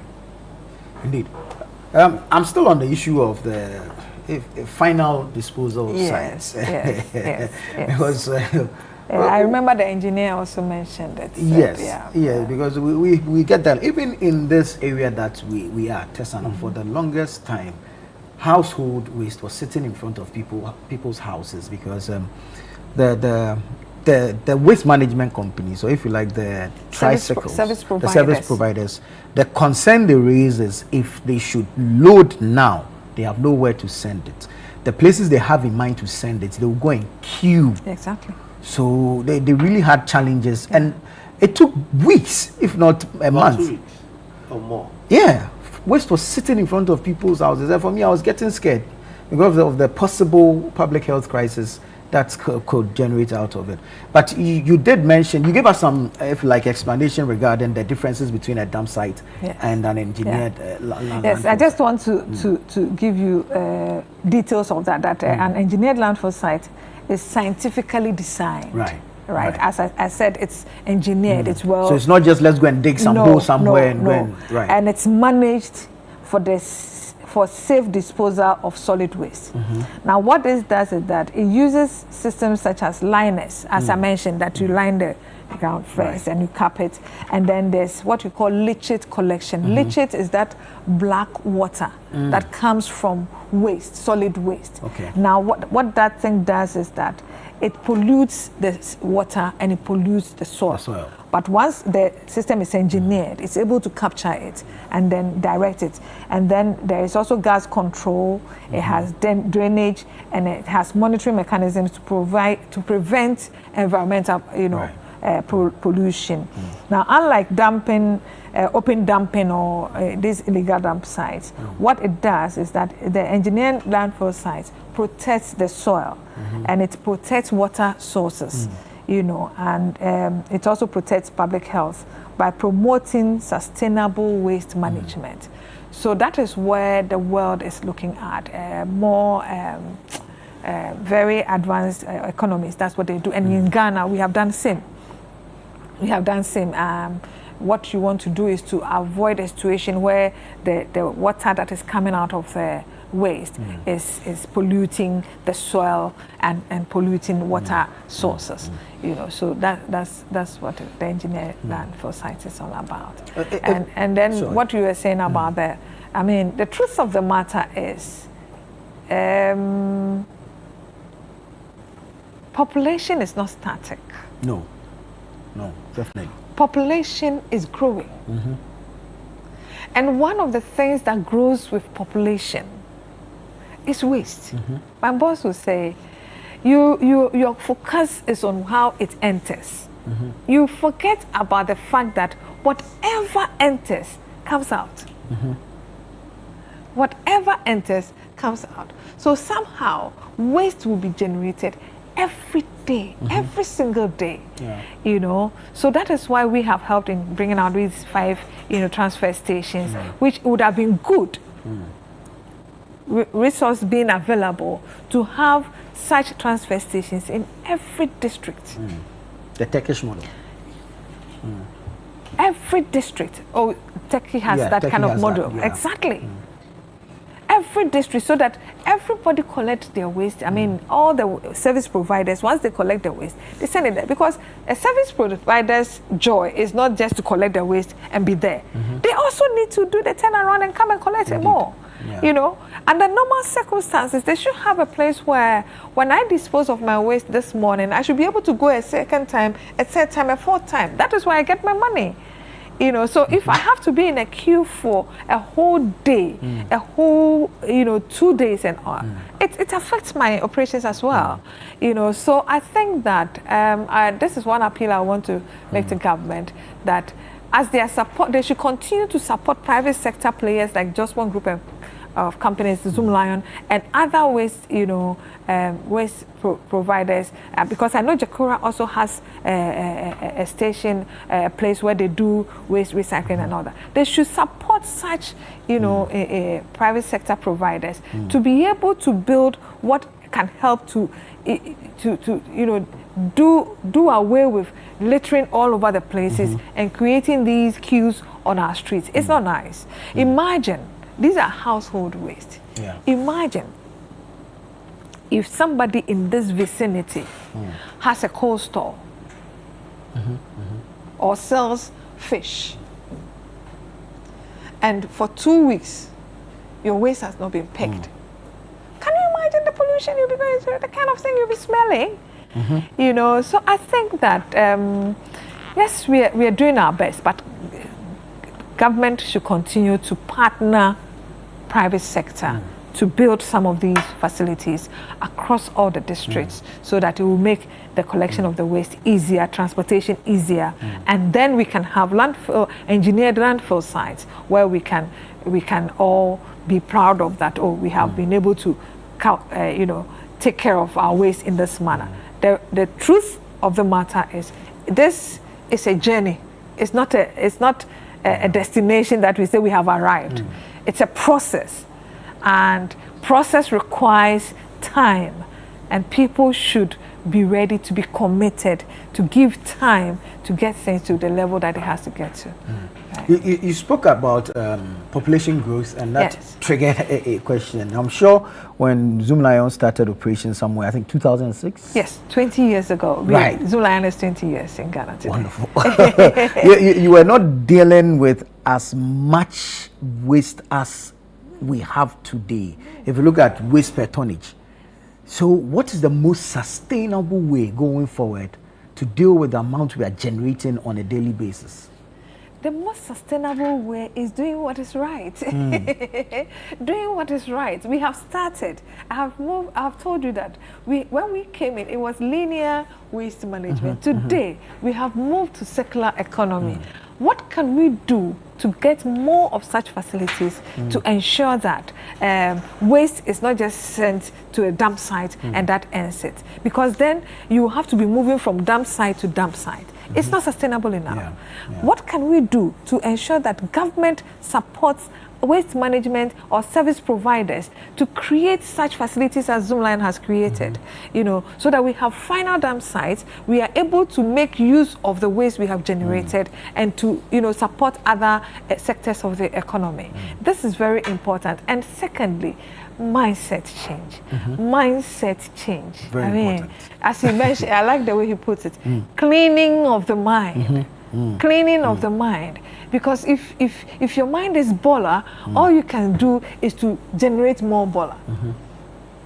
But once your mind is cleaned and you know what the right thing to do and you do the right thing, I think we will all be helping each other. And there should be enforcement. In fact, yesterday I saw this news that says Parliament passes Community Services Bill to introduce community service as an alternative to custodial sentencing for persons convicted of specific categories of offenses. Waste management should be one. It should be number one. When people throw things at places and you see it, report them. Let the courts begin to sentence people to cleaning areas. Right? You throw your cocoa rubber, you know, here. We make you sweep the area for the next 1 month. Can you imagine? People will be alert, and it will help. It will help. You see, what it requires is sustainability, sustained campaign. It's not one that you can do today and forget tomorrow. That is why I am praying that this sanitation day, we started it way back and stopped. Yes, and stopped. And did it again and stopped. We should sustain it, and we shouldn't just do the once in a month thing and that's it. After that, people should continue to be educated. We should continue to educate people, and then the laws should be enforced. Assemblies' bylaws should be enforced. The assemblies should take responsibility for that, and they should use this custodial community, you know, services as a big way of getting people to do the right thing. But if we don't sustain the conversation, we pick it today, tomorrow we move to another thing. We cannot get there. Because don't forget that sanitation impacts every aspect of our well-being. It's talking about health, productivity, the economic development, and education, and everything. So we have to work together. And this is one time that all hands on deck makes a lot of meaning. Indeed. Let me do a quick assessment of Gas South. Akwesi Ado is joining us. Akwesi, good morning and thank you for joining us. Where in Gas South are you? Good morning, Nana, and thank you for having me. So we are currently at Osiadan, and this is a few meters away from the toll booth on the Kaswa Malam Highway. And let me mention that, in fact, the Municipal Chief Executive for Gas South has really done well so far as coordinating this sanitation exercise is concerned. They've categorized it into phases. So we have people working at the English Yamanfrom area. We have others working at the Galilea Market area. There are other people also working in Tuba. And then we have a section of the people also working around Brigade. And then here at Osiadan also, we have heavy equipment here, the silting drains, and also trying to clear some of the debris from drainage chambers in this area. There's also a similar exercise happening in between the SCC junction at Hala area. And so I have with me here the Honorable MCA, Moses Kabukubi Wakanse, whom are going to engage so far as this exercise is concerned. So Chief, good morning and thank you for joining us. This is Channel 1. What has been activities for today? can you tell us? Thank you very much for coming, and I want to thank you for comprehensive coverage that you carry on for today. The activities for today, we are doing a number of desilting of the gadgets by the N1. We are also doing some desilting from Tuba Junction to Tuba, and we are also collecting debris and also the refuse that have been gathered at the point. We are weeding the median also, so that at least the field that has been brought into the communities will be taken care of. Okay, Chief. So let's see. How would you want to weigh participation? Yeah, the participation has been good, even though there are a few people initially that were trying to open their shops. But my task force went there to lock up some of the shops, and now they've all come on board, and people are cleaning their frontages also. So we have some of our assembly members taking care of those electoral areas to make sure that they also clear their areas. Our task force is moving around, and it has been good. But I know tomorrow will be better. Yes, because some of them are saying that the information they are having is that the communities will work tomorrow. The communities will work. The communities will work tomorrow. Okay. Yeah. Okay. So we really have a challenge so far as the main drainage channels on both sides of the road is concerned, particularly at Amanfo. What are we doing about it? Already, I've seen that a huge debris of silt have already been collected. How are we going to manage what we are collecting from the drainage channels? Thank you very much. We have some points that we are depositing them, and some individuals also need some of them for them to use it to build their compound. And I think for where we will deposit them, it's not a problem at all. Yes, it's not a problem at all. We have a place that we are depositing. So now let me bring you to this point where we are, the Osiadan area. Specifically, what kind of activities are we embarking here? Thank you very much. Osiadan here, we are embarking on two major activities. When right now is that the drains by the roads have been desilted, and we are collecting the silt that have been removed from the drains. Then we are also desilting that pit. So we have people there desilting that pit to make sure that at least the silt that is coming from the top will can be received at that particular pit. So they are there to ask the ECG to off the light so that they can work. So that is what we are doing here currently. Okay, so these are matters that we've already extensively discussed in some of the news reports that we have done earlier on. But particularly for the Osiadan area, we want to believe that human activities have held the appetite another contributing factor, even as we invest heavily and then exert energy in trying to solve the problem. What are we also doing to check the human activities up here? Thank you very much. So, like in our previous conversation, like I told you, when I came up here, there was a construction going on, but I have to stop them to make sure that at least they don't continue, because their activities will surely impact us, and then the commuters will suffer more. And uphill there also, there are a number of activities that were going on, and I asked the police to support. With their support, we try to stop them. People are already occupying some of the facilities, and when you go, they tell you that they are just trying to keep the place neat. But we are trying our best to make sure that they don't add to the problems that we are already. So I don't believe that we want to attain two main targets. One, to ensure that our environment is clean, and then two, to prevent flooding. Yeah. For flood-prone communities, so far as this exercise is concerned, what are we doing there? Thank you very much. So, like I said, the communities, the electoral areas are also doing this. And then for now, because of the importance attached to these roads and the drains, we are tackling them. And then tomorrow, we will also move to the communities again to look at what we can do there. When you look at Zampa Valley, before this exercise, we've gone there to do some dredging of some of their drains, not all. I even went to a house and I gave it to them seriously, because you cannot live in a house and your frontage is choked with weeds in the drain and you cannot remove them. When it rains and the water floods, it is your house that it comes, and you cannot use that opportunity to dissolve the drain, so that at least you also be safe.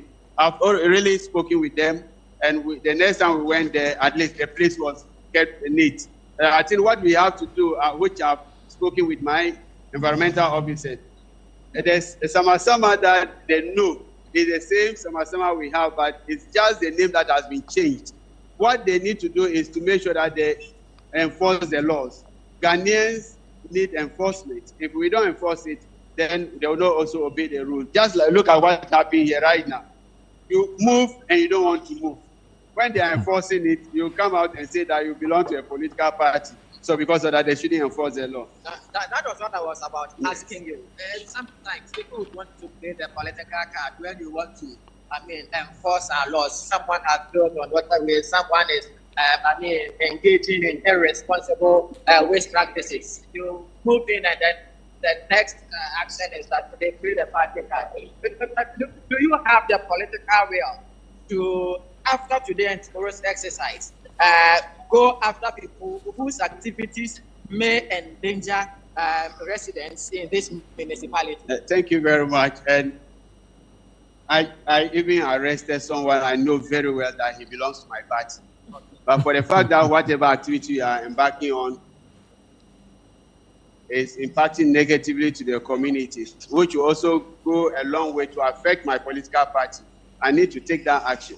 We cannot say because of your individual political interest, the whole country should suffer. In fact, for that one, even though we belong to the same party, I talk to them and make sure that they do the right thing. If you don't do it, then when I'm applying the law, then you know that you caused it. And in fact, that resulted in that arrest. I want to say thank you very much. I want to thank you for this opportunity, for the comprehensive coverage you are embarking on today's activity. Thank you very much. Okay. So, Nana, that was the municipal chief executive for Gas South, Moses Kabukubi Okansek, speaking to us from here at Osiadan on the Malam Kaswa Highway, one of the most problematic zones where commuters really go through hell anytime it rains. Very well, Akwesi, thank you so much. Akwesi Addo is our Central Regional Correspondent, but he's speaking to us from Gas South Municipality along the Kaswa Toll Booth area, just as he described, and just as we've mentioned here in studio, silt or if like sand from the hilly areas always fall onto the main road when we record rains in the capital. Indeed, it impedes traffic. It actually forces drivers into a one lane instead of a two lane. And it's important that the MCA, as part of this national cleanup exercise, rids the stretch of the silt that has gathered on the main road. We'll be going back to him as he also visits other areas. But Sophia, quickly, how would this exercise be measured when we are done? And how should it inform us going forward? Thank you very much. I think that one of the major measurements of this exercise will be seeing neat gutters, clean gutters, seeing that our communities do not have heaps of waste that people have put in there. Another thing will be the fact that when it will rain by all means, but when it rains, we will see that the water will have its normal course to use, because we are in the rainy season. So by all means, it will rain again. The other thing will be the fact that we will not have cases of malaria and cholera in our hospitals. For me, these will be key indicators that this exercise today has been successful, that our gutters are clean, our frontages are clean, and then water has its final and normal course of way to pass through, and there are no medical issues. And then the fact that this conversation, this exercise is sustained. Right. Sustainability is key in this conversation, because if we don't sustain this campaign, we will come back every day. But if government has set aside just one day in the months that we should all come out and do this, you realize that the time will come, even by the time the day is up, there will be nothing to clean. Indeed. Yeah. But we must be, there's one word I use in my house a lot and I tell my young ones, deliberate, intentional. You know, and this intentionality is not just about the cleaning of our streets today, but intentionality in terms of planning. Intentionality in terms of planning. If we want to do something, if we are building our roads, who are those sitting down at the table to discuss how the road should look like? In building that road, do you factor in the drainages? What kind of drainages do we want? Are we building for today just to be seen and healed? Or we are building for posterity? Right. That tomorrow our children will come and say, oh, do you know that my father was part of the engineers? My father was part of the planners. My father was part of the people who built the thing. And I always say that, I mean, artisans sometimes think they are nobodies, but they are the ones that, when you say a nation is a nation, it's the buildings and the structures and things that you have there. And these are the people who are building it. Yeah. So we have to be intentional in our planning, intentional in our execution of whatever plans we have in place. And we should be intentional in putting in place structures that, you know, that encourages sustainability. Because if we do not sustain whatever we're doing, then we are just, you know, I'm just waiting to be healed, and then the next thing is past and gone. But I want to really thank and commend my president. I remember I went somewhere and then the president was passing and I said, my president is coming, please. Then a lady was like, why? Is he your president alone? He's our president. I want to commend my president for this bold initiative. Right. And I want to thank all the ministries, everybody, every Ghanaian that is playing a role in today and tomorrow to ensure that at least we will see what neatness looks like. We will see what a clean city looks like. And once we have seen it, we should desire to have it all the time. And I want to thank everybody and the media for the excellent job you're doing. I think all the media houses across the nation, everybody is on their toes, everybody is on the field, everybody is trying to monitor and ensure that whatever the president has asked that we do is being done. The other thing is the sustainability of this campaign. The media should not just do media coverage for today, but what programs can we put in place? What kind of content can we put on our sets, on our radios, and what kind of write-ups can we have in our media, in our print media and the social media to ensure that sustainability is in the faces and environmental sanitation is in the faces of people, so that we all know that every single day I have something to do to make my environment clean, and somehow I will be helping to make sure that sicknesses, diseases do not increase and all that. So I want to commend the media too for the great job that you're doing. Yeah. So Foya Kujoji, Chief Corporate Communications Officer for the Jospon Group of Companies, we'd like to say thank you to you as well. It's been interesting having you on the show and all the insights that you've brought to the programming today as we continue to provide coverage for this national general cleaning exercise, which is going on across the country. And talk about across the country, we would like to make a stop in the Ashanti region, the Abuabu area.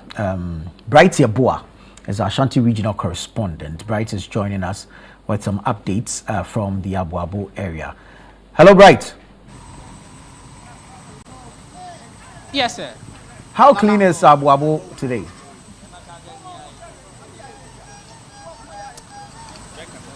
So the sanitation exercise actually began around 8 a.m. and clearly I can say that the streets of Abuabu is in a good shape. It's forming and everything seems to be in order because the exercise is still ongoing and participants are still here trying to make the streets of Aboabo and many corners of Aboabo clean. Nana. What has been the level of participation on the part of the citizens?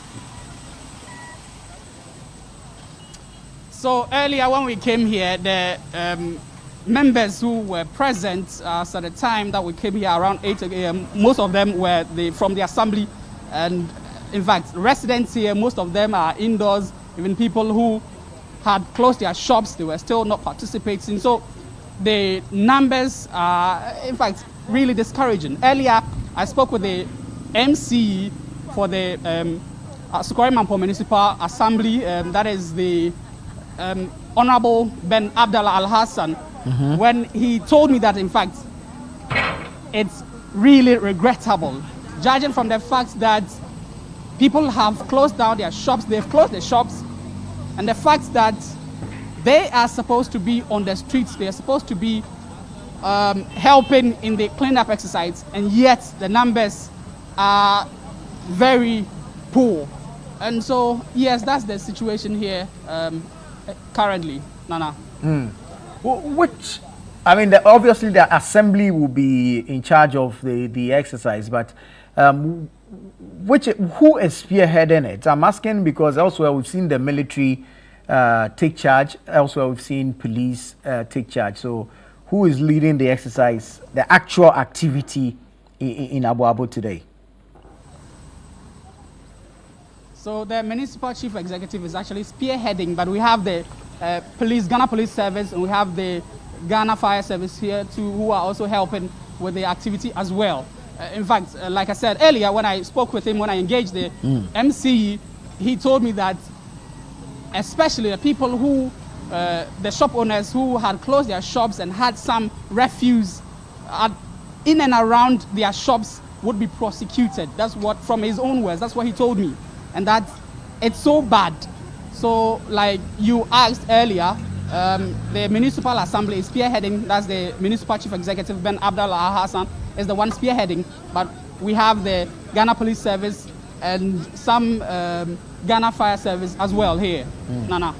Right, describe the area to us, the community. What sort of community is it, and what type of waste is most likely to be generated or cleared from the community today?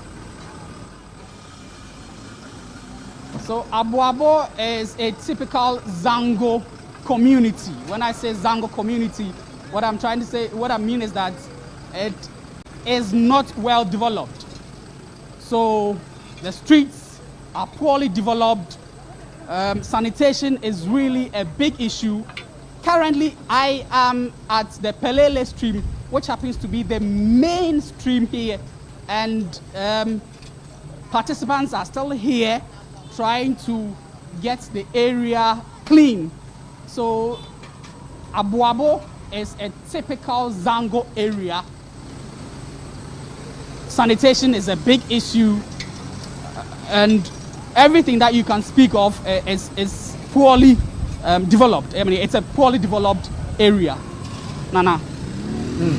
Also, regarding the level of participation, which not so high on the part of the community members or residents, what of businesses within the area? Are they operating? Are shops open? Are traders going about their businesses? When we came earlier, in fact, almost all the shops were open except for a few shops that were opened.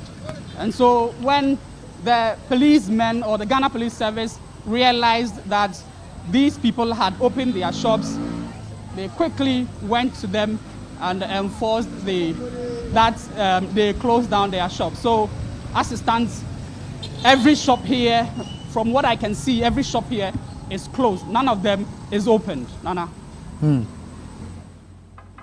From the MC's point of view, that is if you've been able to engage him, what is his own level of appreciation or otherwise of the exercise? So he says that hopefully, I mean, like I said, he said that the participation is poor, and I think when it started it was bad, but now I think we are seeing some number of residents who have actually joined the exercise. And so I would say it's a bit better compared to when we started earlier in the morning. Right now I have the member of the assembly member for the Aboabo #1 electoral area who I am going to engage in for a while now. So you're very welcome, Honorable. May I know your name? Welcome to Channel 1. Thank you. What's your name? Mubarak Adamu. Mubarak Adamu, the participation here has been very poor. What is really the issue? What is really happening? Honestly, I cannot speak to that because we have done our part. We have made the announcement. We have sent messages to the media houses within the municipality. So honestly, I cannot speak to the fact that the way people have not really turned up. So going forward, what do you think can be done differently to ensure that the community or the residents actually fully participate? I mean, tomorrow is also another day. Yes, I think this initiative is a very wonderful initiative. And if we are putting in a lot of resources and the people are not turning up, I think the next step is we should use force. That's what I think will help the people to come out to work as they are expected to work. So sanitation happens to be a big challenge. And of course, when on the grounds, I realized that some of the residents even at a point they attempted to dispose their household waste in the tricycle that are supposed to pick up these. What is really happening here? You see, sometimes you cannot explain some of the way our people they behave. We are saying that we should come out and then embark on an exercise. Instead of them to come for us to work together, they would rather prefer to bring the refuse from their homes to where we are working. And when you try to educate them, it will turn into a fight. We are doing our best to make sure that this sanitation policy that the government or our leaders have put out will be successful. But I think we still need to educate them on some of the things that they do that are not helping the initiative. All right, thank you very much. So that was the assembly member for the Aboabo #1 electoral area we spoke with. And from all indications, the assembly member did its part in ensuring that the residents actually participate. But as it stands, no one, the numbers that turned out for the exercise has been very minimal. So I have another member of the, good morning sir, and welcome to Channel 1 News. Okay, welcome. My name is Ahmed Numan. I'm the assembly member for Akwetiala electoral area in the Asakwaremampo Municipal Assembly. So Akwetia line, there are so many electoral areas here, but you look at the number of participants here as it stands, it's very low. What is really accounting for this? For this one, as for the assemblyman, I already did my announcement and I encourage my people to participate. You can see some of them around here and they are doing the massive job.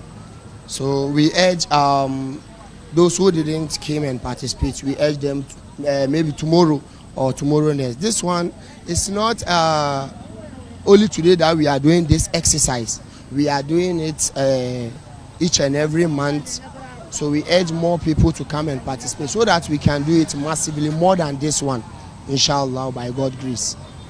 Thank you very much, Honorable. So that was the assembly member for the Akwetia line electoral area who shares his view that, the same thing, the numbers has been low, that he hopes that subsequently, by the next day, tomorrow, the numbers would go up for the exercise. Nana. All right. Thank you so much, Bright. Bright Yabua is Ashanti regional correspondent speaking to us from Aboabo in the Ashanti region. Let's go over to Charles Owusu Kumi. He's currently around the Malam area. Charles, thank you so much. So you've moved from Circle to Malam. What was your observation along the stretch?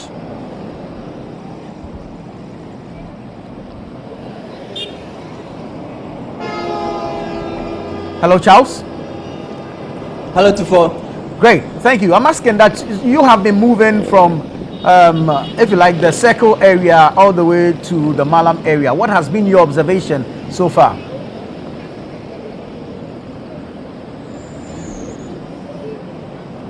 Well, Tufo, I think it's been pretty impressive, especially for the traders at Circle. So on our way here, we did notice that most of them had complied with the directive for their shops to be closed. Not just that, they had closed their shops, but they had also, in their own ways, joined in the cleanup exercise. Well, then we did get to Malam, where with the Zoomlion team, they did some cleaning at the Malam Junction, right at the overhead. And then we went into Weja itself. Well, there's a community called Okokroko within the Weja municipality. That was heavily impacted by the June 29 floods. So the Member of Parliament was quite particular about that community today. What we did notice, unfortunately, in that community, Nana, was that the level of enthusiasm and participation from the residents there were not as impressive as what we saw when we got to Circle with the traders. Now, that community, we saw piles of refuse, most of them sitting in front of homes as a result of the flooding. So these are refuse cleared from the aftermath of the floods, and they were still sitting there. Well, the Member of Parliament was helping to get some of these tricycles to come and cart them away. But we've also, from there, been to the Kaswa Galilea area, where you had Zoomlion workers clearing the median. But interestingly, also, we found some young ladies also joining the exercise, clearing their front area. They would actually enter the gutters and clearing the gutters of silt. And we asked them why they had chosen to join today's exercise, and they said, well, the president made the call, and they chose to respond to it. We're back to Malam. What's happening here is the National Service personnel under the Weja Grawe Assembly have also joined in contributing to today's exercise. So you see, they are the ones who've been doing this work, clean the streets of silt. They are still here, and it's looking like a bit cloudy. It's drizzling a bit, but they are still here working and trying to contribute their bit to the exercise. I have here with me the president for the National Service Association, Census Service Personnel Association within the Weja Grawe Municipal Assembly. It's drizzling, but you're still here with your people contributing. As a young person, how important is it for you to be able to join in these national exercises like this? Okay, so I'll first commend our MC, Honorable Felix Odate Lamte, for giving us this mandate together with the National Service Secretariat. One thing is that National Service, our main mandate is to serve the nation, and some of us, I think it's kind of difficult to come together to do some of this cleaning, but when it's mean as the name as National Service coming together to do this, it's been fun, although you can say it's drizzling, but we are happy doing this, and we are praying that as time goes on, the same number or even more will come in to do it, but it helps. As you can see, for Malam Junction, it's very difficult for some of the people here when it rains because of the dust and other things that's over here, but then the unfortunate things that happen will reduce. How much of a responsibility should young people take in terms of sanitation and the environment? Okay, I think the highest form of responsibility, and one is what our current president, John Dramani Mahama, said, that we should be doing this once in a month. Yes, so I believe we shouldn't even just limit to just once in a month. As time goes on, whenever we see our surroundings, something that's not well, something that's blocking the way of the rain, or let me say the flood, we should try our best to clean the place so that those unfortunate things that happened wouldn't happen again. Yes, yes. All right, thank you very much. Looks like it's raining. We need to get out of here. So, Nana, the rains are intensifying here. We're told that we'll be moving from here to the Odoko area, where another team is working there. Hopefully, when we get there, we can return to you in studio with further updates. Very well, Charles. Thank you so much. Charles Owusu-Kumi there, bringing us live updates from the Malam area, where he reports that they've also been into the Weija communities where some cleaning up exercise has been done, of course, led by Zoomlion Ghana Limited. So we've got cameras all over, and we'll be touching base with our correspondents, or if you like reporters, as and when they have updates for us regarding this exercise. Earlier you heard from Sophia Kujoji. She's the Chief Corporate Communications Officer for the Jospon Group of Companies, under which Zoomlion Ghana Limited is a subsidiary. I'm still in studio with Fred Tete Jabano, and well, earlier we tried playing for you a video of His Excellency the President John Dramani Mahama when he visited the Alaju area in Okaikwe Central. We had some hitches regarding that video. Well, it's been fixed, and so we'd like for you to hear from the first gentleman of the land. The floods have been devastating, but we must show that we're a resilient nation and we can bounce back even better. We're not going to be like the vulture who will say that when the rain stops, he'll repair his roof. And when the rain stops, he says, oh, but it's not raining, so there's no need to repair it. And so we have to clear the drains. We've just worked this Alajo drain. It's part of the Odo stream. And there are two problems in it. There's silt, and then there's also plastics and household waste. You find in a drain like this, there are engine blocks. People discard an engine block and throw it in the drain. Old furniture, dining tables, everything you can find in that drain.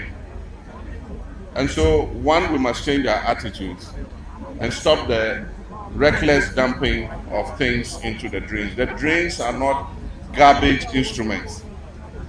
If you want to dispose of something, you know how to dispose of it.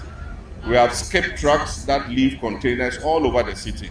Just go and throw your garbage into the skip, and the truck will come and pick it and take it where it has to take it.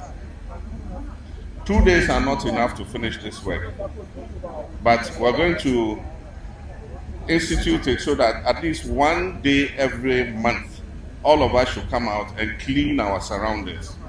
That is what our traditional values were about. We're taught to keep a clean environment. But when we all leave our hometowns and we come, because of the anonymity of urbanization, we think that nobody watches us, so we dump those values and we live in filth. We must change that attitude.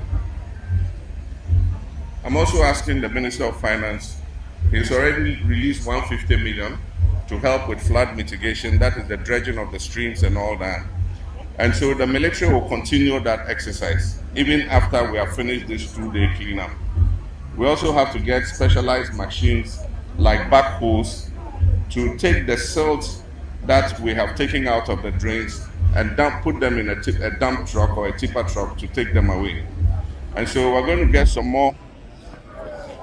We're going to get some more backhoes for the military, so that all the garbage and the silt that we have taken out of the drains, they'll be able to gather it and go and dump it somewhere. Otherwise, if we don't do that, what we would have done will be in vain, because when the rains come, it will just wash all those silt and garbage back into the drain. So thank you very much, everybody who has come out. Let me especially thank Niga. He's gone around the whole city. I want to thank him, thank all his other traditional leaders, and all the people of Ghana who have come out today to clean their environments. Thank you very much. His Excellency John Dramani Mahama, the President of Ghana, giving an address after monitoring and assessing the exercise within the Okaikwe Central area along the main Alaju drain, which is part of the, I think it's Udo stream. Udona. Yeah, we've anglicized the thing. We keep saying Odo. Udo. Yeah. So John Dramani Mahama there.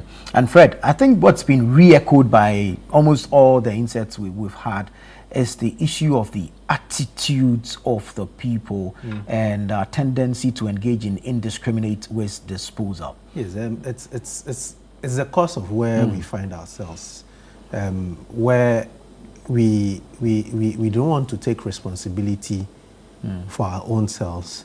We feel like because we have people who have been engaged or who have been given the responsibility of doing certain things, we do not want to take our own personal responsibility to ensure the cleanliness of our surroundings. So everywhere you go, you are hearing everybody saying that the first step is to take responsibility for our own selves, to ensure that we are getting places clean, to ensure that the indiscriminate disposal of waste is stopped. Until we do that, we are still going to find ourselves in this situation. Like Sophia said, population keeps growing. Indeed. And once population keeps growing, definitely there's going to be waste. Half of waste, there's nothing we can do about it. It will be generated. We will generate waste as long as each we and every day. But the issue is, how do we deal with this waste? And in dealing with this waste, there are different layers. There's the first layer, which begins with the individual. Right. And it is one of the most important layers in the dealing with waste. Fred, hold on for me. Let me go to the Western region and speak to Akwesi Ejay and Nim. Chief, thank you so much for joining us. Great. Has the exercise ended in your area? Yes, very much so. So far, the exercise is actually running up. What is left is for the very heavy duty trucks to come around to clear the few salts that were actually emptied from the river gutter away to the refuse dump. As at 10:40, 11 o'clock, the actual exercise had actually come to an end, and you could see the military officers who actually led this officer here in Secretariat to actually all getting back into their buses, back to the barracks. But I must say, it was a fairly well participated exercise here within the Secretariat of the Constituent Assembly and the Akwesi Municipal Assembly, where the exercise was led by the various security agencies, right from the naval command officers, the police, the fire officers, and the OPM and the Air Force. So it was well done. We saw a lot of the very gutters that are always choked being emptied by these officers. But in the Western region, I was passing the Secretariat of the Constituent Assembly, the exercise has been divided into two. That is between today and tomorrow. Today, we saw the security agencies leading the exercise together with public workers and private workers participating. But tomorrow, you'll see the household also participating in this exercise. So that has been the situation. As we speak, the market women have actually come back to the market sector to do their usual trading. But I must say, it's well, participated, and we'll be seeing some of the many gutters that actually always get choked very much empty. Very well. Akwesi, thank you so much. Grateful to you for the updates from the Western region, the Sekondi Takoradi Metropolitan Assembly, where we understand the exercise has ended. Akwesi Ejay Nim is our bureau chief for the Western Belt. Let me now speak to Fauzu Masawudu. He's around the Jowulu ends, and he's joining us live. Fauzu, thank you so much. So between Alajo and Jowulu, what's the level of progress that you can report on? Well, Nana, it's been, the progress has been significant, especially at Alajo where I was earlier. But now I've made a stop here at Jowulu in the Ayawaso West Municipality. I currently find myself at a certain spot that has a peculiar issue. I would be engaging the municipal chief executive for the municipality, Dr. Michael Mensah, to really understand what the situation is, and generally the issue of flooding in the municipality, a reason for which this national cleaning exercise day was initiated by the government in the first place. I'll give you a quick view of the community if you like, but let's get into the conversation with the municipal chief executive for the Ayawaso West municipality, Dr. Michael Mensah. Doc, you're live on Channel 1 television, and thank you for your time. Government has made it clear that this exercise is part of a broader strategy in addressing issue of flooding across the country. But for you, what is your flooding challenge in the municipality? Let me say that the last rain we had, the one we had 2 weeks ago, I must say that the entire municipality was submerged. It is due to multiplicity of issues. One of them has to do with improper solid waste management that can be linked to indiscipline. In the sense that the various households are supposed to have waste bins, and you have to arrange with the municipality to get these waste bins emptied from time to time. But then most of the people just find solace in discharging the waste into our gutters, especially when it is raining. And that has contributed largely to the flood situation we experienced the last time. Apart from that, as I indicated, indiscipline is one of the major contributors to the flood situation. Currently, we are at Jolu, and what we see around is so bad. It's nothing to write home about. Just in front of me is a sewage system. When they flush their toilet, the toilet comes here. You can see the toilet. Okay. It's so bad that the whole place, it has been cleaned. We have come here to clean up the place. They can see toilets. They've already cleaned the place. They can see toilets all over the place. They flush, and the toilets, you see the toilet here. Then where no proper sewage system. The porch that you see here, this is a septic tank. A septic tank that looks like a shed. So when they flush the toilet, it gets into the main drainage, which is very bad. This is unacceptable, because the last time we had the storm, we had the drain. The water goes with all sorts of things, and it can create health issues for all of us. Are you now discovering this challenge? I am now discovering this challenge. The assemblyman drew my attention to this. That is why we are here to do the cleaning. But behind us, you can also see a heap of garbage. You see a heap of garbage just behind us, and they are unable to manage this. And that is why we continue to say that apart from the drainage system issues that we have, the human cost is also very huge. Look at what is behind us. We even came to clean and also try to gather the garbage. When we came here, the entire place was in a mess. So we need to come on board as individuals, because, as I always say, waste management is a shared responsibility. We all have a responsibility to ensure that the entire municipality, the entire country is clean. So, Honorable, we will talk about this structure proper and the challenge, the sanitary challenge it's posing to residents. But what will be made of this heap of refuse here? Yes, the Environmental Health Unit has already taken notice of it, and they are going to be summoned. They are going to be arraigned before court for creating such mess. So you can imagine if we should have another heavy downpour, the whole place will be in a mess. Right. So the Environmental Health Unit will take care of that immediately. And also the mess here, the toilet that is being opened onto the gutter would also be taken care of.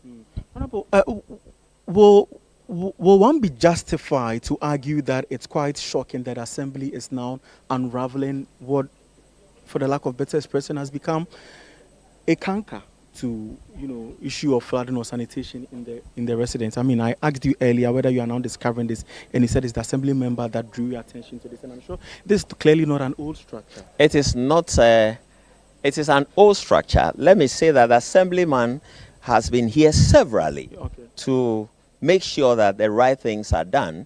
but they haven't paid attention to him. So because most often the first point of contact is assemblyman. So he has tried to deal with it severally, but because they are adamant and they are not ready to respond to his issues, the assembly has come in. And let me say that when it comes to the structure, the integrity is questionable. So my engineers are also here. They will look at the structure, come up with a report on the structural integrity so that this structure have to be, if we need to pull it down, we will pull it down.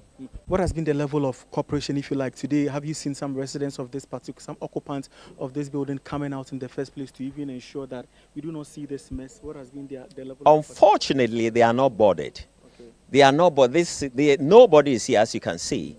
And that is why I said waste management is a collective effort or a shared responsibility. They are all indoors. They are supposed to be helping us because they have created this mess.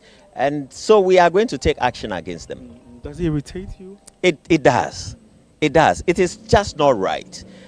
They create the mess, but at the end of the day, they are the very people who are out there complaining. What are plans by the assembly to, if you like, sustain the gains that will be made today and tomorrow after the cleanup exercise?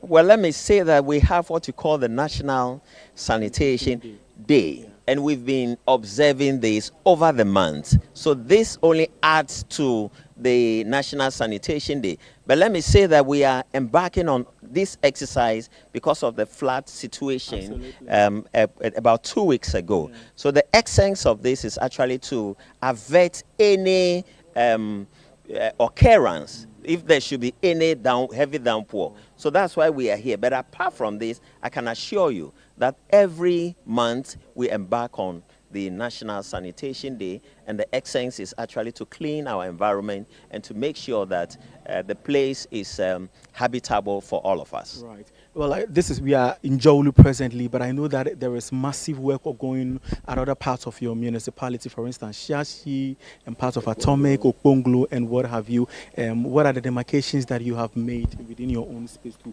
ensure that, the efforts are equitably distributed? Well, let me say that the security service also came to augment our efforts. So we've deployed them across the electoral areas. We have 13 electoral areas, and behind me you can see or you can spot some of the prison officers or other security officers. When you go to Shiashi, you go to Okponglo, you go to Atomic Runabout, you go to Lagos Avenue, Roman Reach, we've deployed them across the 13 electoral areas, and I must say that they have been very helpful. Today's work have been very impactful, and we are going to sustain it. What's the way forward? Yeah, the way forward, as I said, is that we must all come on board. Right. It's a shared responsibility. It's a collective effort. And once we all come on board, we will create an environment that will be peaceful, an environment that will be an environment where we will not have health issues. Okay. Thank you very much. Right. So Dr. Michael Mensah is the Municipal Chief Executive for Ayawaso West. Doc, you mentioned the building engineer of your municipality. You're live on Channel 1 Television. Your name, please. My name is Engineer Nathan Narcisa. Because of your field, I would want us to focus more on this structure and the threats or the risk it's posing to the community. Honorable mentioned that there's going to be a structural integrity assessment to ascertain whether indeed this structure needs to still be in existence or otherwise. How soon should we expect that? Yeah, exactly so. It is when we also came here that we saw the structure. So immediately myself and the fiscal planner, we decided to do some structure auditing report on this and assess its integrity. If it is habitable for the people to live in, fine. If it is not, then we take the next line of action. Do you have any preliminary findings as well? We have seen, if you see it now, you can see with your own naked eyes that there are some problems, there are some defects that you can even notice on it. Yes. Are there similar situations in the municipality? Also that we visited before. So we'll add this to that and present a comprehensive report on it. Yes. But So what has been the level of compliance really with building regulations in the municipality, and has your office encountered any challenge as regards? Oh, you can see that this is an old structure, absolutely. Old structure. So we don't know what happened previously, but now, in fact, they are complying. The new permits that we give, we go strictly according to the protocols, yes, that are available. Yes. Okay. But beyond this, which has prompted the need to conduct a rigorous, if you like, assessment of some of these structures, are you looking to extend it? Exactly, exactly. So we want to do a structure auditing on all the municipality. We will do it on electoral area basis, and that's what we'll do. Then if any of such are found, we just put report on it and submit for approval. Yes. Thank you. Okay, thank you so much. So let's now coming to you from Jowulu in the Ayawaso West municipality, and if you are very acclimatized with Ghana's flooding menace, it's a no-brainer that Jowulu is one of the communities that sit atop issue of flooding in the country, and if you like, the Greater Accra region. And so the municipal chief executive, Dr. Michael Mensah, said they are not going to leave any stone unturned this time around. He stated clearly that this building is going through some form of assessment to ascertain its integrity and whether or not it deserves to still be in existence or otherwise. Nana. Fauzu, thank you so much bringing us those updates from the Ayawaso area, speaking to the MCE as well. But I still have Fred Tete Jabano with me here in studio. Fred, day one is on a Friday. The dynamics of a weekday and a weekend are different. Yes. People's attitudes change in between weekdays and weekends. Yes. If we look at the reports we've gathered from around so far, and the level of citizen participation, if like public participation, what does it say to you if you are to gauge between today and tomorrow? You see, during weekdays, you have a lot of the excuse of we need to be at work. We've not been given permission to stay home. There are a lot of activities, productivity, money to be made. So there are a lot of reasons why people will not participate or come out openly to participate during a weekday. For weekends, yes, there are funerals, but in the mornings, a lot of the times, there are people who are home. Home resting, home trying to keep the place clean, doing chores and the rest. So the dynamics are different. So for me, if the numbers today are good, I'm expecting to see a larger number, or the larger numbers as compared to today for tomorrow, because I expect more people to join because there will be less activity in the mornings. There will be less activities in the activity in the morning. So I expect more people to join. I know people who say, we are productivity will be low, especially on a weekday. Today being Friday, so many people would have to go to work. Shops are closed, and that's very commendable. I must say we must commend the market women and all other people who closed their shops to participate. You saw banks, and I'm told a number of banks have closed their banking areas so that people most of them will open after 1. After 1, most of them say they open at 1, and it's good. Yes, there will be loss of productivity from the morning. Yes, you may not make so much in the afternoon, but when you compare that to the future and the kind of benefit you receive in the future, you realize that losing this amount of money or this amount of productivity for these 6 hours will be far better than losing so much in the future. We saw what happened on the 29th of June. Yeah. If these things or this was done before then, we wouldn't have seen something like that. True. So yes, there will be loss of productivity, but then economically in the future, it'll be more beneficial than it is now. But all will go waste if it's not sustained. That is true. That is true. The issue is sustenance. How are we going to sustain this? And you see, Nana, when people talk about sustenance and you hear the president and everybody talk about sustenance, the sanitation day was never cancelled. It was never cancelled. Yeah. 2 months ago, I recall there was sanitation day. there's been sanitation day where you hear the announcement of sanitation day. Today, Saturday. Is it the first Saturday of the month? The first Saturday of the month. The sanitation day. It hasn't been cancelled. It hasn't ended. So the issue of sustenance should not be a problem. It is an issue of urging people to come out. Right. Educating people why they need to come out. That is the sustenance, not about organizing another day to go and do the, so that day is already been set. So let's make use of the day. Let's encourage people to join the day. Let's tell the market women who closed their shops today the importance of closing their shop every first Saturday of the month to clean. So for issue of sustenance, it is up to the authorities to create the enabling space for people to participate, to educate the people, to announce it, because sometimes you forget. Yeah, people do forget. Indeed. So it should be more of education and encouragement and information. I'm asking because our video editor Kofa thinks people should be compelled to participate. She thinks the appropriate authorities should inspect affected areas on Monday to ensure the cleanup was properly carried out and the waste was correctly disposed of. And after the inspection, those who fail to participate should be fined, perhaps 1,000 cedis or more. And there are bylaws. You see, for me, there's one thing I never understand. What Akofa is saying now, when you check our bylaws and our sanitation bylaws, a lot of these things are in there. addressed. Yeah. So why are you not making sure that these bylaws work? Why are you not enforcing the bylaws? You see, sometimes we are unable to enforce the bylaws because the assemblies themselves do not respect these laws. Yeah. So, for example, like you said today, there's been the cleanup. People would gather refuse in front of gutters and their homes and the rest. These refuse need to be collected and sent to where it needs to be sent to. So fire has told us the measures put in place to ensure that all these things are collected.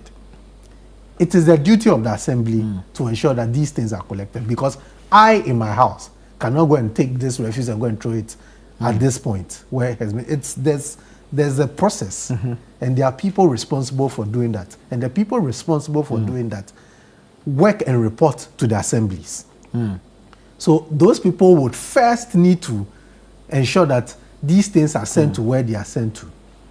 Then you come back to the individual who is generating the waste to come and see whether he's still generating the waste and keeping it the way he's supposed to keep it, or disposing it off illegally. Then you use the sanitation laws to address that matter and ensure that the person is punished. So the first start, yes, we individuals, like I said initially, are the first port of call when it comes to issues of waste.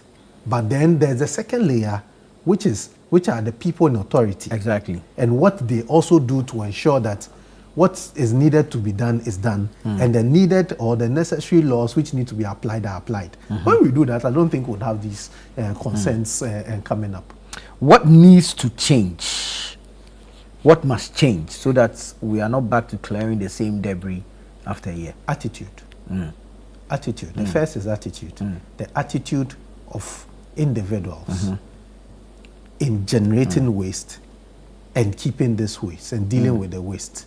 So first, attitude. Two, the authorities, people in authority. What is expected of them? Enforcement, providing the needed enabling environment to ensure that people are able to keep and put away this waste well. When we do that, we'll not get here. So one, it starts with the attitude of citizens. And two, authorities doing what is expected of them to ensure that this waste is collected and sent to the right place. And also enforcement of the laws. When we do all these three things, I don't think that we'll come back in a month or two or years later coming to cry about how dirty the city is, why this debt has caused so much floods leading to deaths. We won't come back here. Let's change our attitudes. Let people in authority do what is expected of them. let's enforce the bylaws.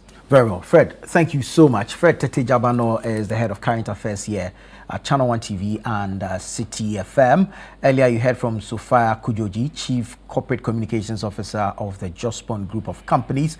You've heard from our correspondents from various parts of the country, Charles Owusukumi, who's going around with the Zoom Lion team, Fauzu Masawudu from Alajo, and later in Jowulu. Akusia Ochri, tagging along the President, John Dramani Mahama, earlier.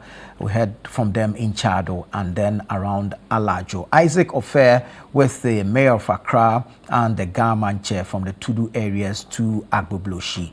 Nia Ikwe with the Greater Accra Regional Minister, Sarah Apia with the Vice President, Her Excellency Professor Nana Jane Opoku Achiman.